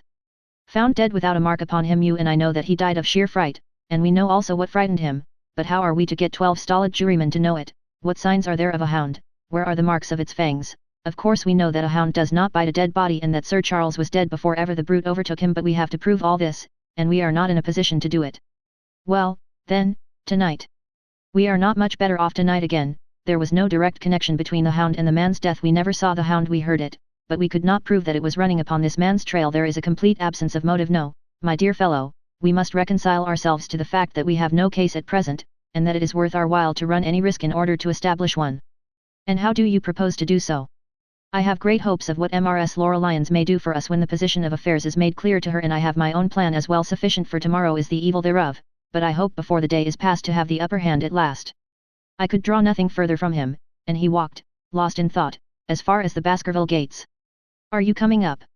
Yes, I see no reason for further concealment. But one last word, Watson, say nothing of the hound to Sir Henry. Let him think that Selden's death was as Stapleton would have us believe. He will have a better nerve for the ordeal which he will have to undergo tomorrow, when he is engaged, if I remember your report aright, to dine with these people. And so am I. Then you must excuse yourself and he must go alone. That will be easily arranged. And now, if we are too late for dinner, I think that we are both ready for our suppers. Chapter 13. Fixing the nets. Sir Henry was more pleased than surprised to see Sherlock Holmes, for he had for some days been expecting that recent events would bring him down from London. He did raise his eyebrows, however, when he found that my friend had neither any luggage nor any explanations for its absence. Between us we soon supplied his wants, and then over a belated supper we explained to the baronet as much of our experience as it seemed desirable that he should know. But first I had the unpleasant duty of breaking the news to Barrymore and his wife. To him it may have been an unmitigated relief, but she wept bitterly in her apron. To all the world he was the man of violence, half animal and half demon, but to her he always remained the little wilful boy of her own girlhood, the child who had clung to her hand. Evil indeed is the man who has not one woman to mourn him. I've been moping in the house all day since Watson went off in the morning, said the baronet. I guess I should have some credit, for I have kept my promise. If I hadn't sworn not to go about alone I might have had a more lively evening, for I had a message from Stapleton asking me over there. I have no doubt that you would have had a more lively evening, said Holmes drily. By the way, I don't suppose you appreciate that we have been mourning over you as having broken your neck. Sir Henry opened his eyes. How was that? This poor wretch was dressed in your clothes. I fear your servant who gave them to him may get into trouble with the police. That is unlikely. There was no mark on any of them, as far as I know. That's lucky for him. In fact, it's lucky for all of you, since you are all on the wrong side of the law in this matter. I am not sure that as a conscientious detective my first duty is not to arrest the whole household. Watson's reports are most incriminating documents. But how about the case? Asked the baronet. Have you made anything out of the tangle? I don't know that Watson and I are much the wiser since we came down. I think that I shall be in a position to make the situation rather more clear to you before long. It has been an exceedingly difficult and most complicated business. There are several points upon which we still want light, but it is coming all the same. We've had one experience, as Watson has no doubt told you. We heard the hound on the moor, so I can swear that it is not all empty superstition. I had something to do with dogs when I was out west, and I know one when I hear one. If you can muzzle that one and put him on a chain, I'll be ready to swear you are the greatest detective of all time. I think I will muzzle him and chain him all right if you will give me your help. Whatever you tell me to do I will do. Very good, and I will ask you also to do it blindly, without always asking the reason. Just as you like. If you will do this, I think the chances are that our little problem will soon be solved. I have no doubt. He stopped suddenly and stared fixedly up over my head into the air. The lamp beat upon his face, and so intent was it and so still that it might have been that of a clear-cut classical statue, a personification of alertness and expectation. What is it? We both cried. I could see as he looked down that he was repressing some internal emotion. His features were still composed, but his eyes shone with amused exultation. Excuse the admiration of a connoisseur, said he as he waved his hand towards the line of portraits which covered the opposite wall. Watson won't allow that I know anything of art, but that is mere jealousy because our views upon the subject differ now. These are a really very fine series of portraits. Well, I'm glad to hear you say so, said Sir Henry, glancing with some surprise at my friend. I don't pretend to know much about these things, and I'd be a better judge of a horse or a steer than of a picture. I didn't know that you found time for such things. I know what is good when I see it, and I see it now. That's a Kneller, I'll swear. That lady in the blue silk over yonder, and the stout gentleman with the wig ought to be a Reynolds. They are all family portraits, I presume. Every one. Do you know the names? Barrymore has been coaching me in them, and I think I can say my lessons fairly well. Who is the gentleman with the telescope? That is Rear Admiral Baskerville, who served under Rodney in the West Indies. The man with the blue coat and the roll of paper is Sir William Baskerville, who was chairman of committees of the House of Commons under Pitt. And this cavalier opposite to me, the one with the black velvet and the lace. Ah, you have a right to know about him. That is the cause of all the mischief, the wicked Hugo, who started the Hound of the Baskervilles. We're not likely to forget him. I gazed with interest and some surprise upon the portrait. Dear me, said Holmes, he seems a quiet, meek-mannered man enough, but I dare say that there was a lurking devil in his eyes. I had pictured him as a more robust and ruffianly person. There's no doubt about the authenticity, for the name and the date, 1647, are on the back of the canvas. Holmes said little more, but the picture of the old roisterer seemed to have a fascination for him, and his eyes were continually fixed upon it during supper. It was not until later, when Sir Henry had gone to his room, that I was able to follow the trend of his thoughts. He led me back into the banqueting hall, his bedroom candle in his hand, and he held it up against the time-stained portrait on the wall. Do you see anything there? I looked at the broad-plumed hat, the curling love locks, the white lace collar, and the straight, severe face which was framed between them. It was not a brutal countenance, but it was prim, hard, and stern, with a firm-set, thin-lipped mouth, and a coldly intolerant eye. Is it like anyone you know? There is something of Sir Henry about the jaw. Just a suggestion, perhaps, but wait an instant. He stood upon a chair, and, holding up the light in his left hand, he curved his right arm over the broad hat and round the long ringlets. Good heavens, I cried in amazement. The face of Stapleton had sprung out of the canvas. Ha! You see it now. My eyes have been trained to examine faces and not their trimmings. It is the first quality of a criminal investigator that he should see through a disguise. But this is marvelous. It might be his portrait. Yes, it is an interesting instance of a throwback, which appears to be both physical and spiritual. A study of family portraits is enough to convert a man to the doctrine of reincarnation. The fellow is a Baskerville, that is evident. With designs upon the succession. Exactly this chance of the picture has supplied us with one of our most obvious missing links. We have him, Watson, we have him, and I dare swear that before tomorrow night he will be fluttering in our net as helpless as one of his own butterflies. A pin, a cork, and a card, and we add him to the Baker Street collection. He burst into one of his rare fits of laughter as he turned away from the picture. I have not heard him laugh often, and it has always boded ill to somebody. I was up betimes in the morning, but Holmes was afoot earlier still, for I saw him as I dressed, coming up the drive. Yes, we should have a full day today, he remarked, and he rubbed his hands with the joy of action. The nets are all in place, and the drag is about to begin. We'll know before the day is out whether we have caught our big, lean-jawed pike, or whether he has got through the meshes. Have you been on the moor already? I have sent a report from Grimpen to Princetown as to the death of Selden. I think I can promise that none of you will be troubled in the matter, and I have also communicated with my faithful Cartwright, who would certainly have pined away at the door of my hut, as a dog does at his master's grave, if I had not set his mind at rest about my safety. What is the next move? To see Sir Henry. Ah, here he is. Good morning, Holmes, said the baronet. You look like a general who is planning a battle with his chief of the staff. That is the exact situation Watson was asking for orders. And so do I. Very good. You are engaged, as I understand, to dine with our friends the Stapletons tonight. I hope that you will come also. They are very hospitable people, and I am sure that they would be very glad to see you. I fear that Watson and I must go to London. To London? Yes, I think that we should be more useful there at the present juncture. The baronet's face perceptibly lengthened. I hoped that you were going to see me through this business. The hall and the moor are not very pleasant places when one is alone. My dear fellow, you must trust me implicitly and do exactly what I tell you. You can tell your friends that we should have been happy to have come with you, but that urgent business required us to be in town. We hope very soon to return to Devonshire. Will you remember to give them that message? If you insist upon it. There is no alternative, I assure you. I saw by the baronet's clouded brow that he was deeply hurt by what he regarded as our desertion. When do you desire to go? He asked coldly. Immediately after breakfast we will drive into Coombe Tracey, but Watson will leave his things as a pledge that he will come back to you. Watson, you will send a note to Stapleton to tell him that you regret that you cannot come. I have a good mind to go to London with you, said the baronet. Why should I stay here alone? Because it is your post of duty, because you gave me your word that you would do as you were told, and I tell you to stay. All right, then, I'll stay. One more direction, I wish you to drive to Merripit House. Send back your trap, however, and let them know that you intend to walk home. To walk across the moor? Yes. But that is the very thing which you have so often cautioned me not to do. This time you may do it with safety. If I had not every confidence in your nerve and courage I would not suggest it, but it is essential that you should do it. Then I will do it. And as you value your life, do not go across the moor in any direction save along the straight path which leads from Merripit House to the Grimpen Road, and is your natural way home. I will do just what you say. Very good. I should be glad to get away as soon after breakfast as possible, so as to reach London in the afternoon. I was much astounded by this programme, though I remembered that Holmes had said to Stapleton on the night before that his visit would terminate next day. It had not crossed my mind, however, that he would wish me to go with him, nor could I understand how we could both be absent at a moment which he himself declared to be critical. There was nothing for it, however, but implicit obedience, so we bade goodbye to our rueful friend, and a couple of hours afterwards we were at the station of Coombe Tracey and had dispatched the trap upon its return journey. A small boy was waiting upon the platform. Any orders, sir? You will take this train to town, Cartwright. The moment you arrive you will send a wire to Sir Henry Baskerville, in my name, to say that if he finds the pocketbook which I have dropped he is to send it by registered post to Baker Street. Yes, sir. And ask at the station office if there is a message for me. The boy returned with a telegram, which Holmes handed to me. It ran. Wire received.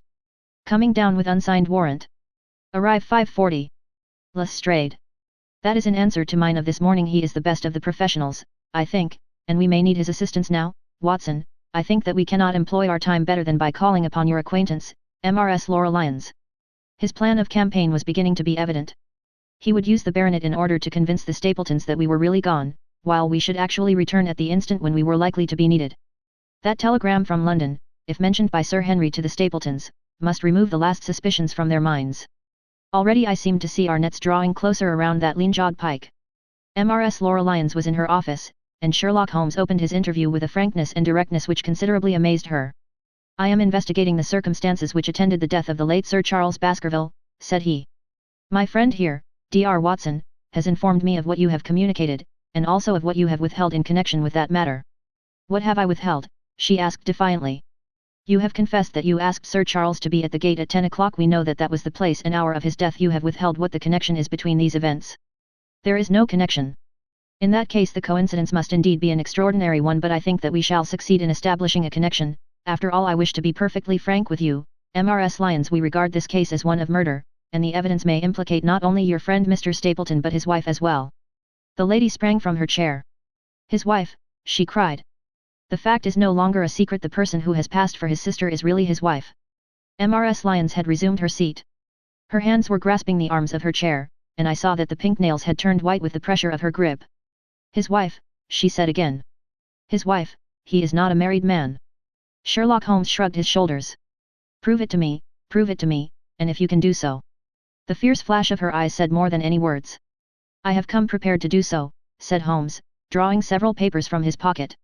Here is a photograph of the couple taken in York 4 years ago. It is endorsed Mr. and Mrs. Vandala, but you will have no difficulty in recognizing him, and her also, if you know her by sight. Here are 3 written descriptions by trustworthy witnesses of Mr. and Mrs. Vandala, who at that time kept St. Oliver's private school. Read them and see if you can doubt the identity of these people.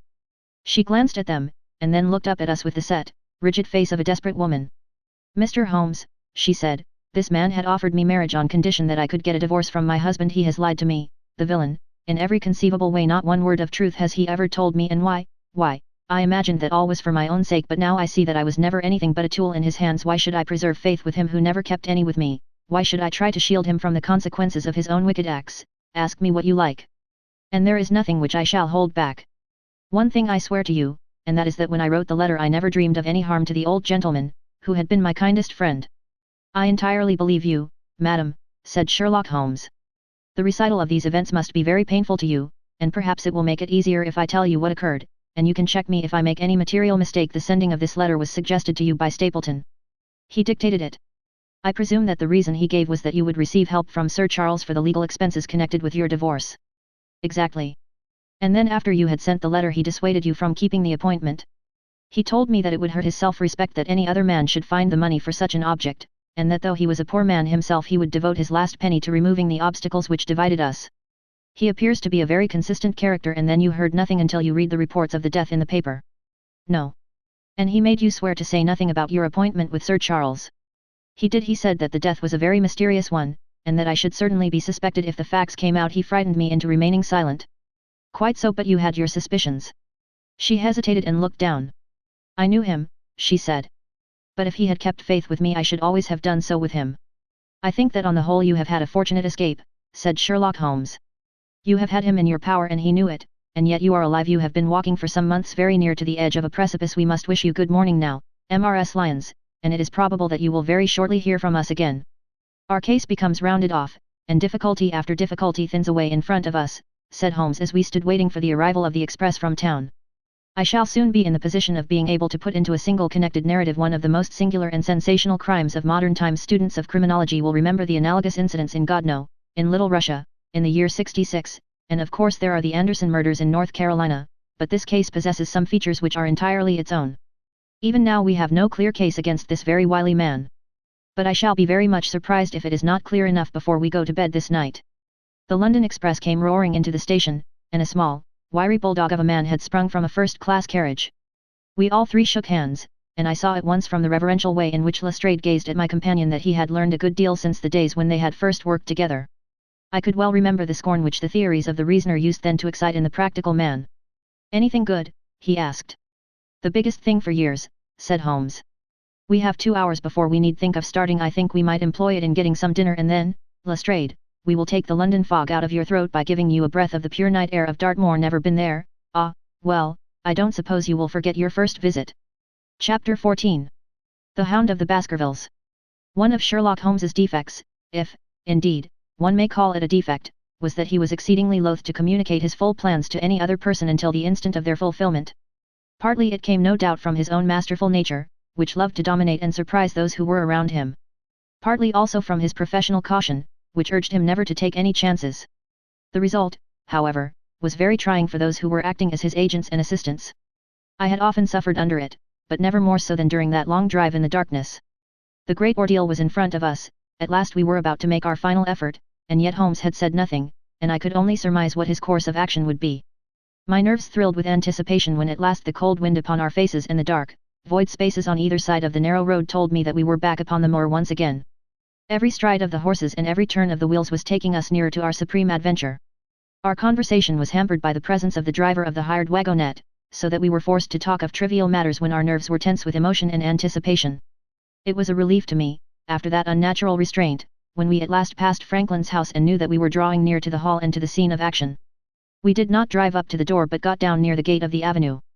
The wagonette was paid off and ordered to return to Coombe Tracey forthwith, while we started to walk to Merripit House. Are you armed, Lestrade? The little detective smiled. As long as I have my trousers I have a hip pocket, and as long as I have my hip pocket I have something in it. Good, my friend and I are also ready for emergencies. You're mighty close about this affair, Mr. Holmes. What's the game now? A waiting game. My word, it does not seem a very cheerful place, said the detective with a shiver, glancing round him at the gloomy slopes of the hill and at the huge lake of fog which lay over the Grimpenmire. I see the lights of a house ahead of us. That is Merripit House, and the end of our journey. I must request you to walk on tiptoe and not to talk above a whisper. We moved cautiously along the track as if we were bound for the house, but Holmes halted us when we were about 200 yards from it. This will do, said he. These rocks upon the right make an admirable screen. We are to wait here. Yes, we shall make our little ambush here. Get into this hollow. Lestrade, you have been inside the house, have you not?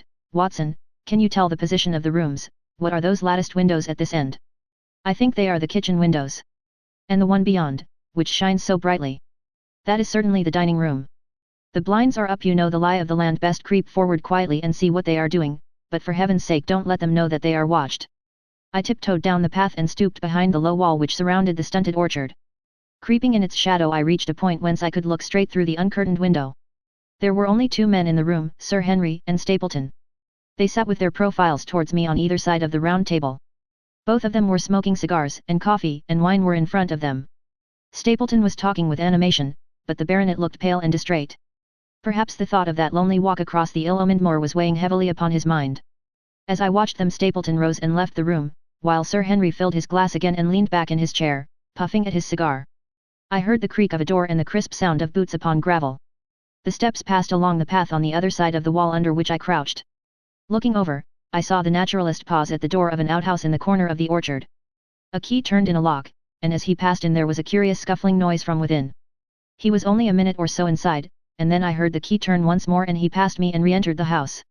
I saw him rejoin his guest, and I crept quietly back to where my companions were waiting to tell them what I had seen. You say, Watson, that the lady is not there? Holmes asked when I had finished my report. No. Where can she be, then, since there is no light in any other room except the kitchen? I cannot think where she is. I have said that over the great Grimpenmire there hung a dense, white fog. It was drifting slowly in our direction and banked itself up like a wall on that side of us, low but thick and well defined. The moon shone on it, and it looked like a great shimmering ice field, with the heads of the distant tors as rocks borne upon its surface. Holmes's face was turned towards it, and he muttered impatiently as he watched its sluggish drift. It's moving towards us, Watson. Is that serious? Very serious, indeed. The one thing upon earth which could have disarranged my plans. He can't be very long. Now it is already 10 o'clock. Our success and even his life may depend upon his coming out before the fog is over the path.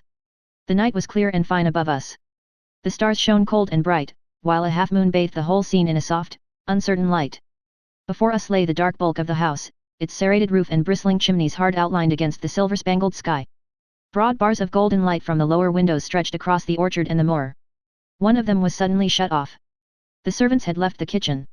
There only remained the lamp in the dining room where the two men, the murderous host and the unconscious guest, still chatted over their cigars. Every minute that white woolly plain which covered one half of the moor was drifting closer and closer to the house. Already the first thin wisps of it were curling across the golden square of the lighted window. The farther wall of the orchard was already invisible, and the trees were standing out of a swirl of white vapor. As we watched it, the fog wreaths came crawling round both corners of the house and rolled slowly into one dense bank on which the upper floor and the roof floated like a strange ship upon a shadowy sea. Holmes struck his hand passionately upon the rock in front of us and stamped his feet in his impatience. If he isn't out in a quarter of an hour, the path will be covered in half an hour. We won't be able to see our hands in front of us. Shall we move farther back upon higher ground? Yes, I think it would be as well. So as the fog bank flowed onward, we fell back before it until we were half a mile from the house, and still that dense white sea, with the moon silvering its upper edge, swept slowly and inexorably on. We are going too far, said Holmes. We dare not take the chance of his being overtaken before he can reach us. At all costs we must hold our ground where we are. He dropped on his knees and clapped his ear to the ground. Thank God, I think that I hear him coming. A sound of quick steps broke the silence of the moor. Crouching among the stones, we stared intently at the silver-tipped bank in front of us. The steps grew louder, and through the fog, as through a curtain, there stepped the man whom we were awaiting. He looked round him in surprise as he emerged into the clear, starlit night. Then he came swiftly along the path, passed close to where we lay, and went on up the long slope behind us. As he walked he glanced continually over either shoulder, like a man who is ill at ease. Hist! Cried Holmes, and I heard the sharp click of a cocking pistol. Look out, it's coming. There was a thin, crisp, continuous patter from somewhere in the heart of that crawling bank. The cloud was within 50 yards of where we lay, and we glared at it, all three, uncertain what horror was about to break from the heart of it. I was at Holmes's elbow, and I glanced for an instant at his face. It was pale and exultant, his eyes shining brightly in the moonlight. But suddenly they started forward in a rigid, fixed stare, and his lips parted in amazement. At the same instant Lestrade gave a yell of terror and threw himself face downward upon the ground.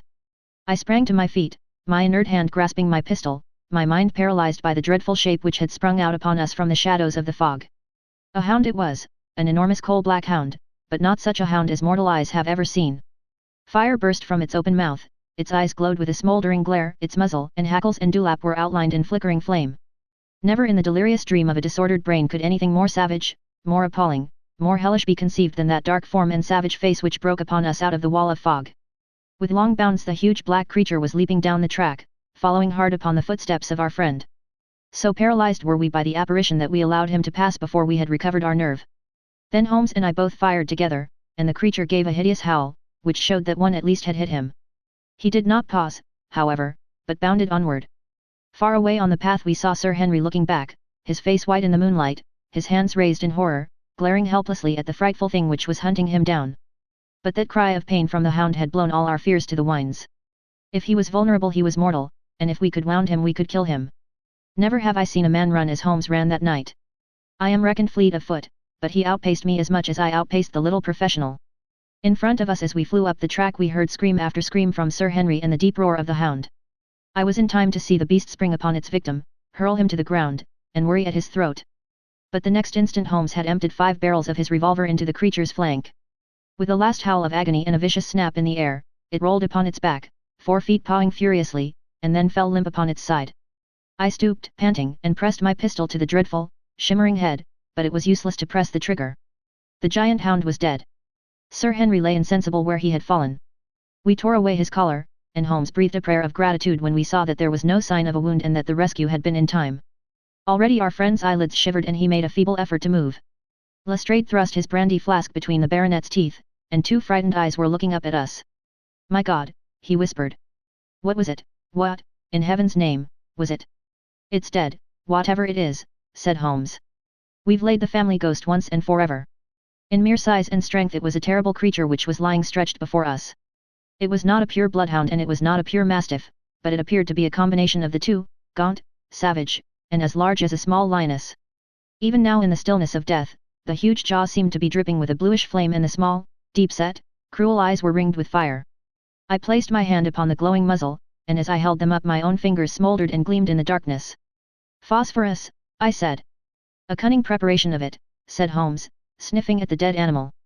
"There is no smell which might have interfered with his power of scent. We owe you a deep apology, Sir Henry, for having exposed you to this fright. I was prepared for a hound, but not for such a creature as this, and the fog gave us little time to receive him. You have saved my life. Having first endangered it, are you strong enough to stand? Give me another mouthful of that brandy and I shall be ready for anything. So, now, if you will help me up, what do you propose to do? To leave you here you are not fit for further adventures tonight. If you will wait, one or other of us will go back with you to the hall." He tried to stagger to his feet, but he was still ghastly pale and trembling in every limb. We helped him to a rock, where he sat shivering with his face buried in his hands. "We must leave you now," said Holmes. "The rest of our work must be done, and every moment is of importance. We have our case, and now we only want our man.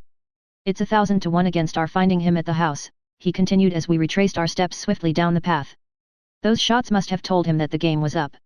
We were some distance off, and this fog may have deadened them. He followed the hound to call him off, of that you may be certain. No, he's gone by this time, but we'll search the house and make sure." The front door was open, so we rushed in and hurried from room to the amazement of a doddering old man-servant, who met us in the passage. There was no light save in the dining room, but Holmes caught up the lamp and left no corner of the house unexplored. No sign could we see of the man whom we were chasing. On the upper floor, however, one of the bedroom doors was locked. "There's someone in here," cried Lestrade. "I can hear a movement. Open this door." A faint moaning and rustling came from within. Holmes struck the door just over the lock with the flat of his foot and it flew open. Pistol in hand, we all 3 rushed into the room. But there was no sign within it of that desperate and defiant villain whom we expected to see. Instead we were faced by an object so strange and so unexpected that we stood for a moment staring at it in amazement. The room had been fashioned into a small museum, and the walls were lined by a number of glass-topped cases full of that collection of butterflies and moths the formation of which had been the relaxation of this complex and dangerous man. In the center of this room there was an upright beam, which had been placed at some period as a support for the old worm-eaten bulk of timber which spanned the roof. To this post a figure was tied, so swathed and muffled in the sheets which had been used to secure it that one could not for the moment tell whether it was that of a man or a woman. One towel passed round the throat and was secured at the back of the pillar. Another covered the lower part of the face, and over it two dark eyes, eyes full of grief and shame and a dreadful questioning, stared back at us. In a minute we had torn off the gag, unswathed the bonds, and Mrs. Stapleton sank upon the floor in front of us. As her beautiful head fell upon her chest I saw the clear red wheel of a whiplash across her neck. "The brute!" cried Holmes. "Here, Lestrade, your brandy bottle, put her in the chair, she has fainted from ill usage and exhaustion." She opened her eyes again. "Is he safe?" she asked. "Has he escaped?" "He cannot escape us, madam." "No, no, I did not mean my husband Sir Henry. Is he safe?" "Yes." "And the hound?" "It is dead." She gave a long sigh of satisfaction. Thank God, oh, this villain, see how he has treated me." She shot her arms out from her sleeves, and we saw with horror that they were all mottled with bruises. "But this is nothing, nothing, it is my mind and soul that he has tortured and defiled. I could endure it all, ill usage, solitude, a life of deception, everything, as long as I could still cling to the hope that I had his love, but now I know that in this also I have been his dupe and his tool." She broke into passionate sobbing as she spoke. "You bear him no good will, madam," said Holmes. "Tell us then where we shall find him if you have ever aided him in evil, help us now and so atone." "There is but one place where he can have fled," she answered. "There is an old tin mine on an island in the heart of the mire. It was there that he kept his hound, and there also he had made preparations so that he might have a refuge. That is where he would fly." The fog bank lay like white wool against the window. Holmes held the lamp towards it. "See," said he. "No one could find his way into the Grimpen Mire tonight." She laughed and clapped her hands. Her eyes and teeth gleamed with fierce merriment. "He may find his way in, but never out," she cried. "How can he see the guiding wands tonight? We planted them together, he and I, to mark the pathway through the mire. Oh, if I could only have plucked them out today, then indeed you would have had him at your mercy." It was evident to us that all pursuit was in vain until the fog had lifted. Meanwhile we left Lestrade in possession of the house while Holmes and I went back with the baronet to Baskerville Hall. The story of the Stapletons could no longer be withheld from him, but he took the blow bravely when he learned the truth about the woman whom he had loved. But the shock of the night's adventures had shattered his nerves, and before morning he lay delirious in a high fever under the care of Dr. Mortimer. The two of them were destined to travel together round the world before Sir Henry had become once more the hale, hearty man that he had been before he became master of that ill-omened estate.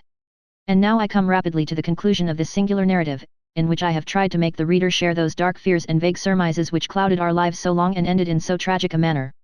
On the morning after the death of the hound the fog had lifted and we were guided by Mrs. Stapleton to the point where they had found a pathway through the bog. It helped us to realize the horror of this woman's life when we saw the eagerness and joy with which she laid us on her husband's track. We left her standing upon the thin peninsula of firm, peaty soil which tapered out into the widespread bog. From the end of it a small wand planted here and there showed where the path zigzagged from tuft to tuft of rushes among those green-scummed pits and foul quagmires which barred the way to the stranger. Rank reeds and lush, slimy water plants sent an odor of decay and a heavy miasmatic vapor onto our faces, while a false step plunged us more than once thigh-deep into the dark, quivering mire, which shook for yards in soft undulations around our feet. Its tenacious grip plucked at our heels as we walked, and when we sank into it it was as if some malignant hand was tugging us down into those obscene depths, so grim and purposeful was the clutch in which it held us. Once only we saw a trace that someone had passed that perilous way before us. From amid a tuft of cotton grass which bore it up out of the slime some dark thing was projecting. Holmes sank to his waist as he stepped from the path to seize it, and had we not been there to drag him out he could never have set his foot upon firm land again. He held an old black boot in the air. "Myers, Toronto," was printed on the leather inside. "It is worth a mud bath," said he. "It is our friend Sir Henry's missing boot. Thrown there by Stapleton in his flight." Exactly, he retained it in his hand after using it to set the hound upon the track. He fled when he knew the game was up, still clutching it, and he hurled it away. At this point of his flight we know at least that he came so far in safety. But more than that we were never destined to know, though there was much which we might surmise. There was no chance of finding footsteps in the mire, for the rising mud oozed swiftly in upon them, but as we at last reached firmer ground beyond the morass we all looked eagerly for them. But no slightest sign of them ever met our eyes. If the earth told a true story, then Stapleton never reached that island of refuge towards which he struggled through the fog upon that last night. Somewhere in the heart of the great Grimpen Mire, down in the foul slime of the huge morass which had sucked him in, this cold and cruel-hearted man is forever buried. Many traces we found of him in the bog-girt island where he had hid his savage ally. A huge driving wheel and a shaft half filled with rubbish showed the position of an abandoned mine. Beside it were the crumbling remains of the cottages of the miners, driven away no doubt by the foul reek of the surrounding swamp. In one of these a staple and chain with a quantity of gnawed bones showed where the animal had been confined. A skeleton with a tangle of brown hair adhering to it lay among the debris. A dog, said Holmes. By Jove, a curly-haired spaniel. Poor Mortimer will never see his pet again. Well, I do not know that this place contains any secret which we have not already fathomed. He could hide his hound, but he could not hush its voice, and hence came those cries which even in daylight were not pleasant to hear. On an emergency he could keep the hound in the outhouse at Merripit, but it was always a risk, and it was only on the supreme day, which he regarded as the end of all his efforts, that he dared do it. This paste in the tin is no doubt the luminous mixture with which the creature was dogged. It was suggested, of course, by the story of the family hellhound, and by the desire to frighten old Sir Charles to death. No wonder the poor devil of a convict ran and screamed, even as our friend did, and as we ourselves might have done, when he saw such a creature bounding through the darkness of the moor upon his track. It was a cunning device, for, apart from the chance of driving your victim to his death, what peasant would venture to inquire too closely into such a creature should he get sight of it, as many have done, upon the moor? I said it in London, Watson, and I say it again now, that never yet have we helped to hunt down a more dangerous man than he who is lying yonder. He swept his long arm towards the huge mottled expanse of green splotched bog which stretched away until it merged into the russet slopes of the moor. Chapter 15. A Retrospection. It was the end of November, and Holmes and I sat, upon a raw and foggy night, on either side of a blazing fire in our sitting room in Baker Street. Since the tragic upshot of our visit to Devonshire he had been engaged in two affairs of the utmost importance, in the first of which he had exposed the atrocious conduct of Colonel Upwood in connection with the famous card scandal of the Nonpareil Club, while in the second he had defended the unfortunate Madame Montpensier from the charge of murder which hung over her in connection with the death of her stepdaughter, Mlle Carey, the young lady who, as it will be remembered, was found 6 months later alive and married in New York. My friend was in excellent spirits over the success which had attended a succession of difficult and important cases, so that I was able to induce him to discuss the details of the Baskerville mystery. I had waited patiently for the opportunity, for I was aware that he would never permit cases to overlap, and that his clear and logical mind would not be drawn from its present work to dwell upon memories of the past. Sir Henry and Dr. Mortimer were, however, in London, on their way to that long voyage which had been recommended for the restoration of his shattered nerves. They had called upon us that very afternoon, so that it was natural that the subject should come up for discussion. The whole course of events, said Holmes, from the point of view of the man who called himself Stapleton, was simple and direct, although to us, who had no means in the beginning of knowing the motives of his actions and could only learn part of the facts, it all appeared exceedingly complex. I have had the advantage of 2 conversations with Mrs. Stapleton, and the case has now been so entirely cleared up that I am not aware that there is anything which has remained a secret to us. You will find a few notes upon the matter under the heading B in my indexed list of cases. Perhaps you would kindly give me a sketch of the course of events from memory.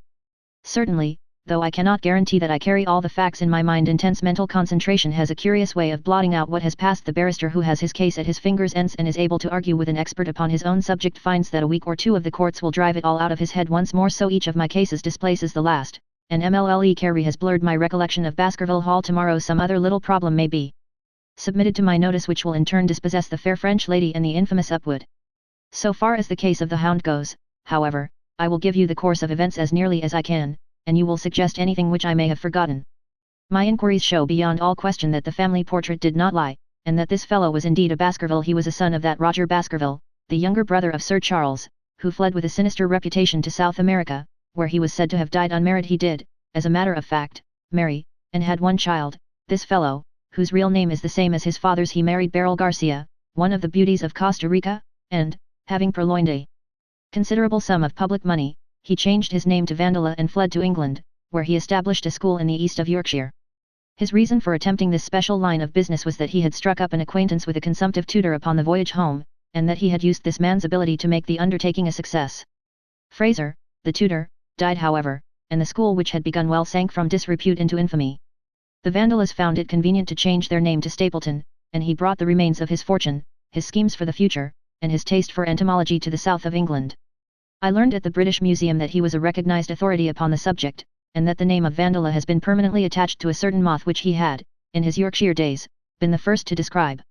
We now come to that portion of his life which has proved to be of such intense interest to us. The fellow had evidently made inquiry and found that only 2 lives intervened between him and a valuable estate when he went to Devonshire. His plans were, I believe, exceedingly hazy, but that he meant mischief from the first is evident from the way in which he took his wife with him in the character of his sister. The idea of using her as a decoy was clearly already in his mind, though he may not have been certain how the details of his plot were to be arranged. He meant in the end to have the estate, and he was ready to use any tool or run any risk for that end. His first act was to establish himself as near to his ancestral home as he could, and his second was to cultivate a friendship with Sir Charles Baskerville and with the neighbours. The baronet himself told him about the family hound, and so prepared the way for his own death. Stapleton, as I will continue to call him, knew that the old man's heart was weak and that a shock would kill him so much. He had learned from Dr. Mortimer. He had heard also that Sir Charles was superstitious and had taken this grim legend very seriously. His ingenious mind instantly suggested a way by which the baronet could be done to death, and yet it would be hardly possible to bring home the guilt to the real murderer. Having conceived the idea, he proceeded to carry it out with considerable finesse. An ordinary schemer would have been content to work with a savage hound. The use of artificial means to make the creature diabolical was a flash of genius upon his part. The dog he bought in London from Ross and Mangles, the dealers in Fulham Road. It was the strongest and most savage in their possession. He brought it down by the North Devon line and walked a great distance over the moors so as to get it home, without exciting any remarks. He had already on his insect hunts learned to penetrate the Grimpen mire, and so had found a safe hiding place for the creature. Here he kennelled it and waited his chance. But it was some time coming. The old gentleman could not be decoyed outside of his grounds at night. Several times Stapleton lurked about with his hound, but without avail. It was during these fruitless quests that he, or rather his ally, was seen by peasants, and that the legend of the demon dog received a new confirmation. He had hoped that his wife might lure Sir Charles to his ruin, but here she proved unexpectedly independent. She would not endeavour to entangle the old gentleman in a sentimental attachment which might deliver him over to his enemy. Threats and even, I am sorry to say, blows refused to move her. She would have nothing to do with it, and for a time Stapleton was at a deadlock. He found a way out of his difficulties through the chance that Sir Charles, who had conceived a friendship for him, made him the minister of his charity. In the case of this unfortunate woman, Mrs. Laura Lyons, by representing himself as a single man, he acquired complete influence over her, and he gave her to understand that in the event of her obtaining a divorce from her husband he would marry her. His plans were suddenly brought to a head by his knowledge that Sir Charles was about to leave the Hall on the advice of Dr. Mortimer, with whose opinion he himself pretended to coincide. He must act at once, or his victim might get beyond his power. He therefore put pressure upon Mrs. Lyons to write this letter, imploring the old man to give her an interview on the evening before his departure for London. He then, by a specious argument, prevented her from going, and so had the chance for which he had waited. Driving back in the evening from Coombe Tracey, he was in time to get his hound, to treat it with his infernal paint, and to bring the beast round to the gate, at which he had reason to expect that he would find the old gentleman waiting. The dog, incited by its master, sprang over the wicket gate and pursued the unfortunate baronet, who fled screaming down the yew alley in that gloomy tunnel. It must indeed have been a dreadful sight to see that huge black creature, with its flaming jaws and blazing eyes, bounding after its victim. He fell dead at the end of the alley from heart disease and terror. The hound had kept upon the grassy border while the baronet had run down the path, so that no track but the man's was visible. On seeing him lying still, the creature had probably approached to sniff at him, but finding him dead had turned away again. It was then that it left the print which was actually observed by Dr. Mortimer. The hound was called off and hurried away to its lair in the Grimpen mire. And a mystery was left which puzzled the authorities, alarmed the countryside, and finally brought the case within the scope of our observation. So much for the death of Sir Charles Baskerville. You perceive the devilish cunning of it, for really it would be almost impossible to make a case against the real murderer. His only accomplice was one who could never give him away, and the grotesque, inconceivable nature of the device only served to make it more effective. Both of the women concerned in the case, Mrs. Stapleton and Mrs. Laura Lyons, were left with a strong suspicion against Stapleton. Mrs. Stapleton knew that he had designs upon the old man, and also of the existence of the hound. Mrs. Lyons knew neither of these things, but had been impressed by the death occurring at the time of an uncancelled appointment which was only known to him.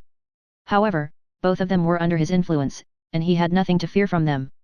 The first half of his task was successfully accomplished, but the more difficult still remained.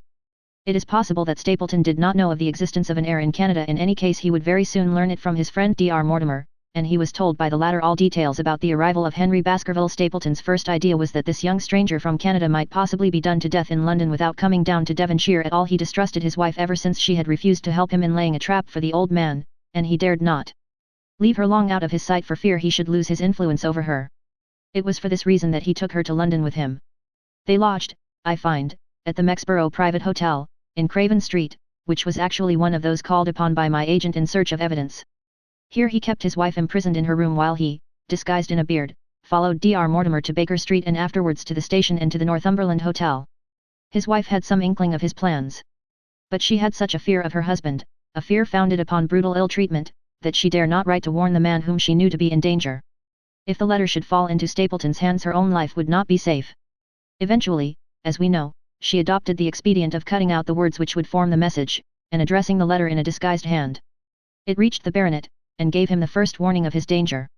It was very essential for Stapleton to get some article of Sir Henry's attire so that, in case he was driven to use the dog, he might always have the means of setting him upon his track with characteristic promptness and audacity. He set about this at once, and we cannot doubt that the boots or chambermaid of the hotel was well bribed to help him in his design by chance. However, the first boot which was procured for him was a new one and, therefore, useless for his purpose. He then had it returned and obtained another, a most instructive incident, since it proved conclusively to my mind that we were dealing with a real hound, as no other supposition could explain this anxiety to obtain an old boot and this indifference to a new one. The more outre and grotesque an incident is, the more carefully it deserves to be examined, and the very point which appears to complicate a case is, when duly considered and scientifically handled, the one which is most likely to elucidate it. Then we had the visit from our friends next morning, shadowed always by Stapleton in the cab. From his knowledge of our rooms and of my appearance, as well as from his general conduct, I am inclined to think that Stapleton's career of crime has been by no means limited to this single Baskerville affair. It is suggestive that during the last 3 years there have been 4 considerable burglaries in the West Country, for none of which was any criminal ever arrested. The last of these, at Folkestone Court, in May, was remarkable for the cold-blooded pistoling of the page, who surprised the masked and solitary burglar. I cannot doubt that Stapleton recruited his waning resources in this fashion, and that for years he has been a desperate and dangerous man. We had an example of his readiness of resource that morning when he got away from us so successfully, and also of his audacity in sending back my own name to me through the cabman. From that moment he understood that I had taken over the case in London, and that therefore there was no chance for him there. He returned to Dartmoor and awaited the arrival of the baronet. "One moment," said I. "You have, no doubt, described the sequence of events correctly, but there is one point which you have left unexplained. What became of the Hound when its master was in London?" I have given some attention to this matter and it is undoubtedly of importance. There can be no question that Stapleton had a confidant, though it is unlikely that he ever placed himself in his power by sharing all his plans with him. There was an old manservant at Merripit House, whose name was Anthony. His connection with the Stapletons can be traced for several years, as far back as the schoolmastering days, so that he must have been aware that his master and mistress were really husband and wife. This man has disappeared and has escaped from the country. It is suggestive that Anthony is not a common name in England, while Antonio is so in all Spanish or Spanish-American countries. The man, like Mrs. Stapleton herself, spoke good English, but with a curious lisping accent. I have myself seen this old man cross the Grimpen Mire by the path which Stapleton had marked out. It is very probable, therefore, that in the absence of his master it was he who cared for the Hound, though he may never have known the purpose for which the beast was used. The Stapletons then went down to Devonshire, whither they were soon followed by Sir Henry. And you, one word now as to how I stood myself at that time. It may possibly recur to your memory that when I examined the paper upon which the printed words were fastened I made a close inspection for the watermark. In doing so I held it within a few inches of my eyes, and was conscious of a faint smell of the scent known as white jessamine. There are 75 perfumes, which it is very necessary that a criminal expert should be able to distinguish from each other, and cases have more than once within my own experience depended upon their prompt recognition. The scent suggested the presence of a lady, and already my thoughts began to turn towards the Stapletons. Thus I had made certain of the Hound, and had guessed at the criminal before ever we went to the West Country. It was my game to watch Stapleton. It was evident, however, that I could not do this if I were with you, since he would be keenly on his guard. I deceived everybody, therefore, yourself included, and I came down secretly when I was supposed to be in London. My hardships were not so great as you imagined, though such trifling details must never interfere with the investigation of a case. I stayed for the most part at Coombe Tracey, and only used the hut upon the moor when it was necessary to be near the scene of action. Cartwright had come down with me, and in his disguise as a country boy he was of great assistance to me. I was dependent upon him for food and clean linen. When I was watching Stapleton, Cartwright was frequently watching you, so that I was able to keep my hand upon all the strings. I have already told you that your reports reached me rapidly, being forwarded instantly from Baker Street to Coombe Tracey. They were of great service to me, and especially that one incidentally truthful piece of biography of Stapleton's. I was able to establish the identity of the man and the woman and knew at last exactly how I stood. The case had been considerably complicated through the incident of the escaped convict and the relations between him and the Barrymores. This also you cleared up in a very effective way, though I had already come to the same conclusions from my own observations. By the time that you discovered me upon the moor I had a complete knowledge of the whole business, but I had not a case which could go to a jury. Even Stapleton's attempt upon Sir Henry that night, which ended in the death of the unfortunate convict, did not help us much in proving murder against our man. There seemed to be no alternative but to catch him red-handed, and to do so we had to use Sir Henry, alone and apparently unprotected. As a bait we did so, and at the cost of a severe shock to our client we succeeded in completing our case and driving Stapleton to his destruction. That Sir Henry should have been exposed to this is, I must confess, a reproach to my management of the case, but we had no means of foreseeing the terrible and paralyzing spectacle which the beast presented, nor could we predict the fog which enabled him to burst upon us at such short notice. We succeeded in our object at a cost which both the specialist and Dr. Mortimer assure me will be a temporary one. A long journey may enable our friend to recover not only from his shattered nerves but also from his wounded feelings. His love for the lady was deep and sincere, and to him the saddest part of all this black business was that he should have been deceived by her.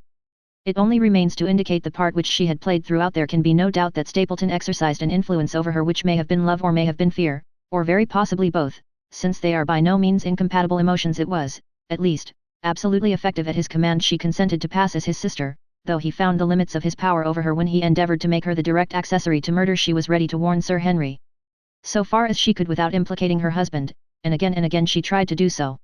Stapleton himself seems to have been capable of jealousy, and when he saw the baronet paying court to the lady, even though it was part of his own plan, still he could not help interrupting with a passionate outburst which revealed the fiery soul which his self-contained manners so cleverly concealed. By encouraging the intimacy he made it certain that Sir Henry would frequently come to Merripit House and that he would sooner or later get the opportunity which he desired. On the day of the crisis, however, his wife turned suddenly against him. She had learned something of the death of the convict, and she knew that the Hound was being kept in the outhouse on the evening that Sir Henry was coming to dinner. She taxed her husband with his intended crime, and a furious scene followed in which he showed her for the first time that she had a rival in his love. Her fidelity turned in an instant to bitter hatred, and he saw that she would betray him. He tied her up, therefore, that she might have no chance of warning Sir Henry, and he hoped, no doubt, that when the whole countryside put down the baronet's death to the curse of his family, as they certainly would do, he could win his wife back to accept an accomplished fact and to keep silent upon what she knew. In this I fancy that in any case he made a miscalculation, and that, if we had not been there, his doom would none the less have been sealed. A woman of Spanish blood does not condone such an injury so lightly. And now, my dear Watson, without referring to my notes, I cannot give you a more detailed account of this curious case. I do not know that anything essential has been left unexplained. He could not hope to frighten Sir Henry to death as he had done the old uncle with his bogey hound. The beast was savage and half-starved. If its appearance did not frighten its victim to death, at least it would paralyze the resistance which might be offered. No doubt there only remains one difficulty. If Stapleton came into the succession, how could he explain the fact that he, the heir, had been living unannounced under another name so close to the property? How could he claim it without causing suspicion and inquiry?